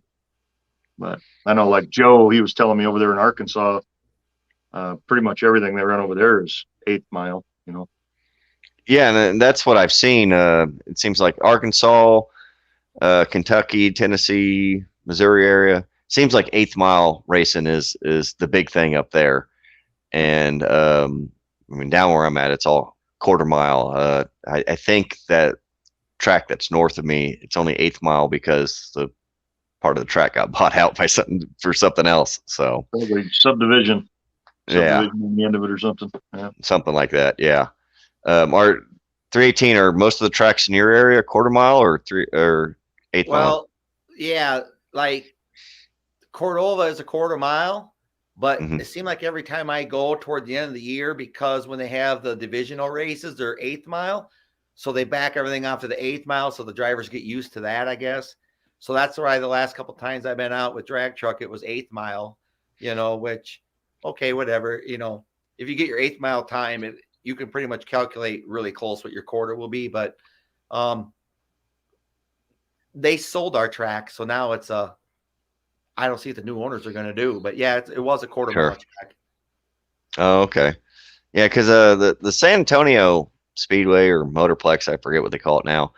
For a few years, it actually turned into an 8th mile track because they ran a water line through the middle of it. You know, big water pipe, and it just happened to go through the back part of the track. So they had to shorten the track so they could still run until they completed the work and everything. So yeah, the drag racing down here doesn't seem to be nearly as active as it is up in you know, in the Tennessee, Missouri, that kind of area. Seems like it's huge over there. So drag racing, you know, again, most people that go there are there because they're in a class, they're fighting for points and that sort of thing. And again, I'm just a test and tuner. I know people down there for 30 years, and we're friends. We see each other, we pit together, you know, but they're in it for points and I'm in it just to test and tune. And, you know, we understand exactly why each other's there, and it's a different purpose. But again, nobody respects, like if I go out of town and say, yeah, man, this thing's a lot faster, people want a measuring stick, right? Sure. Me saying that. So you get the ET slip, and it's the verification of what you did or what you're talking about, and it's the measuring stick. And that's, you know, really, other than that, I could put a G-Tech on my dash and say, oh, I just ran this. It isn't confirmed until you get that ET slip. Right. And, you know, it's all about getting the numbers to figure out, even if you're just doing test and tune versus bracket racing, it's all about dialing in your car, regardless of what you want to do with it. The bracket guy doesn't care if he goes 1240 or 1270. Right. The only thing he cares about, if it's 1270, he wants to do it every run consistently. You know, right? That because he'll put the 1150 guy on the trailer every time. So, you know, if he can cut a good tree and repeat the number, you know, that's really what it's about. Running your dial in and cutting a good tree, and you know, you can have the slowest car in the bracket and go home with the wins. But I don't show this on my channel just because it's not interesting, you know. But honestly, as much as I love hot rodding and racing, me and my wife, we just love going in our cars. Yeah. We love Sure. to drive our cars. We use our 77 Shorty van 800 times more than we ever use any Duster or anything like that. Well, there he So you is. think you're going to look like Dale Earnhardt when you order this? Nobody looks like Dale Earnhardt. Only he Yeah. can pull it off. Right. Good grief.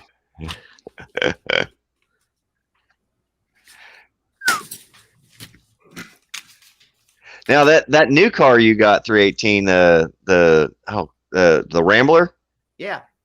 Now you got that purely for driving around and enjoyment, right? Well, I can tell you that 196. If I was racing, there's nobody that would know it. Yeah. So this, Oh, I see what you're talking about. see that Yeah. tag inside the helmet?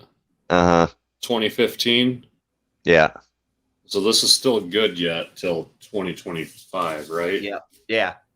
So you need to. It needs to be Snell rated helmet. And this is fireproof strapping. Your regular motorcycle helmet and stuff won't have that. So they want the fireproof strap. They want a certified helmet that's rated for it. I don't know what makes this any different.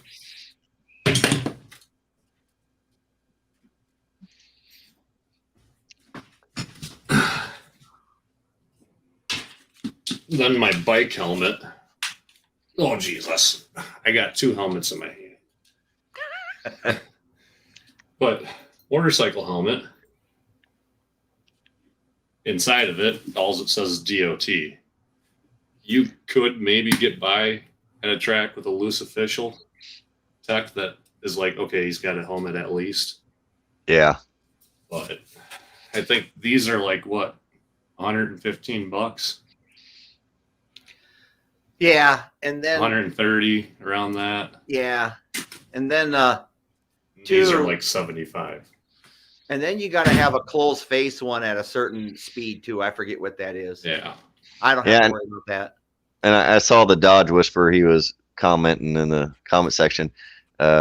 He thinks that in Texas all tracks require helmets regardless of time, which it might be a rule down here. Which if I do decide to get into this, I'll have to buy a helmet because all I have is like a mint condition 1986 3-wheeler helmet that I'm pretty sure no one's going to Metal pass. flake in it. But Yeah. With the open face helmet, figure out what time it is that you need to be before you need the full face, because when are you drag racing? It's hot as balls out, right? Right. So that open face helmet is kind of nice for that. You don't look cool, but you're a little bit more comfortable. Right. Right. Oh, it looks like Joe's got, he says, Arkansas rules. Now I'm guessing this is 8th Mile. He says, Arkansas rules 8.0 and faster needs belts and a helmet. 6.5 and faster needs a fire suit. Any helmet is fine with the strap buckled. No major leaks on track. No antifreeze in car. That's basically it. So. Hey, Bigfoot. Yeah. So it seems it also, you know, like y'all pointed out, you know, it also could be track dependent too, you know. Obviously they're not checking the new Camaros and Mustangs to make sure they drain their antifreeze and stuff like that. You know, and they those might be cars require a different time before they need a cage too. You're right. What it is from the factory is completely different than what you build. So if somebody bought a Hellcat and they go 1080 with it, they don't have to cage it. Right.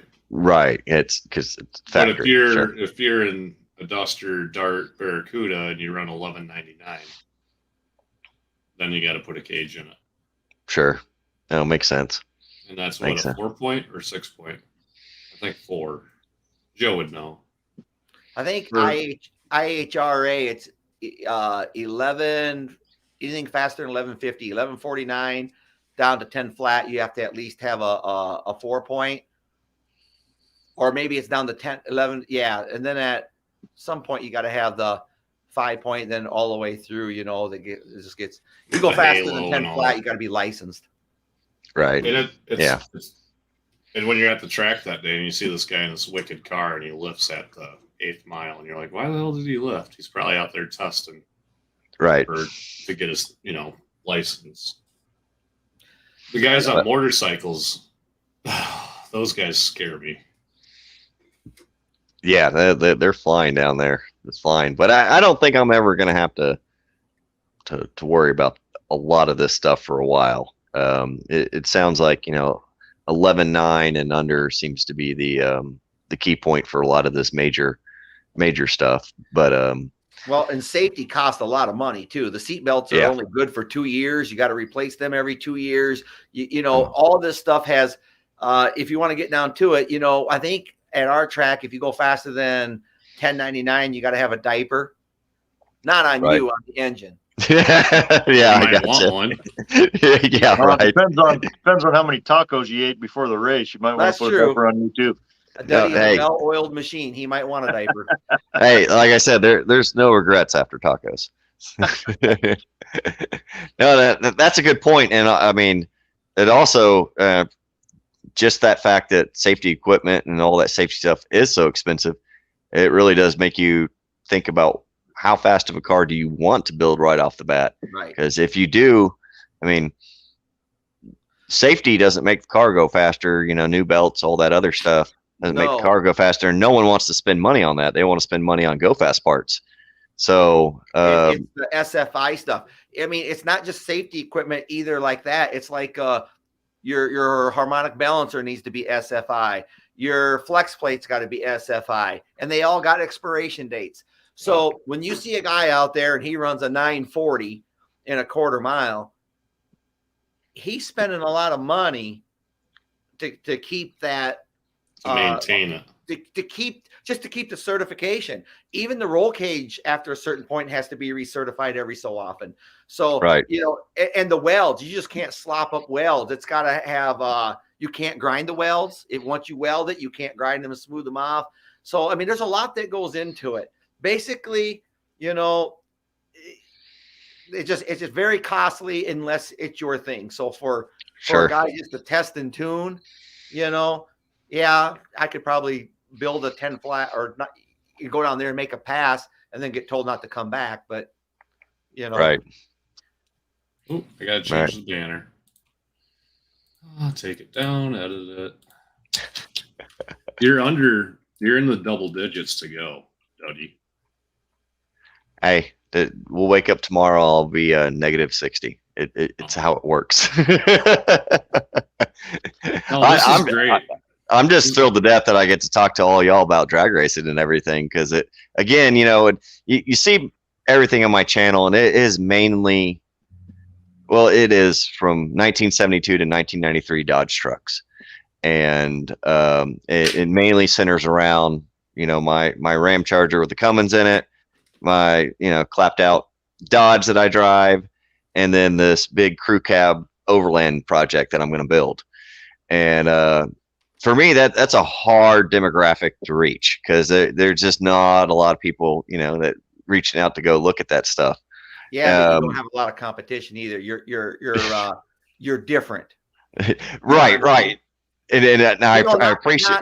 I mean, you're different, but you're not different. Right. And I appreciate that. But I laugh because with that Van Muerte video, I hit something that's popular on YouTube, which is 1970s Dodge vans.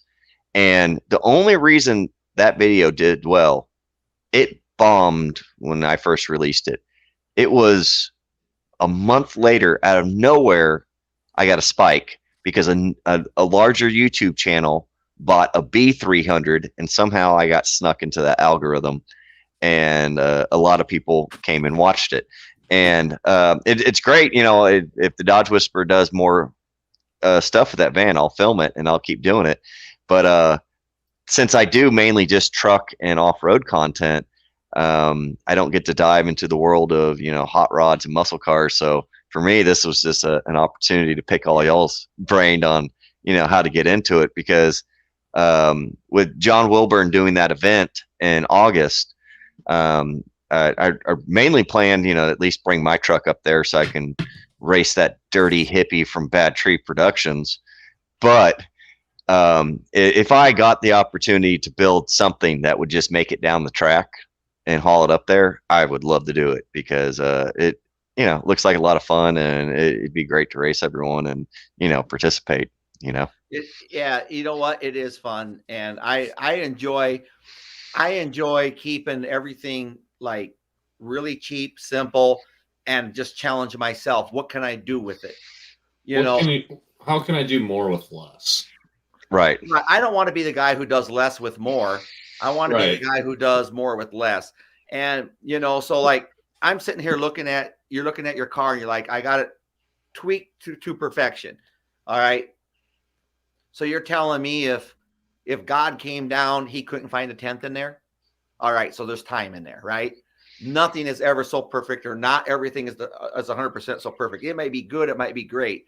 But to me, there's always a little bit of room inside there. And I like to challenge myself with that, but again, to be honest with you, it seems like when you watch my channel, that's all I'm doing is building stuff like that.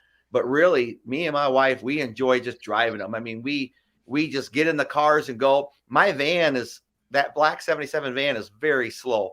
You know what? But when I'm in that, I'm not thinking about racing. But we'll go an hour and a half over here or there. We've had it we haven't owned it that long, and we've had it in 6 different states. We had that Ram. We had that 77 Ram Charger in 11 different states.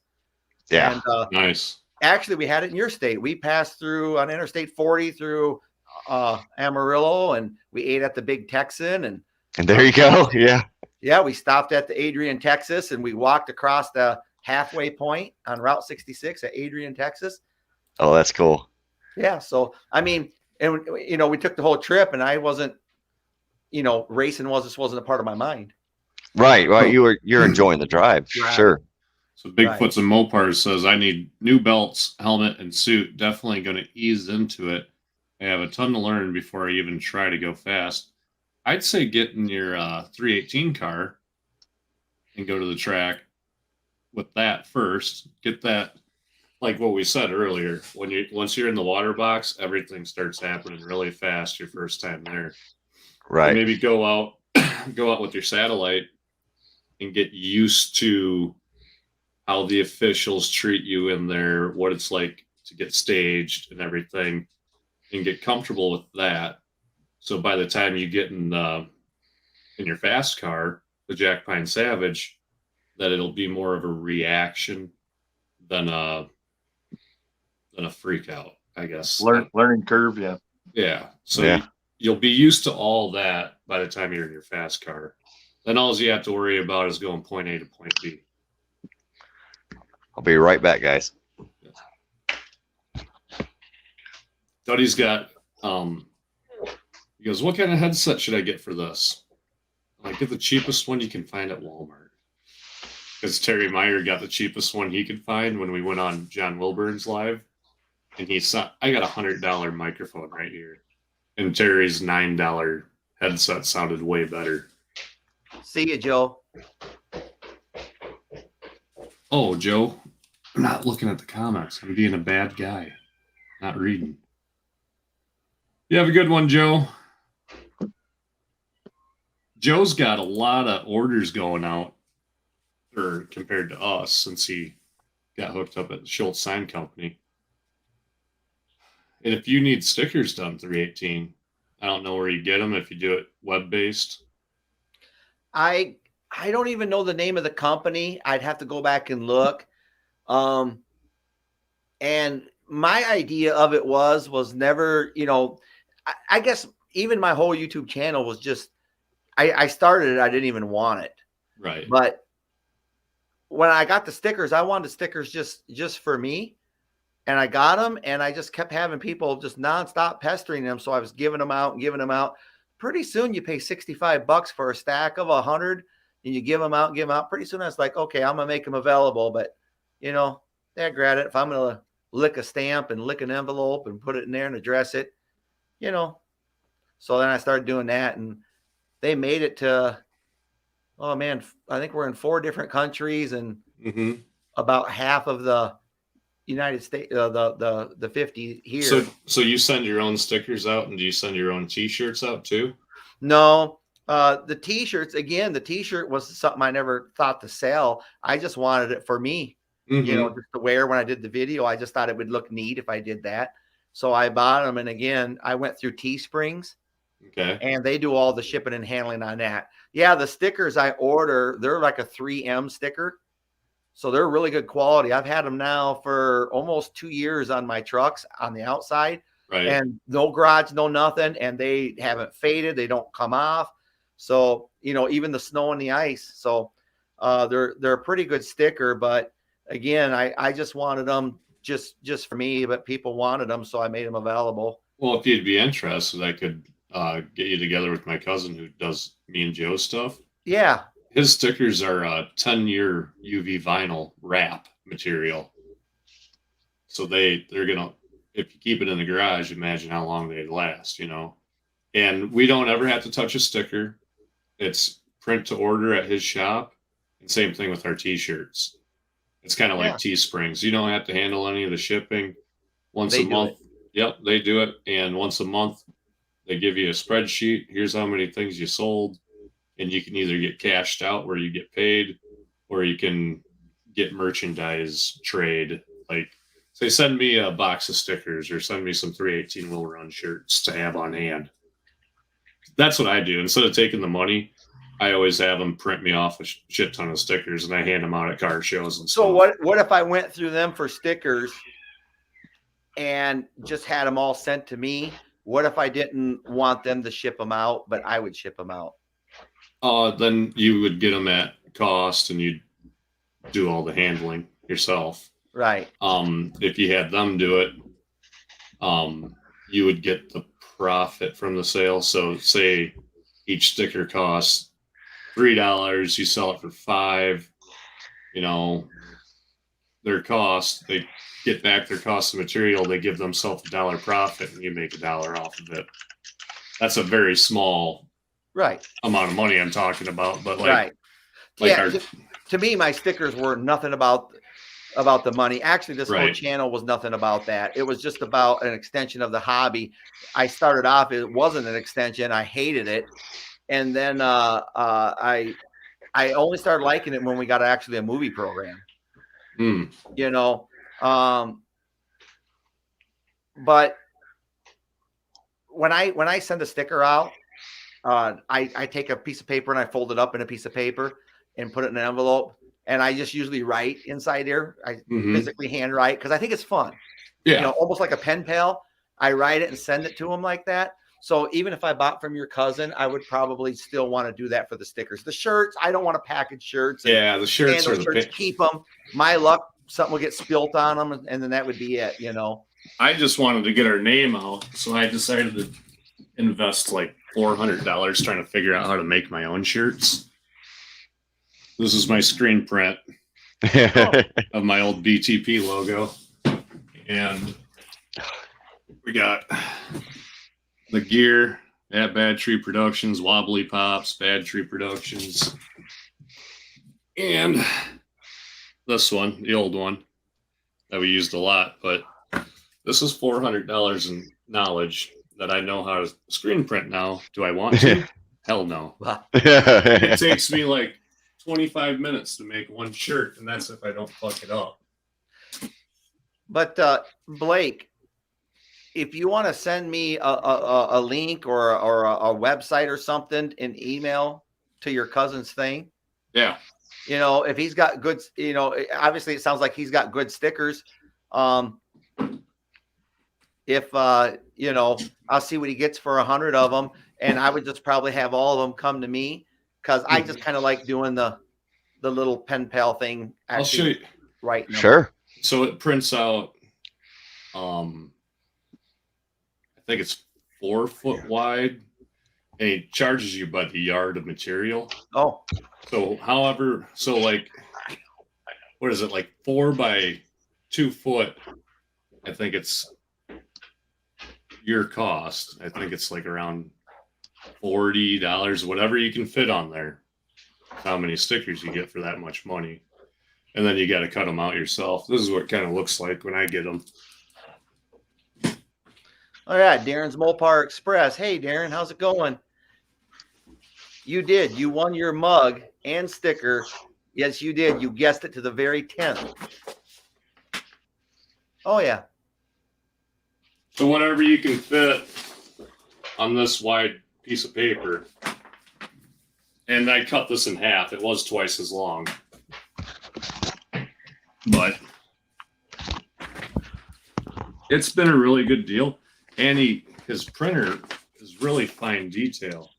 So like these jack stand ones. Oh yeah. No, they're fantastic. And little car one, like the triple pickle dart, there's a little pickle on the door. You know. Just it's really cool stuff. Yeah, and they can do them in various sizes and everything, and I mean they're fantastic. I love them. Huh. And we're gonna do Duddie's merch. He doesn't know that he's getting it yet, but he's getting it. Yeah, I didn't know I was getting it until I got it. But no, the stickers are just they send out fantastic. a pack like that. So if you had a bunch of different designs, they send out that little square. Yeah, stickers. So mine come like this. They come in they're 3M vinyl. Yep. And they come in a 100 pack, or I could order whatever I want. The more you order, the cheaper they are. The better break you get. You know, and that's how I got them. I went online. It was hard for me to find somebody who did what I wanted, and I obviously was thinking, well, it could be toolbox or anything, but I was thinking on my own back window. And honestly, I'm not a sticker guy, so it was hard for me to put my own sticker on my own car. You know what I'm saying? It took me a long I'm just time not a bumper sticker guy. But it's been like I said, it was just an extension that everyone kept saying, where can I get mine? Where can I get mine? So I just told my wife, I said, well, maybe I saw I'd make them available. So I did.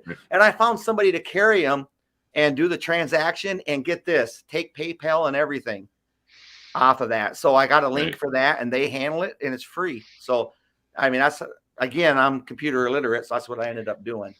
Rabid Transit Garage has his stickers done at Schultz Sign Company too. Huh. Yeah, they look like nice stickers. Oh yeah, they're fantastic. And Ben doesn't charge design costs.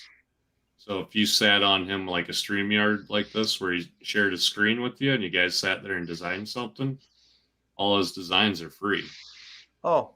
So, but he really wants your input. He loves your input. He's like, it's so hard to do it over the phone. I wish I could do it like this. I'm like, do it like this.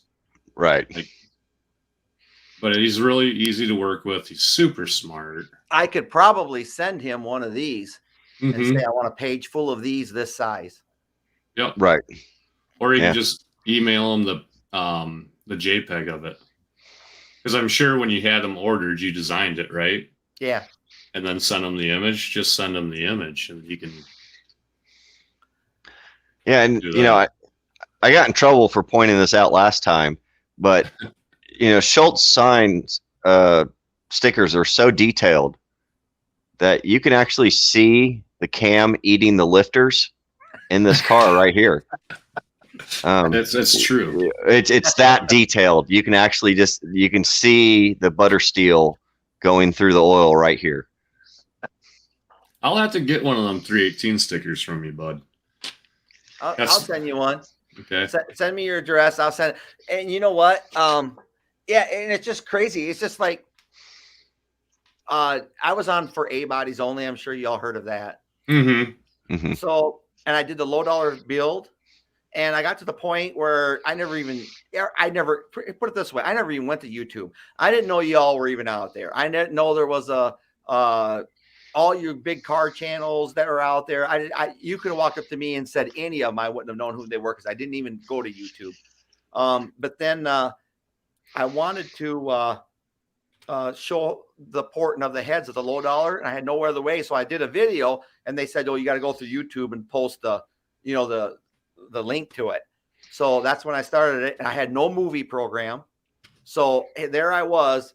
If I messed up, I had to start over and say it again. And if you watch like the first year and a half of my videos, it was all about that kind of stuff, all for A Bodies Only. I even said it. I didn't want to show myself. I'm really kind of a private guy, to be honest with you. and I wouldn't show my face. I couldn't edit nothing, and I always sounded frustrated because it was frustrating for me to try to do this and try to upload it. And then once we got iMovie, and then it made it I could edit it, and I started having fun with it, and now I enjoy it. It's a great extension of the hobby, and now I love it.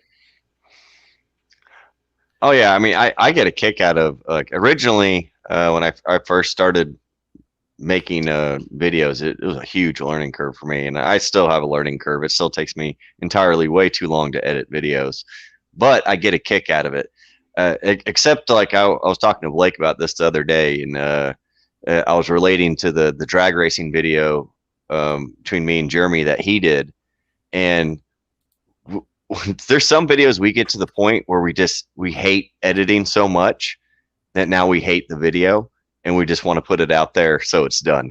And unfortunately, Blake had that with that drag racing video, and I'm currently running into that problem with a video I'm working on. It's to the point where I film too much and I'm trying to make it match what's in my head, but I lack the ability to do that. So I'm, getting frustrated and hating it. Yeah. In fact, that happened to me. I got so wrapped up in trying to edit and stuff.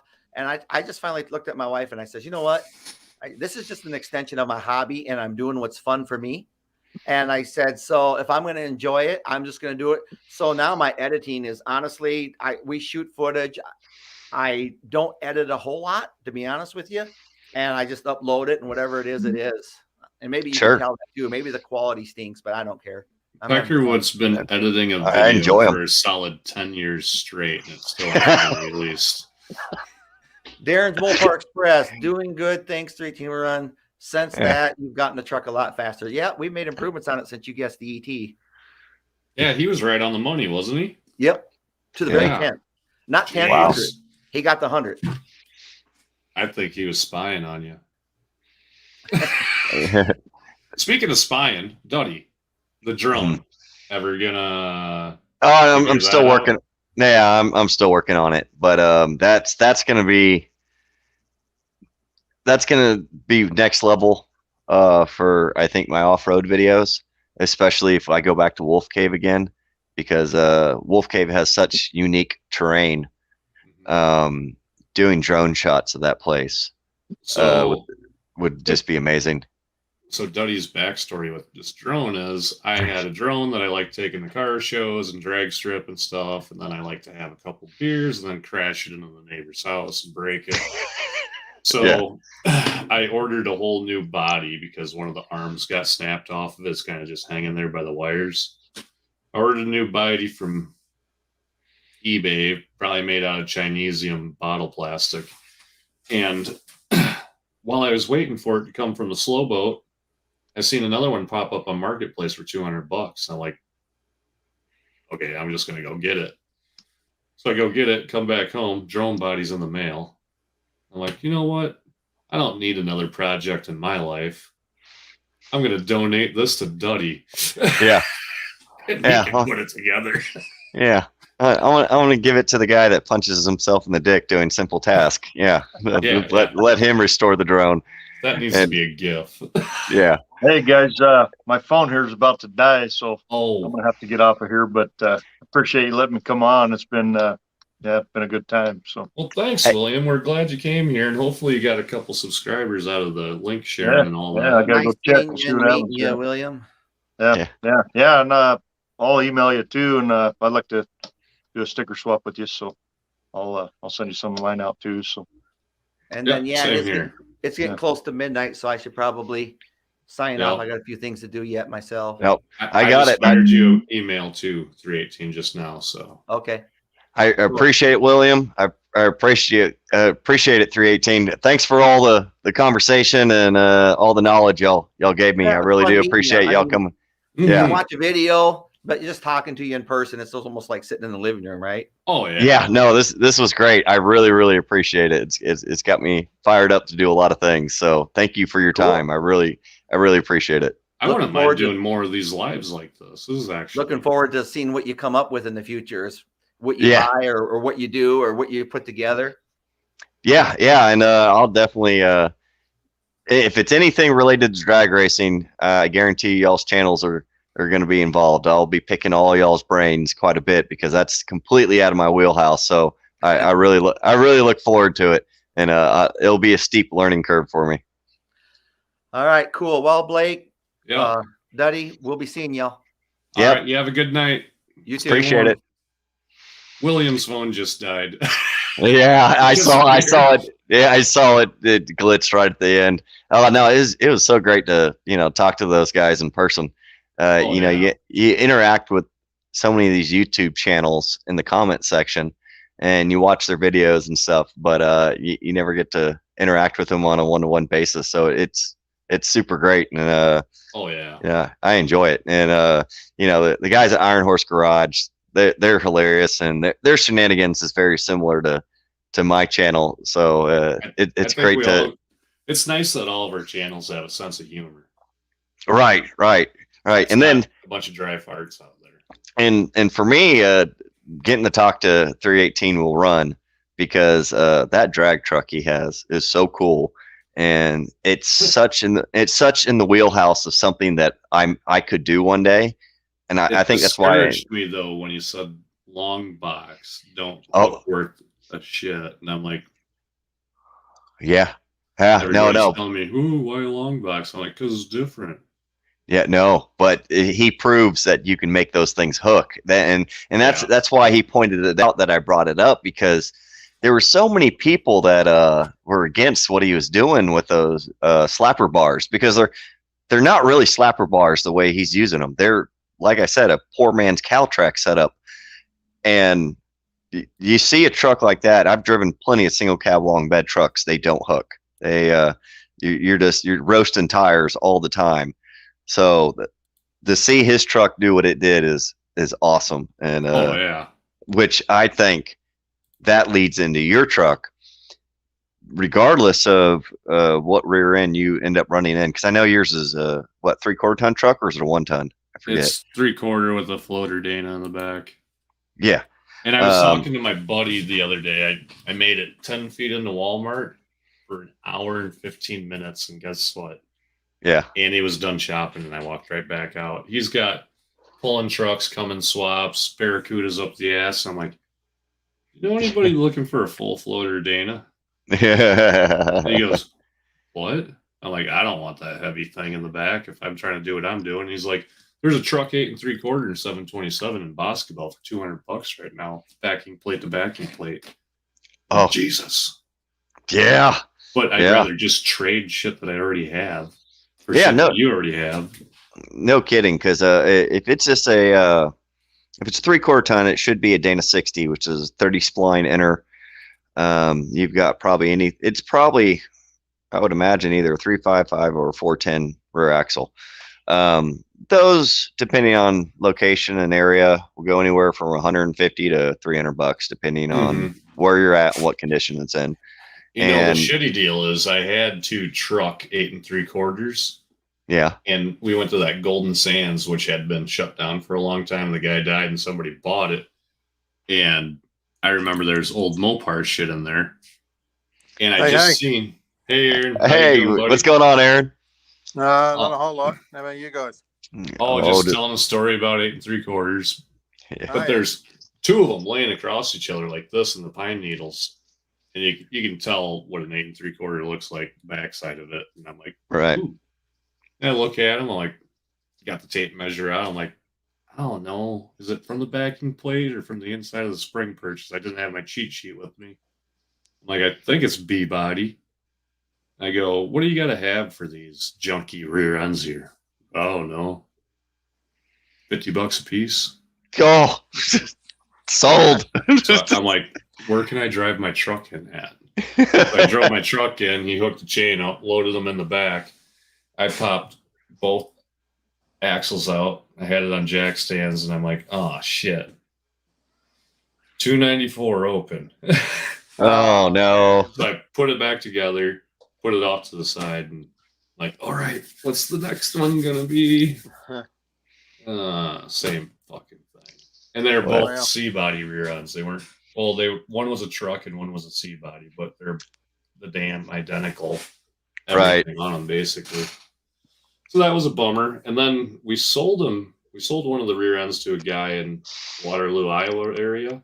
He was actually building a badass truck. He's on the Facebook page.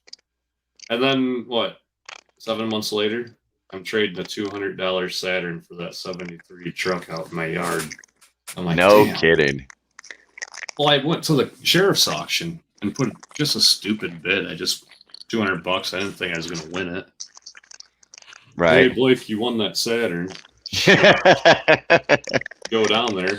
The best thing about sheriff's auction cars, they're all runners 90% of the time. Because you know why? They got pulled over. Yeah. Right?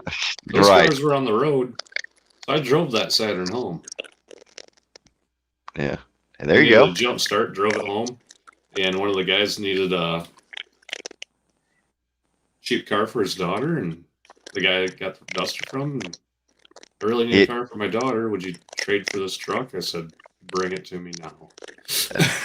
Dude, and that truck's clean, man. And I can't wait to see what you end up doing with it. And the big block build, what is it, Stroker 426? Yeah, we're in the talks. That's going to be a long ways down the road, but we got 413 crank, 413 rods and pistons. The 383 needs to go to the machine shop and get punched 10 over, I believe, to accept that stuff. Oh, okay. So that'll turn that 383 block into a 426. And then Terry's got a set of cross ram intakes for it. I can't have them. I can borrow them, but he thinks it'd be so cool to have a 426 big block stroker with cross ram intakes on it underneath the hood of that ratty turquoise patina truck. I mean, I think that'd be just cool as fuck.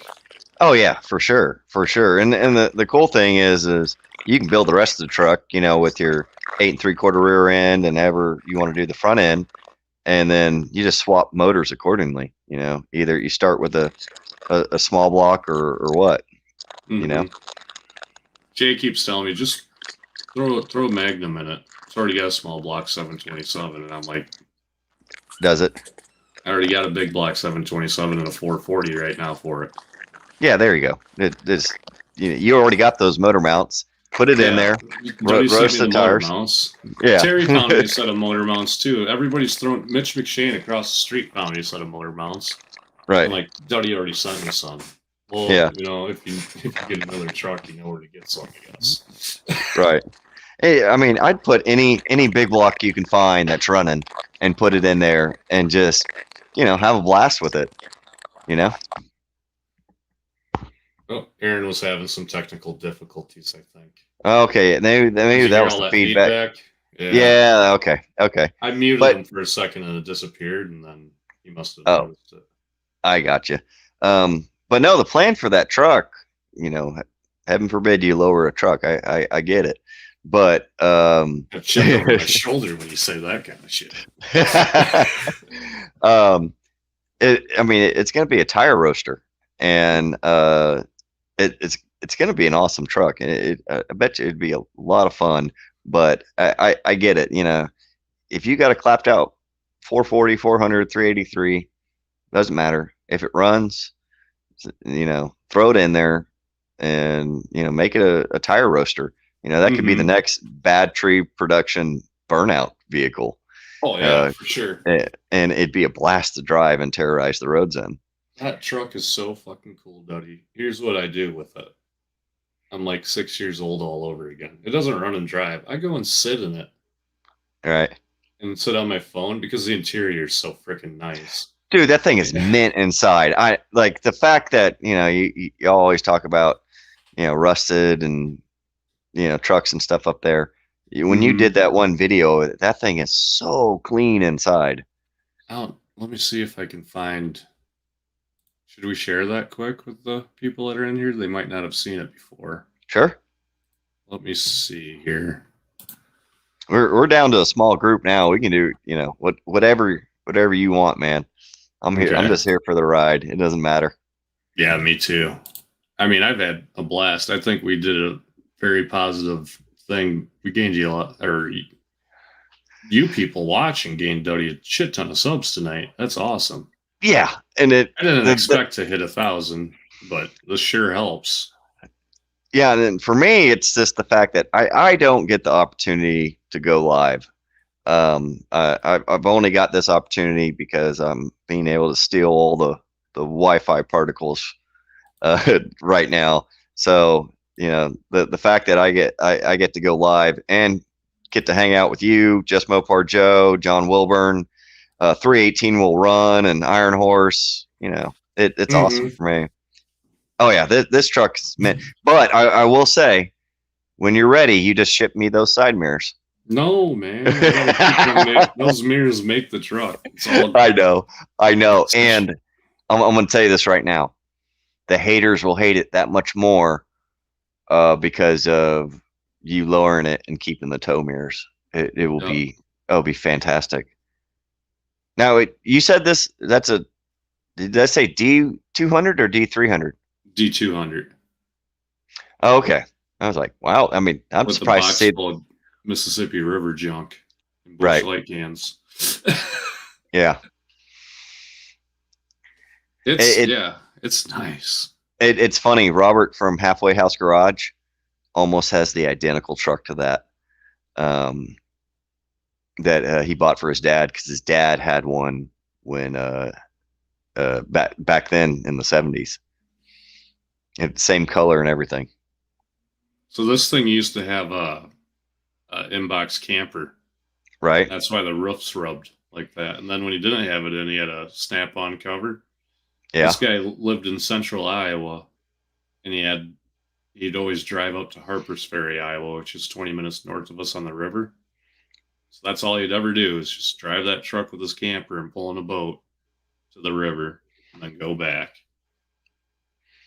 All the miles he ever put on that truck, and he was the original owner. I'm technically, basically, the second owner of this truck. And it's still got the original stamped tailgate. Yeah. God, dude, that was. I want to paint that raised Dodge cream or white. There's if you don't want to try to paint it, oh crap, I can't remember. Might have been on eBay. There's someone that makes the vinyl sticker that fits that exactly. Still, they still reproduce it. If I'll ask the Dodge Whisperer, he might know. If I find it, I'll send it to you. Just if you don't want to paint, you just want the vinyl. Right. Someone makes a reprint of it. But you don't plan on painting that truck, right? No, I want to do the Shine Juice linseed oil or whatever. Perfect. Because that truck looks so good. There's the yeah. rims for the Duster. I only got 2 of the 4. The other 2 are on the front of Terry's Polaria. Right. He's like, you want them back? I'm like, not now, dude. It's freaking wintertime. You store them in your garage. You just store them in your garage. So this thing was running on a boat tank. When you see a boat gas line running through the floor of your bed, yeah, I'm not an investigator by any means, but I think I figured that one out. This interior is fucking dead gorgeous. Yeah, I like the old Palomino seat cover. Yeah, and look at the original curtains.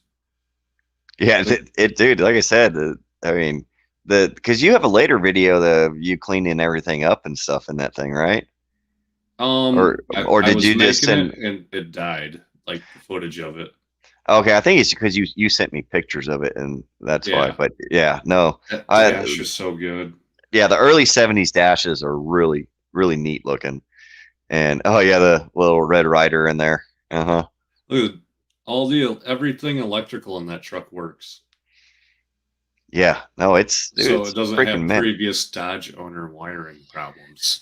Well, unfortunately for you, it still has Dodge factory wiring in it, and it's guaranteed to nuke the amp gauge and the gauge cluster at any moment and stop running. So, before you do the big block in there, just go ahead and do what every other Dodge owner has to do and bypass that. So there's the 360. See that dark green? That's Grandpa's whiskey dent fender. Ah, okay. So you see the grill is all hammered to shit there on the edge. Oh, Grandpa was a little too drunk coming off the river, I think, one night and yeah. hit a light pole. Oh, so that 360 needs everything. That's not a. I'm going to keep it. Oh, sure. I think it's a 73 block, so it's good. I want to keep it and maybe take it over to my machinist friend and see if it's worth. He says it's worth punching it out and keeping it. And I mean, honestly, y'all have got enough. You were talking about the other Barracudas you have, and you've got the D50. Y'all have got enough projects to justify storing extra motors that are just a machine chop away from being what y'all need. And at least then you have cores. So if you want to go a different direction with that motor, you send it straight to the machine shop and determine what you want to do. And honestly, based off Jeremy's current rate of nuking motors, you might need extras just lying around. Just lying around, I know. It's crazy. Because what is it? Wait, did he did he spin a bearing in the 360 and that's why he went to the stroker? I forget what he did to the 360. Yeah, he just got the manual valve body in it. Right. And he was out test beating it, right? Right. And he was really, how come I can't? Oh, it's got a commercial on it. Yeah. Commercial box. Does it? God dang it. Yeah, it's got a commercial on it. At Best Buy.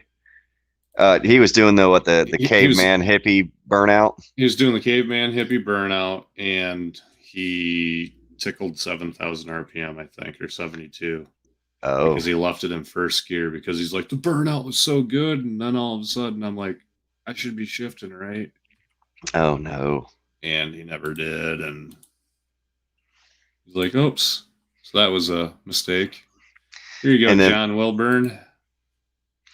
And then the 408, that's pure butter steel problem, which seems to be running around the whole cam industry right now. So at least what y'all showed and everything doesn't sound like it's a installation or break-in problem. Well, here's the deal. I'm starting to question that because one of the lifters stopped rotating in the bore. Uh-huh. So do you think that block needs? Did it need to go get hot tank? Because it did eat the crank. There was metal in it, and I know he, carb clean, sprayed the whole thing down. But some guys say take some emery cloth in there or run your fingernail. We never thought of doing that. But in the garage, when the lifter valley was still exposed because he didn't have the tank or intake on it, right? He didn't have the push rods in yet. Or wait, no, he had the heads on and everything, and I was just fucking with them, fucking with the rockers. I'm like, holy shit, dude, this one's really loose. I'm like, that lifter's like pumped down, ain't it? He's like, no, they shouldn't be. I just tore this apart. He had 2 lifters pumped down in the span of a couple, like 2 months maybe. Well, that were in the car. Well, didn't Uncle Tony have that same problem with that? What's the bottle rocket car? Didn't he go over about? He was getting to the point where his lifters were pumping down on him all the time. Yeah, I bet John would probably know. I don't recall. He's got so much content on it. I have a problem where I hit my head really hard and I forget shit. Yeah, well, I just seem to remember catching one of there's certain series that I catch from his channel, and that bottle rocket one. I remember he went into this thing about these lifters that just kept going down on him, and he was looking through like used lifters or something, and yeah, he was calling it lifter failure, and they were supposed to be like brand new or something like that. Well, I hear horror stories that, people don't want to work or they're not working. Right. And the grinds are all wrong or. Yeah. Yeah. It's just, I don't know. What, who knows? This is the problem with the 90s when I watched a bunch of companies get shipped across seas in our area. Sure. Mexico, China. Everybody lost a bunch of jobs. And Jabo said back then, he's like, it's going to come back and bite you in the ass when nothing's made here anymore. And look what we're going through right now. Right. Here it is. John Wilburn just said, yes, bottle rockets lifters would flatten after 10 minutes. Yep. So Who's this guy? it looks like you got another commercial. Yeah. So, but yeah, that's, I don't know. He bought that comp cam and lifters. It was running in that car for like a year and a half. And we disassembled it, cleaned it all out. I said, hey, it looks like they're pumping down. Oh, whatever. He's like, Were maybe they I the- should have looked into that more. And I think the one that was pumped down was the one that failed and ate the lobe. oh, was this did he change cams and lifters to the 408, or is that the same That cam was and the lifter? same cam and lifter. All he did was he put 340 valve springs in it, stiffer valve springs. So he thought he Oh. had stiffer valve springs to have more RPM in the motor. Oh, no. I see. Okay. All right. I gotcha. So, I fired you off an email, John, if you wanted to jump back in. no,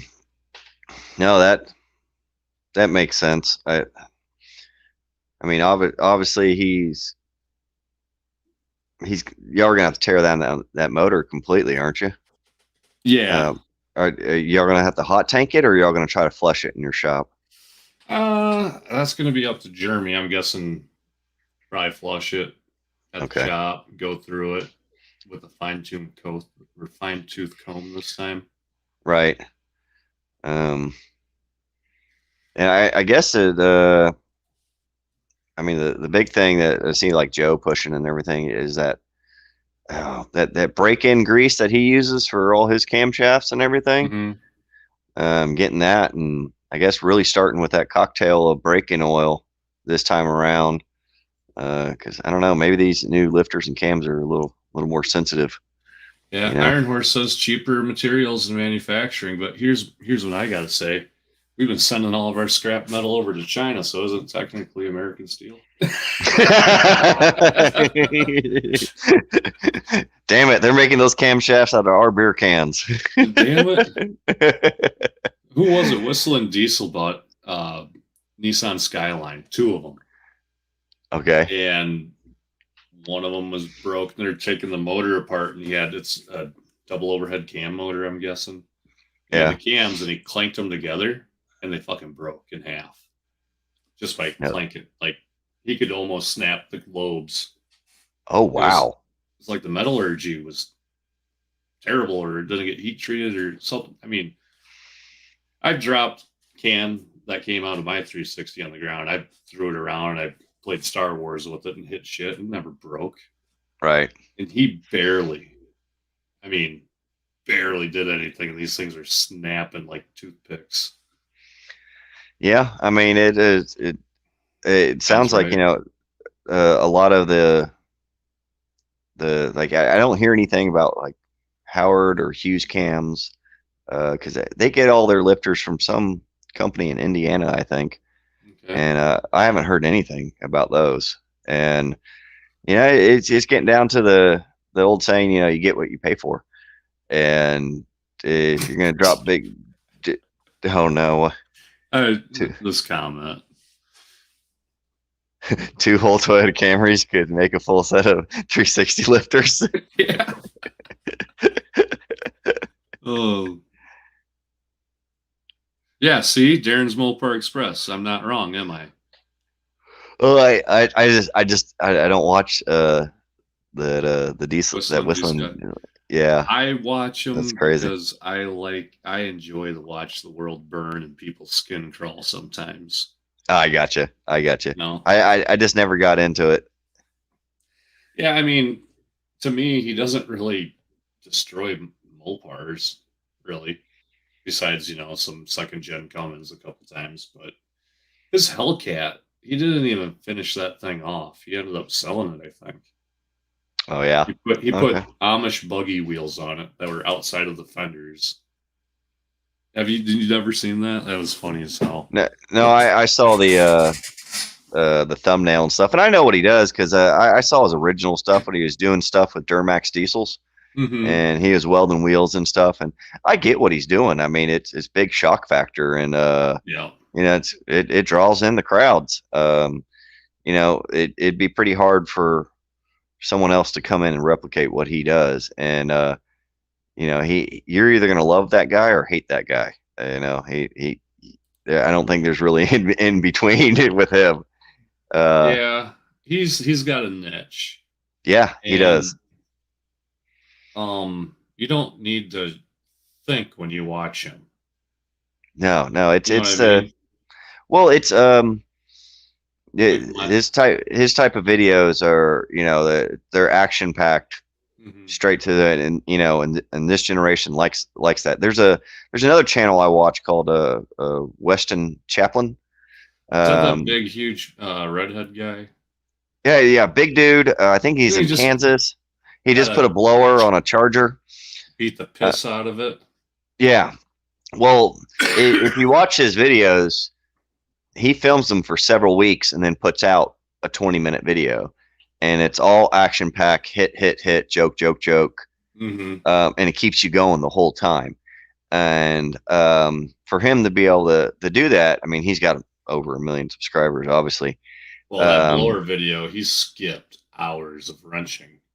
Oh yeah, I know exactly, and that's what he did that with the Hemi videos he's done, the Hummer videos he's done, because he's holding your attention level, and you know, a lot of people want that video where you get beginning to end in under 20 minutes. Yeah, and that's how he became popular, because I think he was like bringing back old dozers and stuff like that, and he's got he's a funny guy and he does cool automotive content, but he's really appealed to a crowd that wants that instant gratification, which is very, very hard to do for the average guy.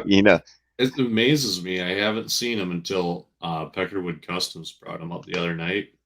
Yeah, that's the whole reason I found him. Then I did notice that he was at like Cletus' event or something. He had like I remember seeing him in the background with a Cummins Mustang or some shit. Yeah, the Smokestang. And his channel blew up real fast in like a 2-year period, because he also got famous for buying wrecked vehicles. Like he bought a wrecked Ford Raptor at an auction, and he rebuilt it from the frame up because the frame was bent. He bought a frame from Ford, and literally rented this little bitty shop and built this whole thing in a period of a few episodes. But his way of filming and editing is like instant gratifications every video. Ooh. And that Baker says Western got a lot of his parts for his Charger from Judd. Huh. Well, I mean, he's got, I think it's just, I can't remember if it's 68 or 8 or 69. It's a 70. I know that. It's a cool car, but I think he'd literally slap that blower on top of a RV motor. Like I don't think the motor was anything special. I think he just sounded like the rods were hanging out of it. Oh yeah, no. He pressure tests everything. Like he has no middle ground. It's on and off, which that's why his videos are so entertaining. So and about rebuilding that Ford Raptor from the ground up. Have you heard of a channel called the Goons Squad? I've heard of it. I've seen thumbnails. I never got into it. Twins. They were young. They started out with like a Jeep Wrangler, and they never did body work. They never did anything. They just, do it till you know it, fake it till you make it kind of thing. Sure. These guys got Lambo, Ferrari. All they do is go to Copart and buy these totally smashed. Right now they're working on a TRX Dodge. Wow. They did a That's Hellcat. crazy. And when they're done, I mean, they are serious about, we want these things as good as if not better than OEM. And they always turn out that way. And it's just these two little, they're not punks, but two little punk twins. Right. In their 20s, and they got motivation and they got grit, and they millions, dude.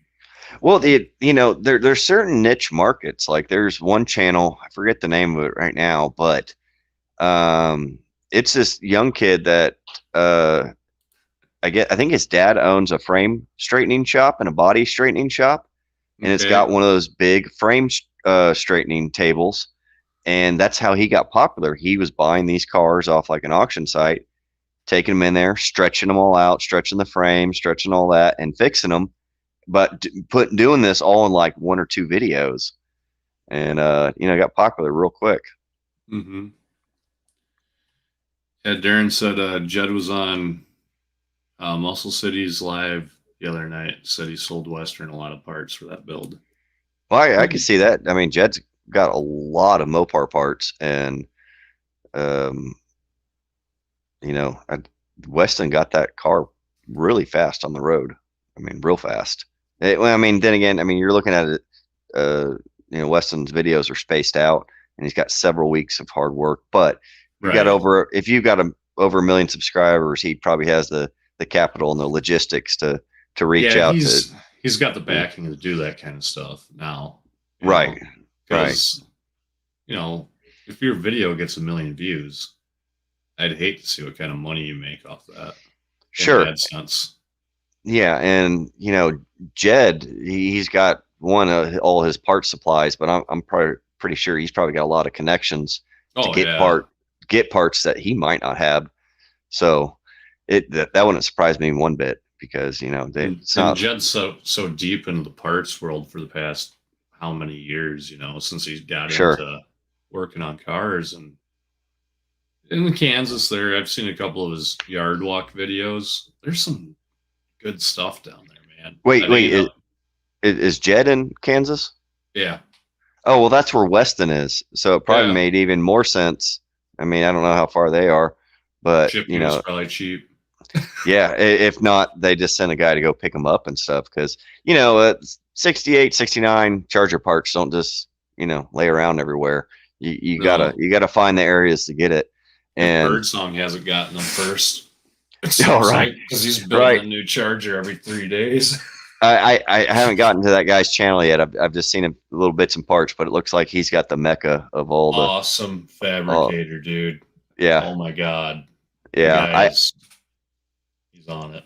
I just had to laugh, because I think the first time I heard of him, Birdsong, was him having his Charger hooked up towing another Charger on the thumbnail, and I thought that was hilarious. Oh yeah, he's got that General Lee that he uses as a tow vehicle.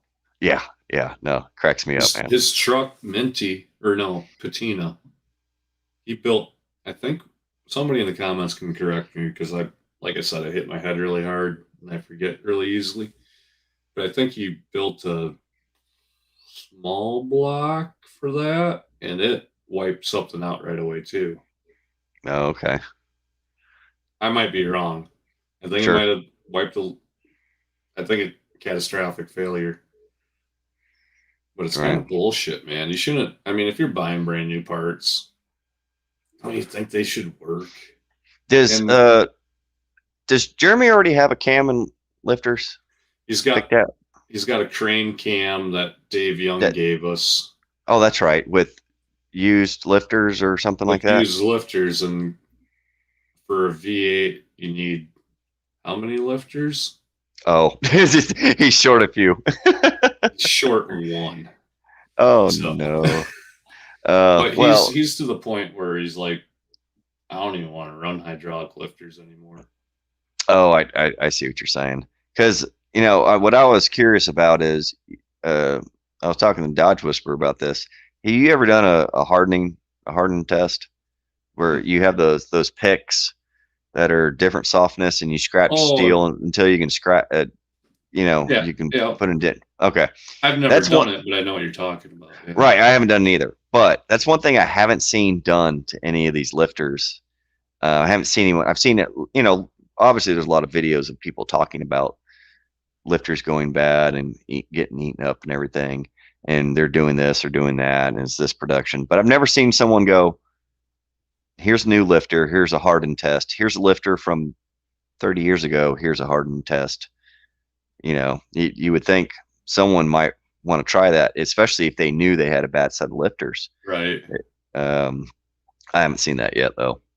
Well, what about when Tony went to shove that cam in his motor, and it was like, what was it, John Wilburn? It was like 10 thou or 100 thou too large. He ordered a custom ground cam. These are the specs that I need. This is the block I'm using it in. He gets it, and he can't get it in the motor because the journal is too small for him to shove the cam in. Like he Obviously, couldn't. He couldn't get the camshaft in the motor at all. With a hammer, he probably could have. Oh. But then your bearings are getting just wiped. Rabbit Transit said, Birdsong, yep, wiped lifters, ended up getting NOS stuff. See, the cam and the lifters in the Barracuda are old super stock TRW cam lifters from the 80s, early 80s. And that cam that's in that car has been through a Demon 340 and a Duster 340, and then shelved. And then I bought that cam lifters and the hypo pistons for $350. Mm-hmm. My neighbor across the street, who's got this 440 pulling truck that they won't even let him pull a gas class. They kicked him into diesel class. Yeah. They're just sick of him winning every year. Well, it's funny you say that about Uncle Tony. He got there's another channel I watch called Fab Rats, and that's a cool name. Yeah, and this was on a 454 big block, and he just wasn't paying attention at the time, and he shoved this cam in that he got off eBay, that was supposed to be a name brand cam and everything, and come to find out it was 5/16 too long. It actually offset all the lifters off the lobes, and he said he thought he was buying a name brand, but apparently it was one of those overseas knockoffs that apparently been hitting the internet, and he thought he bought it from a reputable eBay site and everything. But yeah, he had to the bad part is he didn't catch it in time. That whole motor got put together, and he had to take it all apart and flush the block, and immediately saw that the lobes and the lifters weren't lining up. So I'm hearing stories too where stuff's being produced over there and assembled over here, and people aren't miking them and stuff, and they're just sending them out in boxes. Right, and that quality kind of control. Where is quality control anymore? Well, that's the problem now. Is there's made in America, there's assembled in America, there's packaged in America. Yeah. There's sold in America. Sold in America. And as far as legal terms, those get really gray. It's kind of like when it comes to food, labeling something organic, or like the big joke down here in Texas is, you ever been to the grocery store and seen certified black Angus beef? You ever seen that on a steak or anything? Yeah, grade A. Yeah, well, it says like certified black Angus. Mm-hmm. Well, technically, if you went into a pasture and looked at a cow, that cow's only got to be 51% black to be considered certified black Angus. Really? So it could be a regular Holstein, and if it was just got black fur halfway up its ass. Yeah, and it goes down to also like foods being labeled organic and stuff like that, and it gets down into marketing, like the whole Walmart's select grading of everything. It's just the same FDA, the way they grade steaks and all that. So, well, what about organic water? Have you had that yet? Like GMO free. Yeah. Where do they come up? It's gluten. Have you had raw water before? Yeah, it's gluten free, I hear. I hate to tell you, every glass of water that you've ever drank's probably been through 12 animals' guts and pissed out onto the ground, went back up in the cloud rain, and now you're drinking it. I don't know. Those Right. might not be factual facts, but I'm taking a wild swing, and I'm guessing it's true. I gotcha. I gotcha. But the problem with all these terms and everything is it goes down into, made in America, assembled in America, packaged in America. And Look at the cars nowadays, man. If I was a 16-year-old kid and I popped the hood on a 2021 whatever, looked underneath the hood, I'd be so confused. I'd be so overwhelmed. You got to look at the change, and it's not really people buying the car, it's the manufacturers and selling them. They're not selling you a vehicle they want you to fix. They're selling you a vehicle they want you to trade in on a new one. Excuse me, Pedro. Are those tacos organic? You damn right they are. Pure 100% Texican organic tacos. Hell yeah. I'll leave it at that. Yeah, they want to keep their service base full. Right. There was a tractor company that built a tractor that was so stone axe reliable that nobody bought a new one. Right. So they went under because they were so well built. Nobody needed to buy another new model of it. There's this ongoing joke meme that I see online all the time that says, in 1950s, the owner's manual told you how to clean your ignition or, follow the points on your car. And now the owner's manual tells you don't drink the battery acid. Exactly. So it's times have changed. It is what it is. So don't use a hammer. You could hit yourself in the head. Right. Good grief. Chat, we got 22 heathens or regular people, whatever you want to call them in here. But yeah, I'm noticing we're starting to get the spam now. They're getting they're starting to pop in.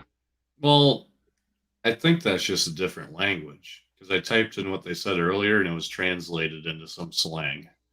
No, I'm seeing the different people posting the same thing over and over again through here. What are they posting? VOA.fyi. I just see that once. Yeah, I saw it higher up. Let me. Here's a VOY.FYI. I think those are the big. Yeah, those are like links or whatever, or they're trying to get links in there. Here's here's John. No one looks and dreams when they pop the hood out of a modern car. No, unless there's a big supercharger there, then I could see maybe. Darren's Mopar Express. Have y'all seen that channel effed up Fab? He has that turbo Magnum in an old flatbed dually Dodge truck. He won a burnout contest at Cletus and Cars and at Moparty as well. Wow. I think. Well, hey, way to fly that Mopar freak flag for the rest of us, buddy. Yeah, I haven't seen that one. Cletus has got a hell of a deal going on, man. He ain't working another day in his life. No, he came up with a good character and a good system, and that the whole 1320 video that he did 6 years is what kicked him off real fast. Because he's put in the work though. Guys from Nebraska don't talk like they're from down south where they've been breathing through their mouth their whole life. Yeah, I love how he plays the Florida man character, but he's from Nebraska. But and that's the thing. That's the character. That's the stick.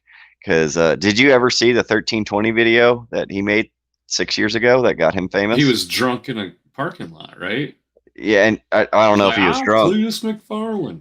Yeah, and he was talking about Tom Bailey's 2,000 horsepower Camaro at the time. Because Tom, I think they were doing Hot Rod or whatever. And that video is what got him famous. Hey, Half Fast Garage, how you doing, bud? Hey, what's going on, man? I was about to go to bed. Does anybody want to ask a question or jump in? I mean, it is 12:30. We did talk about. Yeah, we talked about everything. So unless someone's got some big random question, we gave it a shot, but we probably should shut it down here pretty soon. Yeah, I don't think we're gonna. What are you currently at in subscribers? No, 2 ain't bad, man. What'd you start out at the beginning of the day? Oh, I 870, something like that at the beginning. Well, take that back. I was 850s before you and Joe started posting y'all's videos. Half fast About- if you're not already about this. subscribed. Get over there and be Duddie's 903rd subscriber. Right. Here, I'll help you out, fam. There's a link. Get clicking. Yeah. No, well, I mean, so you're above 900 now. You're in you're in the home stretch. No, it's this gotta feel good, right? Oh no, yeah, this was great, and like I said, we all went into this knowing it was a Hail Mary. Gas has been subbed to you for 4 years, he said. Sorry for cutting you off. Not 4 years, a long time. I haven't been doing this for 4 years. No, we came into this knowing that it was a Hail Mary shot to try to do it in one night, but honestly, it gave me an excuse to talk to all y'all about drag racing and everything, because I know the whole point was to ask me questions and do that, but I just kept wanting to divert the question about talking about muscle cars. Yeah, your self-deprecating nature. Yeah, well, it's deflects wanting. Well, we had this kid that was a catcher. He was a really good friend of mine, Chris Chappell. Anytime you gave him a compliment, you go, "No, man." Yeah. he could never take a compliment. He could never be told he was good at something. And he never wanted to make anything about himself. So I don't want to hear about it. He would get naked on the school bus when he changed into his catcher's equipment. That was fucking weird. Yeah, I'm not going to do that. Oh, half-ass garage. You got the core seal idea for me. I hope it worked out and you read the directions, because I didn't have any directions on that bottle. Yeah, send him it literally that I'm not joking. That whole gallon jug that showed up came with that much of the label still stuck to it. Oh, yeah. I actually had to go look it up online to see if there's any special way how do you put this stuff on there. Well, Duddie, I guess I'm gonna have to just keep this. Is it in your size? Yeah. Perfect. You wear it with pride. You know what? You should wear it in a Bad Tree production episode, or better yet, no, make Jeremy wear it. Oh no, I got a Duddie shirt. I ain't giving this thing away now. Same with the Just Mopar Joe one. I was up there. I helped Ben out. I'm like, if you guys ever need a hand, just let me know. And they messaged me last night. Hey, could you give us a hand at 8 o'clock in the morning? So I went up there. I actually put in like from 8 till 2. I helped them out. Oh, that's fantastic. At 2, I can't do it. I seen the Bad Tree logo. Right. In a Rubbermaid container. They got them already printed, and Joe's stuff's here, my stuff's here. They already got a bunch of your stuff printed up too. That's awesome.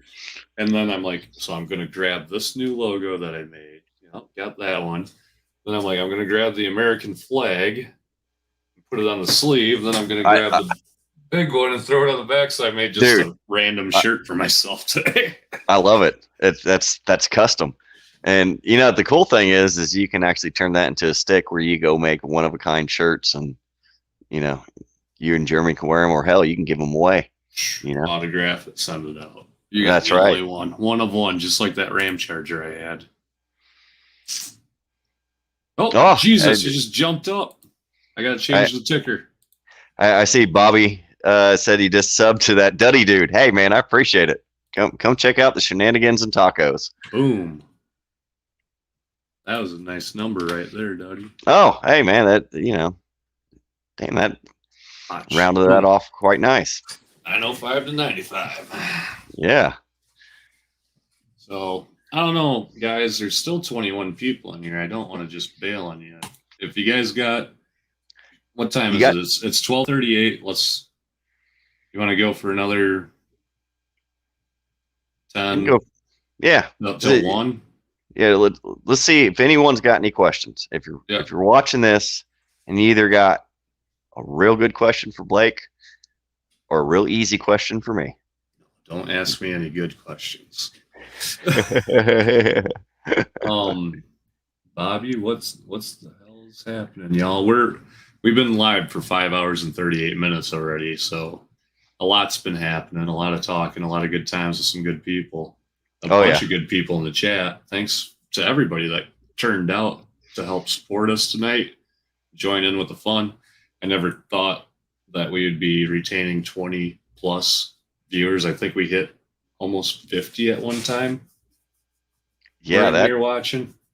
That really came. That we've held steady this whole time, which is awesome because a lot of streams fluctuate up and down, but you've got some loyal Bad Tree fans, and it was awesome to be part of this. Well, and there's a lot of other really badass channels in here right now, like Half-Ass Garage, Rabbit Transit, Iron Horse.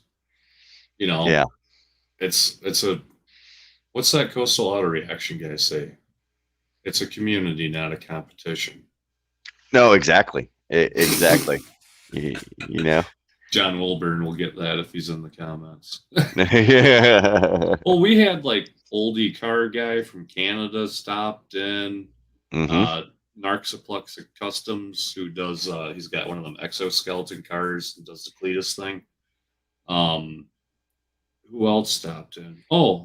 Destroyer 1320. He's a Mopar guy. He stopped in. They actually both donated $5 to the channel each. Fantastic. That's awesome. That was really cool. That's something that always shocks me when I see the big image with money next to it. I'm like, oh, people can do that. Yeah. Yeah. Like I was watching Vice Grip Garage's live a couple lives ago, and it shows you who donates money at the top ticker. I swear to God, people were trying to like one up each other. I seen $200, $200, $150, $100, $250. I'm like, man, I get it. If people want to do that, that's awesome. I'm gonna send you a like and a subscribe. It's like I don't have money like that to send out, but it's he puts out good content. He really does. I've been thinking for the past 6 months about doing a membership or a Patreon thing.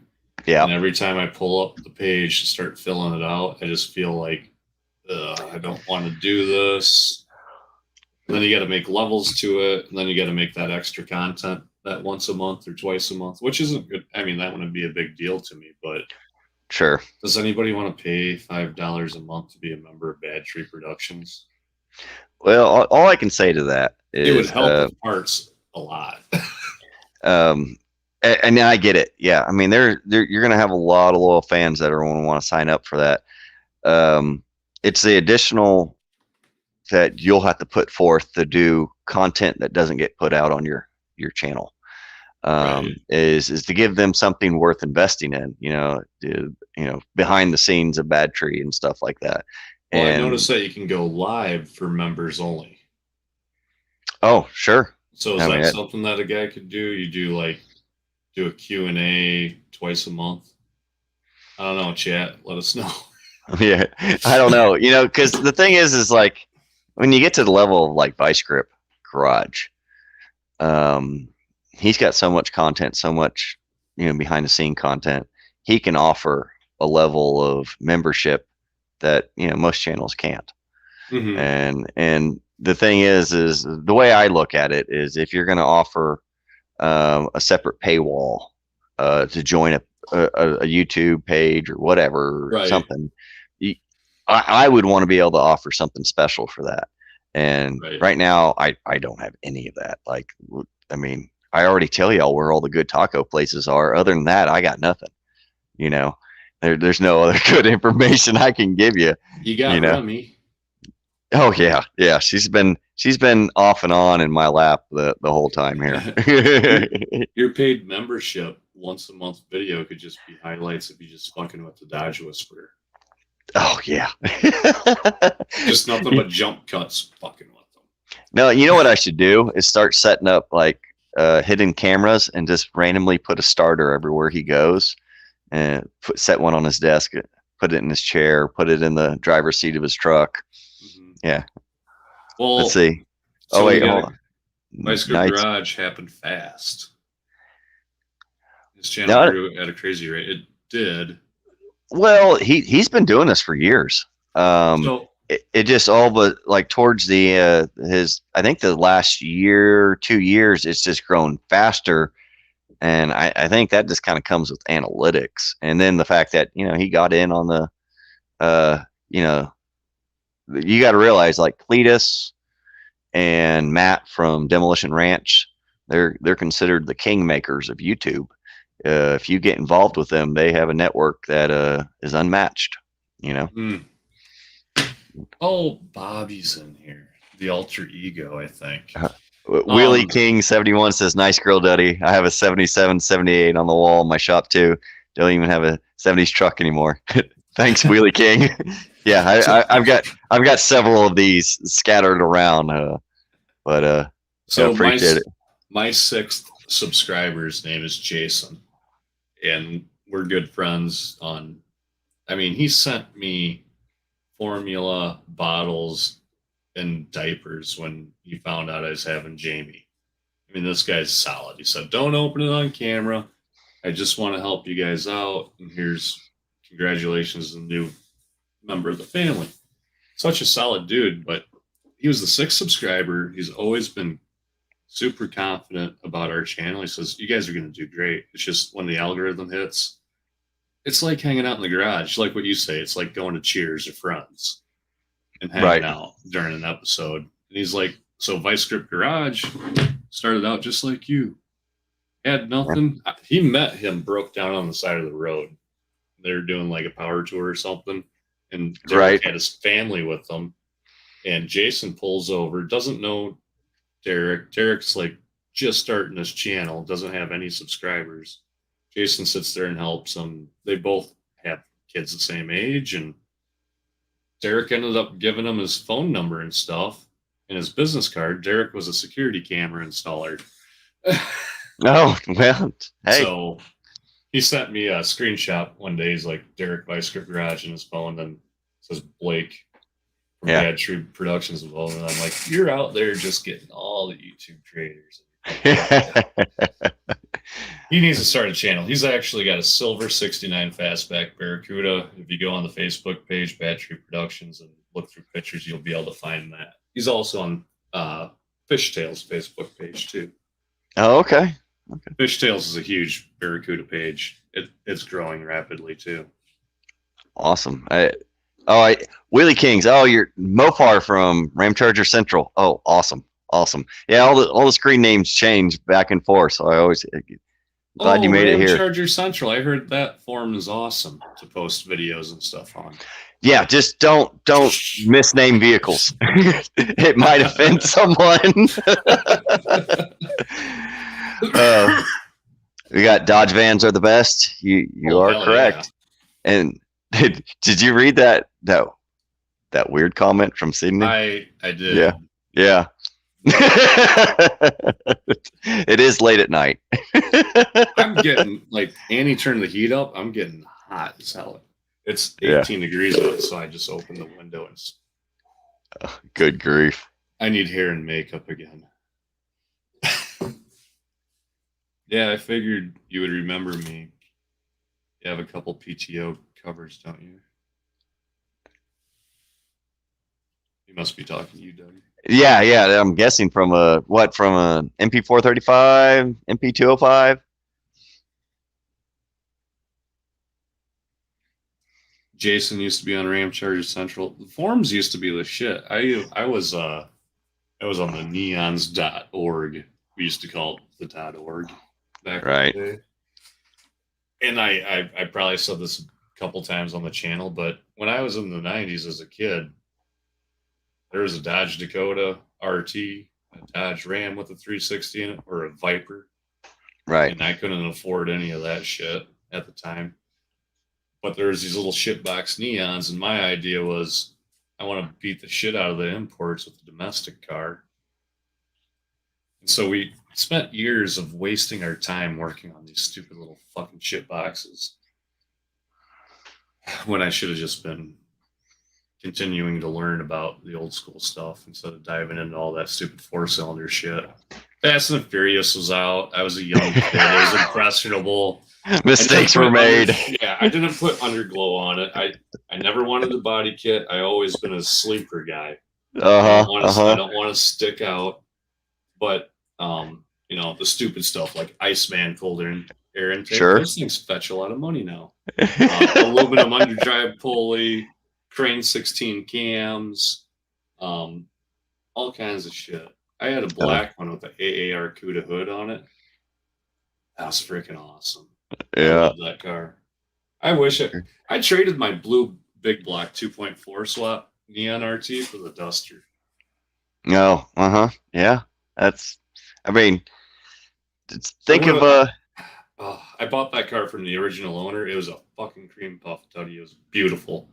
Yeah. And I traded it to Dad. He sold it to some dude from Waukesha, Wisconsin, over in Rapid Transit's neck of the woods.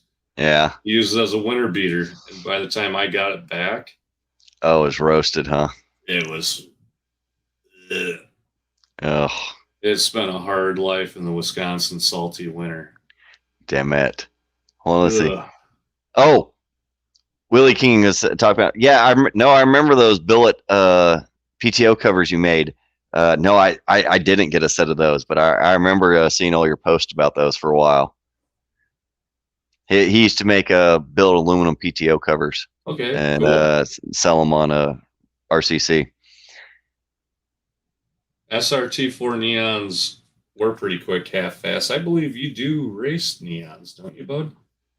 And the cool thing about the SRT4, like I said earlier in the stream, was out of the box, that thing ran 13s, and all it had was a catalytic converter on them. Because by law, a turbo is a muffler. So Chrysler saved some money by not putting mufflers on them. Right. Yeah. Mine had straight pipe, like cat delete, the one I had, and I'd always back into the house, like back up to the house. And when I'd go to work at 6 o'clock in the morning, instead of the exhaust, it sounded like a damn Cummins.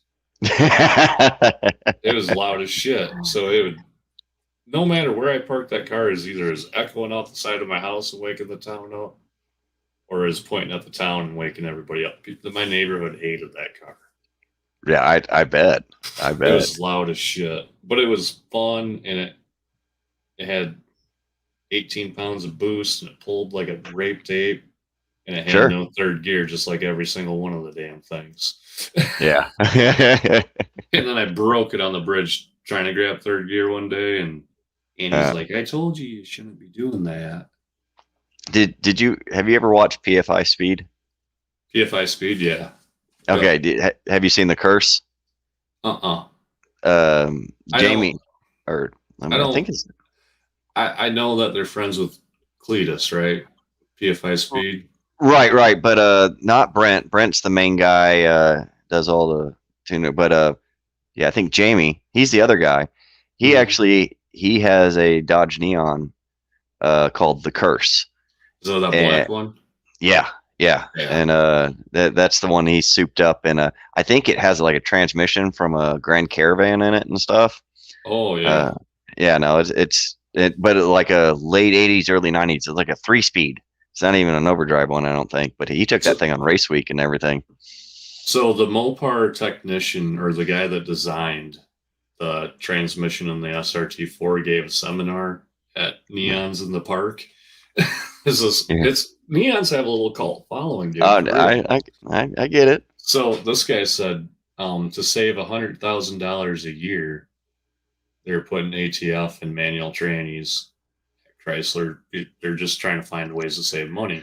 Oh. He says, the best thing you can do for that gearbox and a Neon is put Mobil 1 high mileage oil in it. Mercy. And he's like, that's the best thing you can do for that tranny, because if you look at it, the molecule's a bunch of ball bearings and whatever. He went into some science. Yeah. He's like, take it from me, your transmission will last a lot longer with Mobil 1 high mileage oil in it. Like, Yeah. okay, you're a pro. I didn't think of this stuff, and I'm not building any more needs. I'm done with that shit. Yeah. I wouldn't mind a nice Stone Axe reliable, like half-fast garage knows the commemorative edition one, the white one. It'd be cool to get one of those, but people are asking like $25,000 for those. Right. But hey, for a neon. Why would you want that when you can have a Stone Axe reliable slant 6? Right. Exactly. Yeah. With a turbo. All right. There any questions left? I think we're on the down end of wrapping this up. Yep. By now we it's almost dipped below 20. We're at 19, yeah. So the stream is dying. It's people are slowly checking out, and I don't see any neons. Yeah. So, what do you guys think in the chat, or Duddie? Should I leave the stream run all now? Fuck it. Let's just end it. I mean, yeah, don't need to lean it. We did good. Appreciate everyone. I'd like to save this and skip through it. And if I left it run all night, it'd be a damn 12-hour stream, and I ain't gonna do that. Yeah, don't do that. No, and I'm not gonna leave the camera pointing at a chair. I would hit play all on your videos and screen share and walk away. Right, I got you. I just think I don't know. You'll get to 1,000. It'll happen. Yep, I'm just gonna have to do that thing called hard work and keep doing it. But hey, everyone that tuned in, I really, really appreciate y'all coming out and subscribing to my channel and checking out my stuff. And if you're not already, make sure to check out Bad Tree Production and Just Mopar Joe and 318 Will Run, Iron Horse Garage, and everyone else that jumped in on this, trying to help me give a push. So I really appreciate all y'all coming out. What I just wanted to make sure. Yeah, nobody subscribed to me this whole time. Thanks, guys. Thanks a lot. What are you like 3 away from being at 3,000? Oh, whoa. Sorry. During a 6-hour live stream, I gained 1 subscriber. Sorry. It wasn't about me though, Duddie. It wasn't about me. I'm 6 away. I'm 6 away from 3K. I'll be fine. Hey, well, we'll do this again. We'll get those numbers pumped up. Right, Aaron. It shows you that I'm at 299, but in my studio it shows 2994. Yeah. So, all right, guys. Thank Appreciate you, it, everybody. It was a blast, and thank you for doing this, Duddie. Yep. No, thank you. Appreciate it. We'll see y'all next time. All right. Make sure you go to Duddie's channel and comment if you want to see Remy in the back to the right there. Here, right underneath the grill. If you want to see more of the cat and the taco eater here. So just let us know, and we'll try to do this more often, maybe. Yeah, if internet allows. We'll have to schedule it around Dodge Whisperer time. That's right. That's right. So when's Dodge Whisperer taking a vacation? Yeah. Okay. April 13th, we'll go live again. That's what I can steal with internet. All right, guys. Thank you so much. Thank you for the longtime subscribers. Thanks for the new ones out there. We really appreciate it. And it was a blast. And we hope to do it again sometime. So, yep. Y'all be good. Thanks again. Good night. And Merry Christmas, too. Yeah. Merry Christmas. We'll see ya. Later.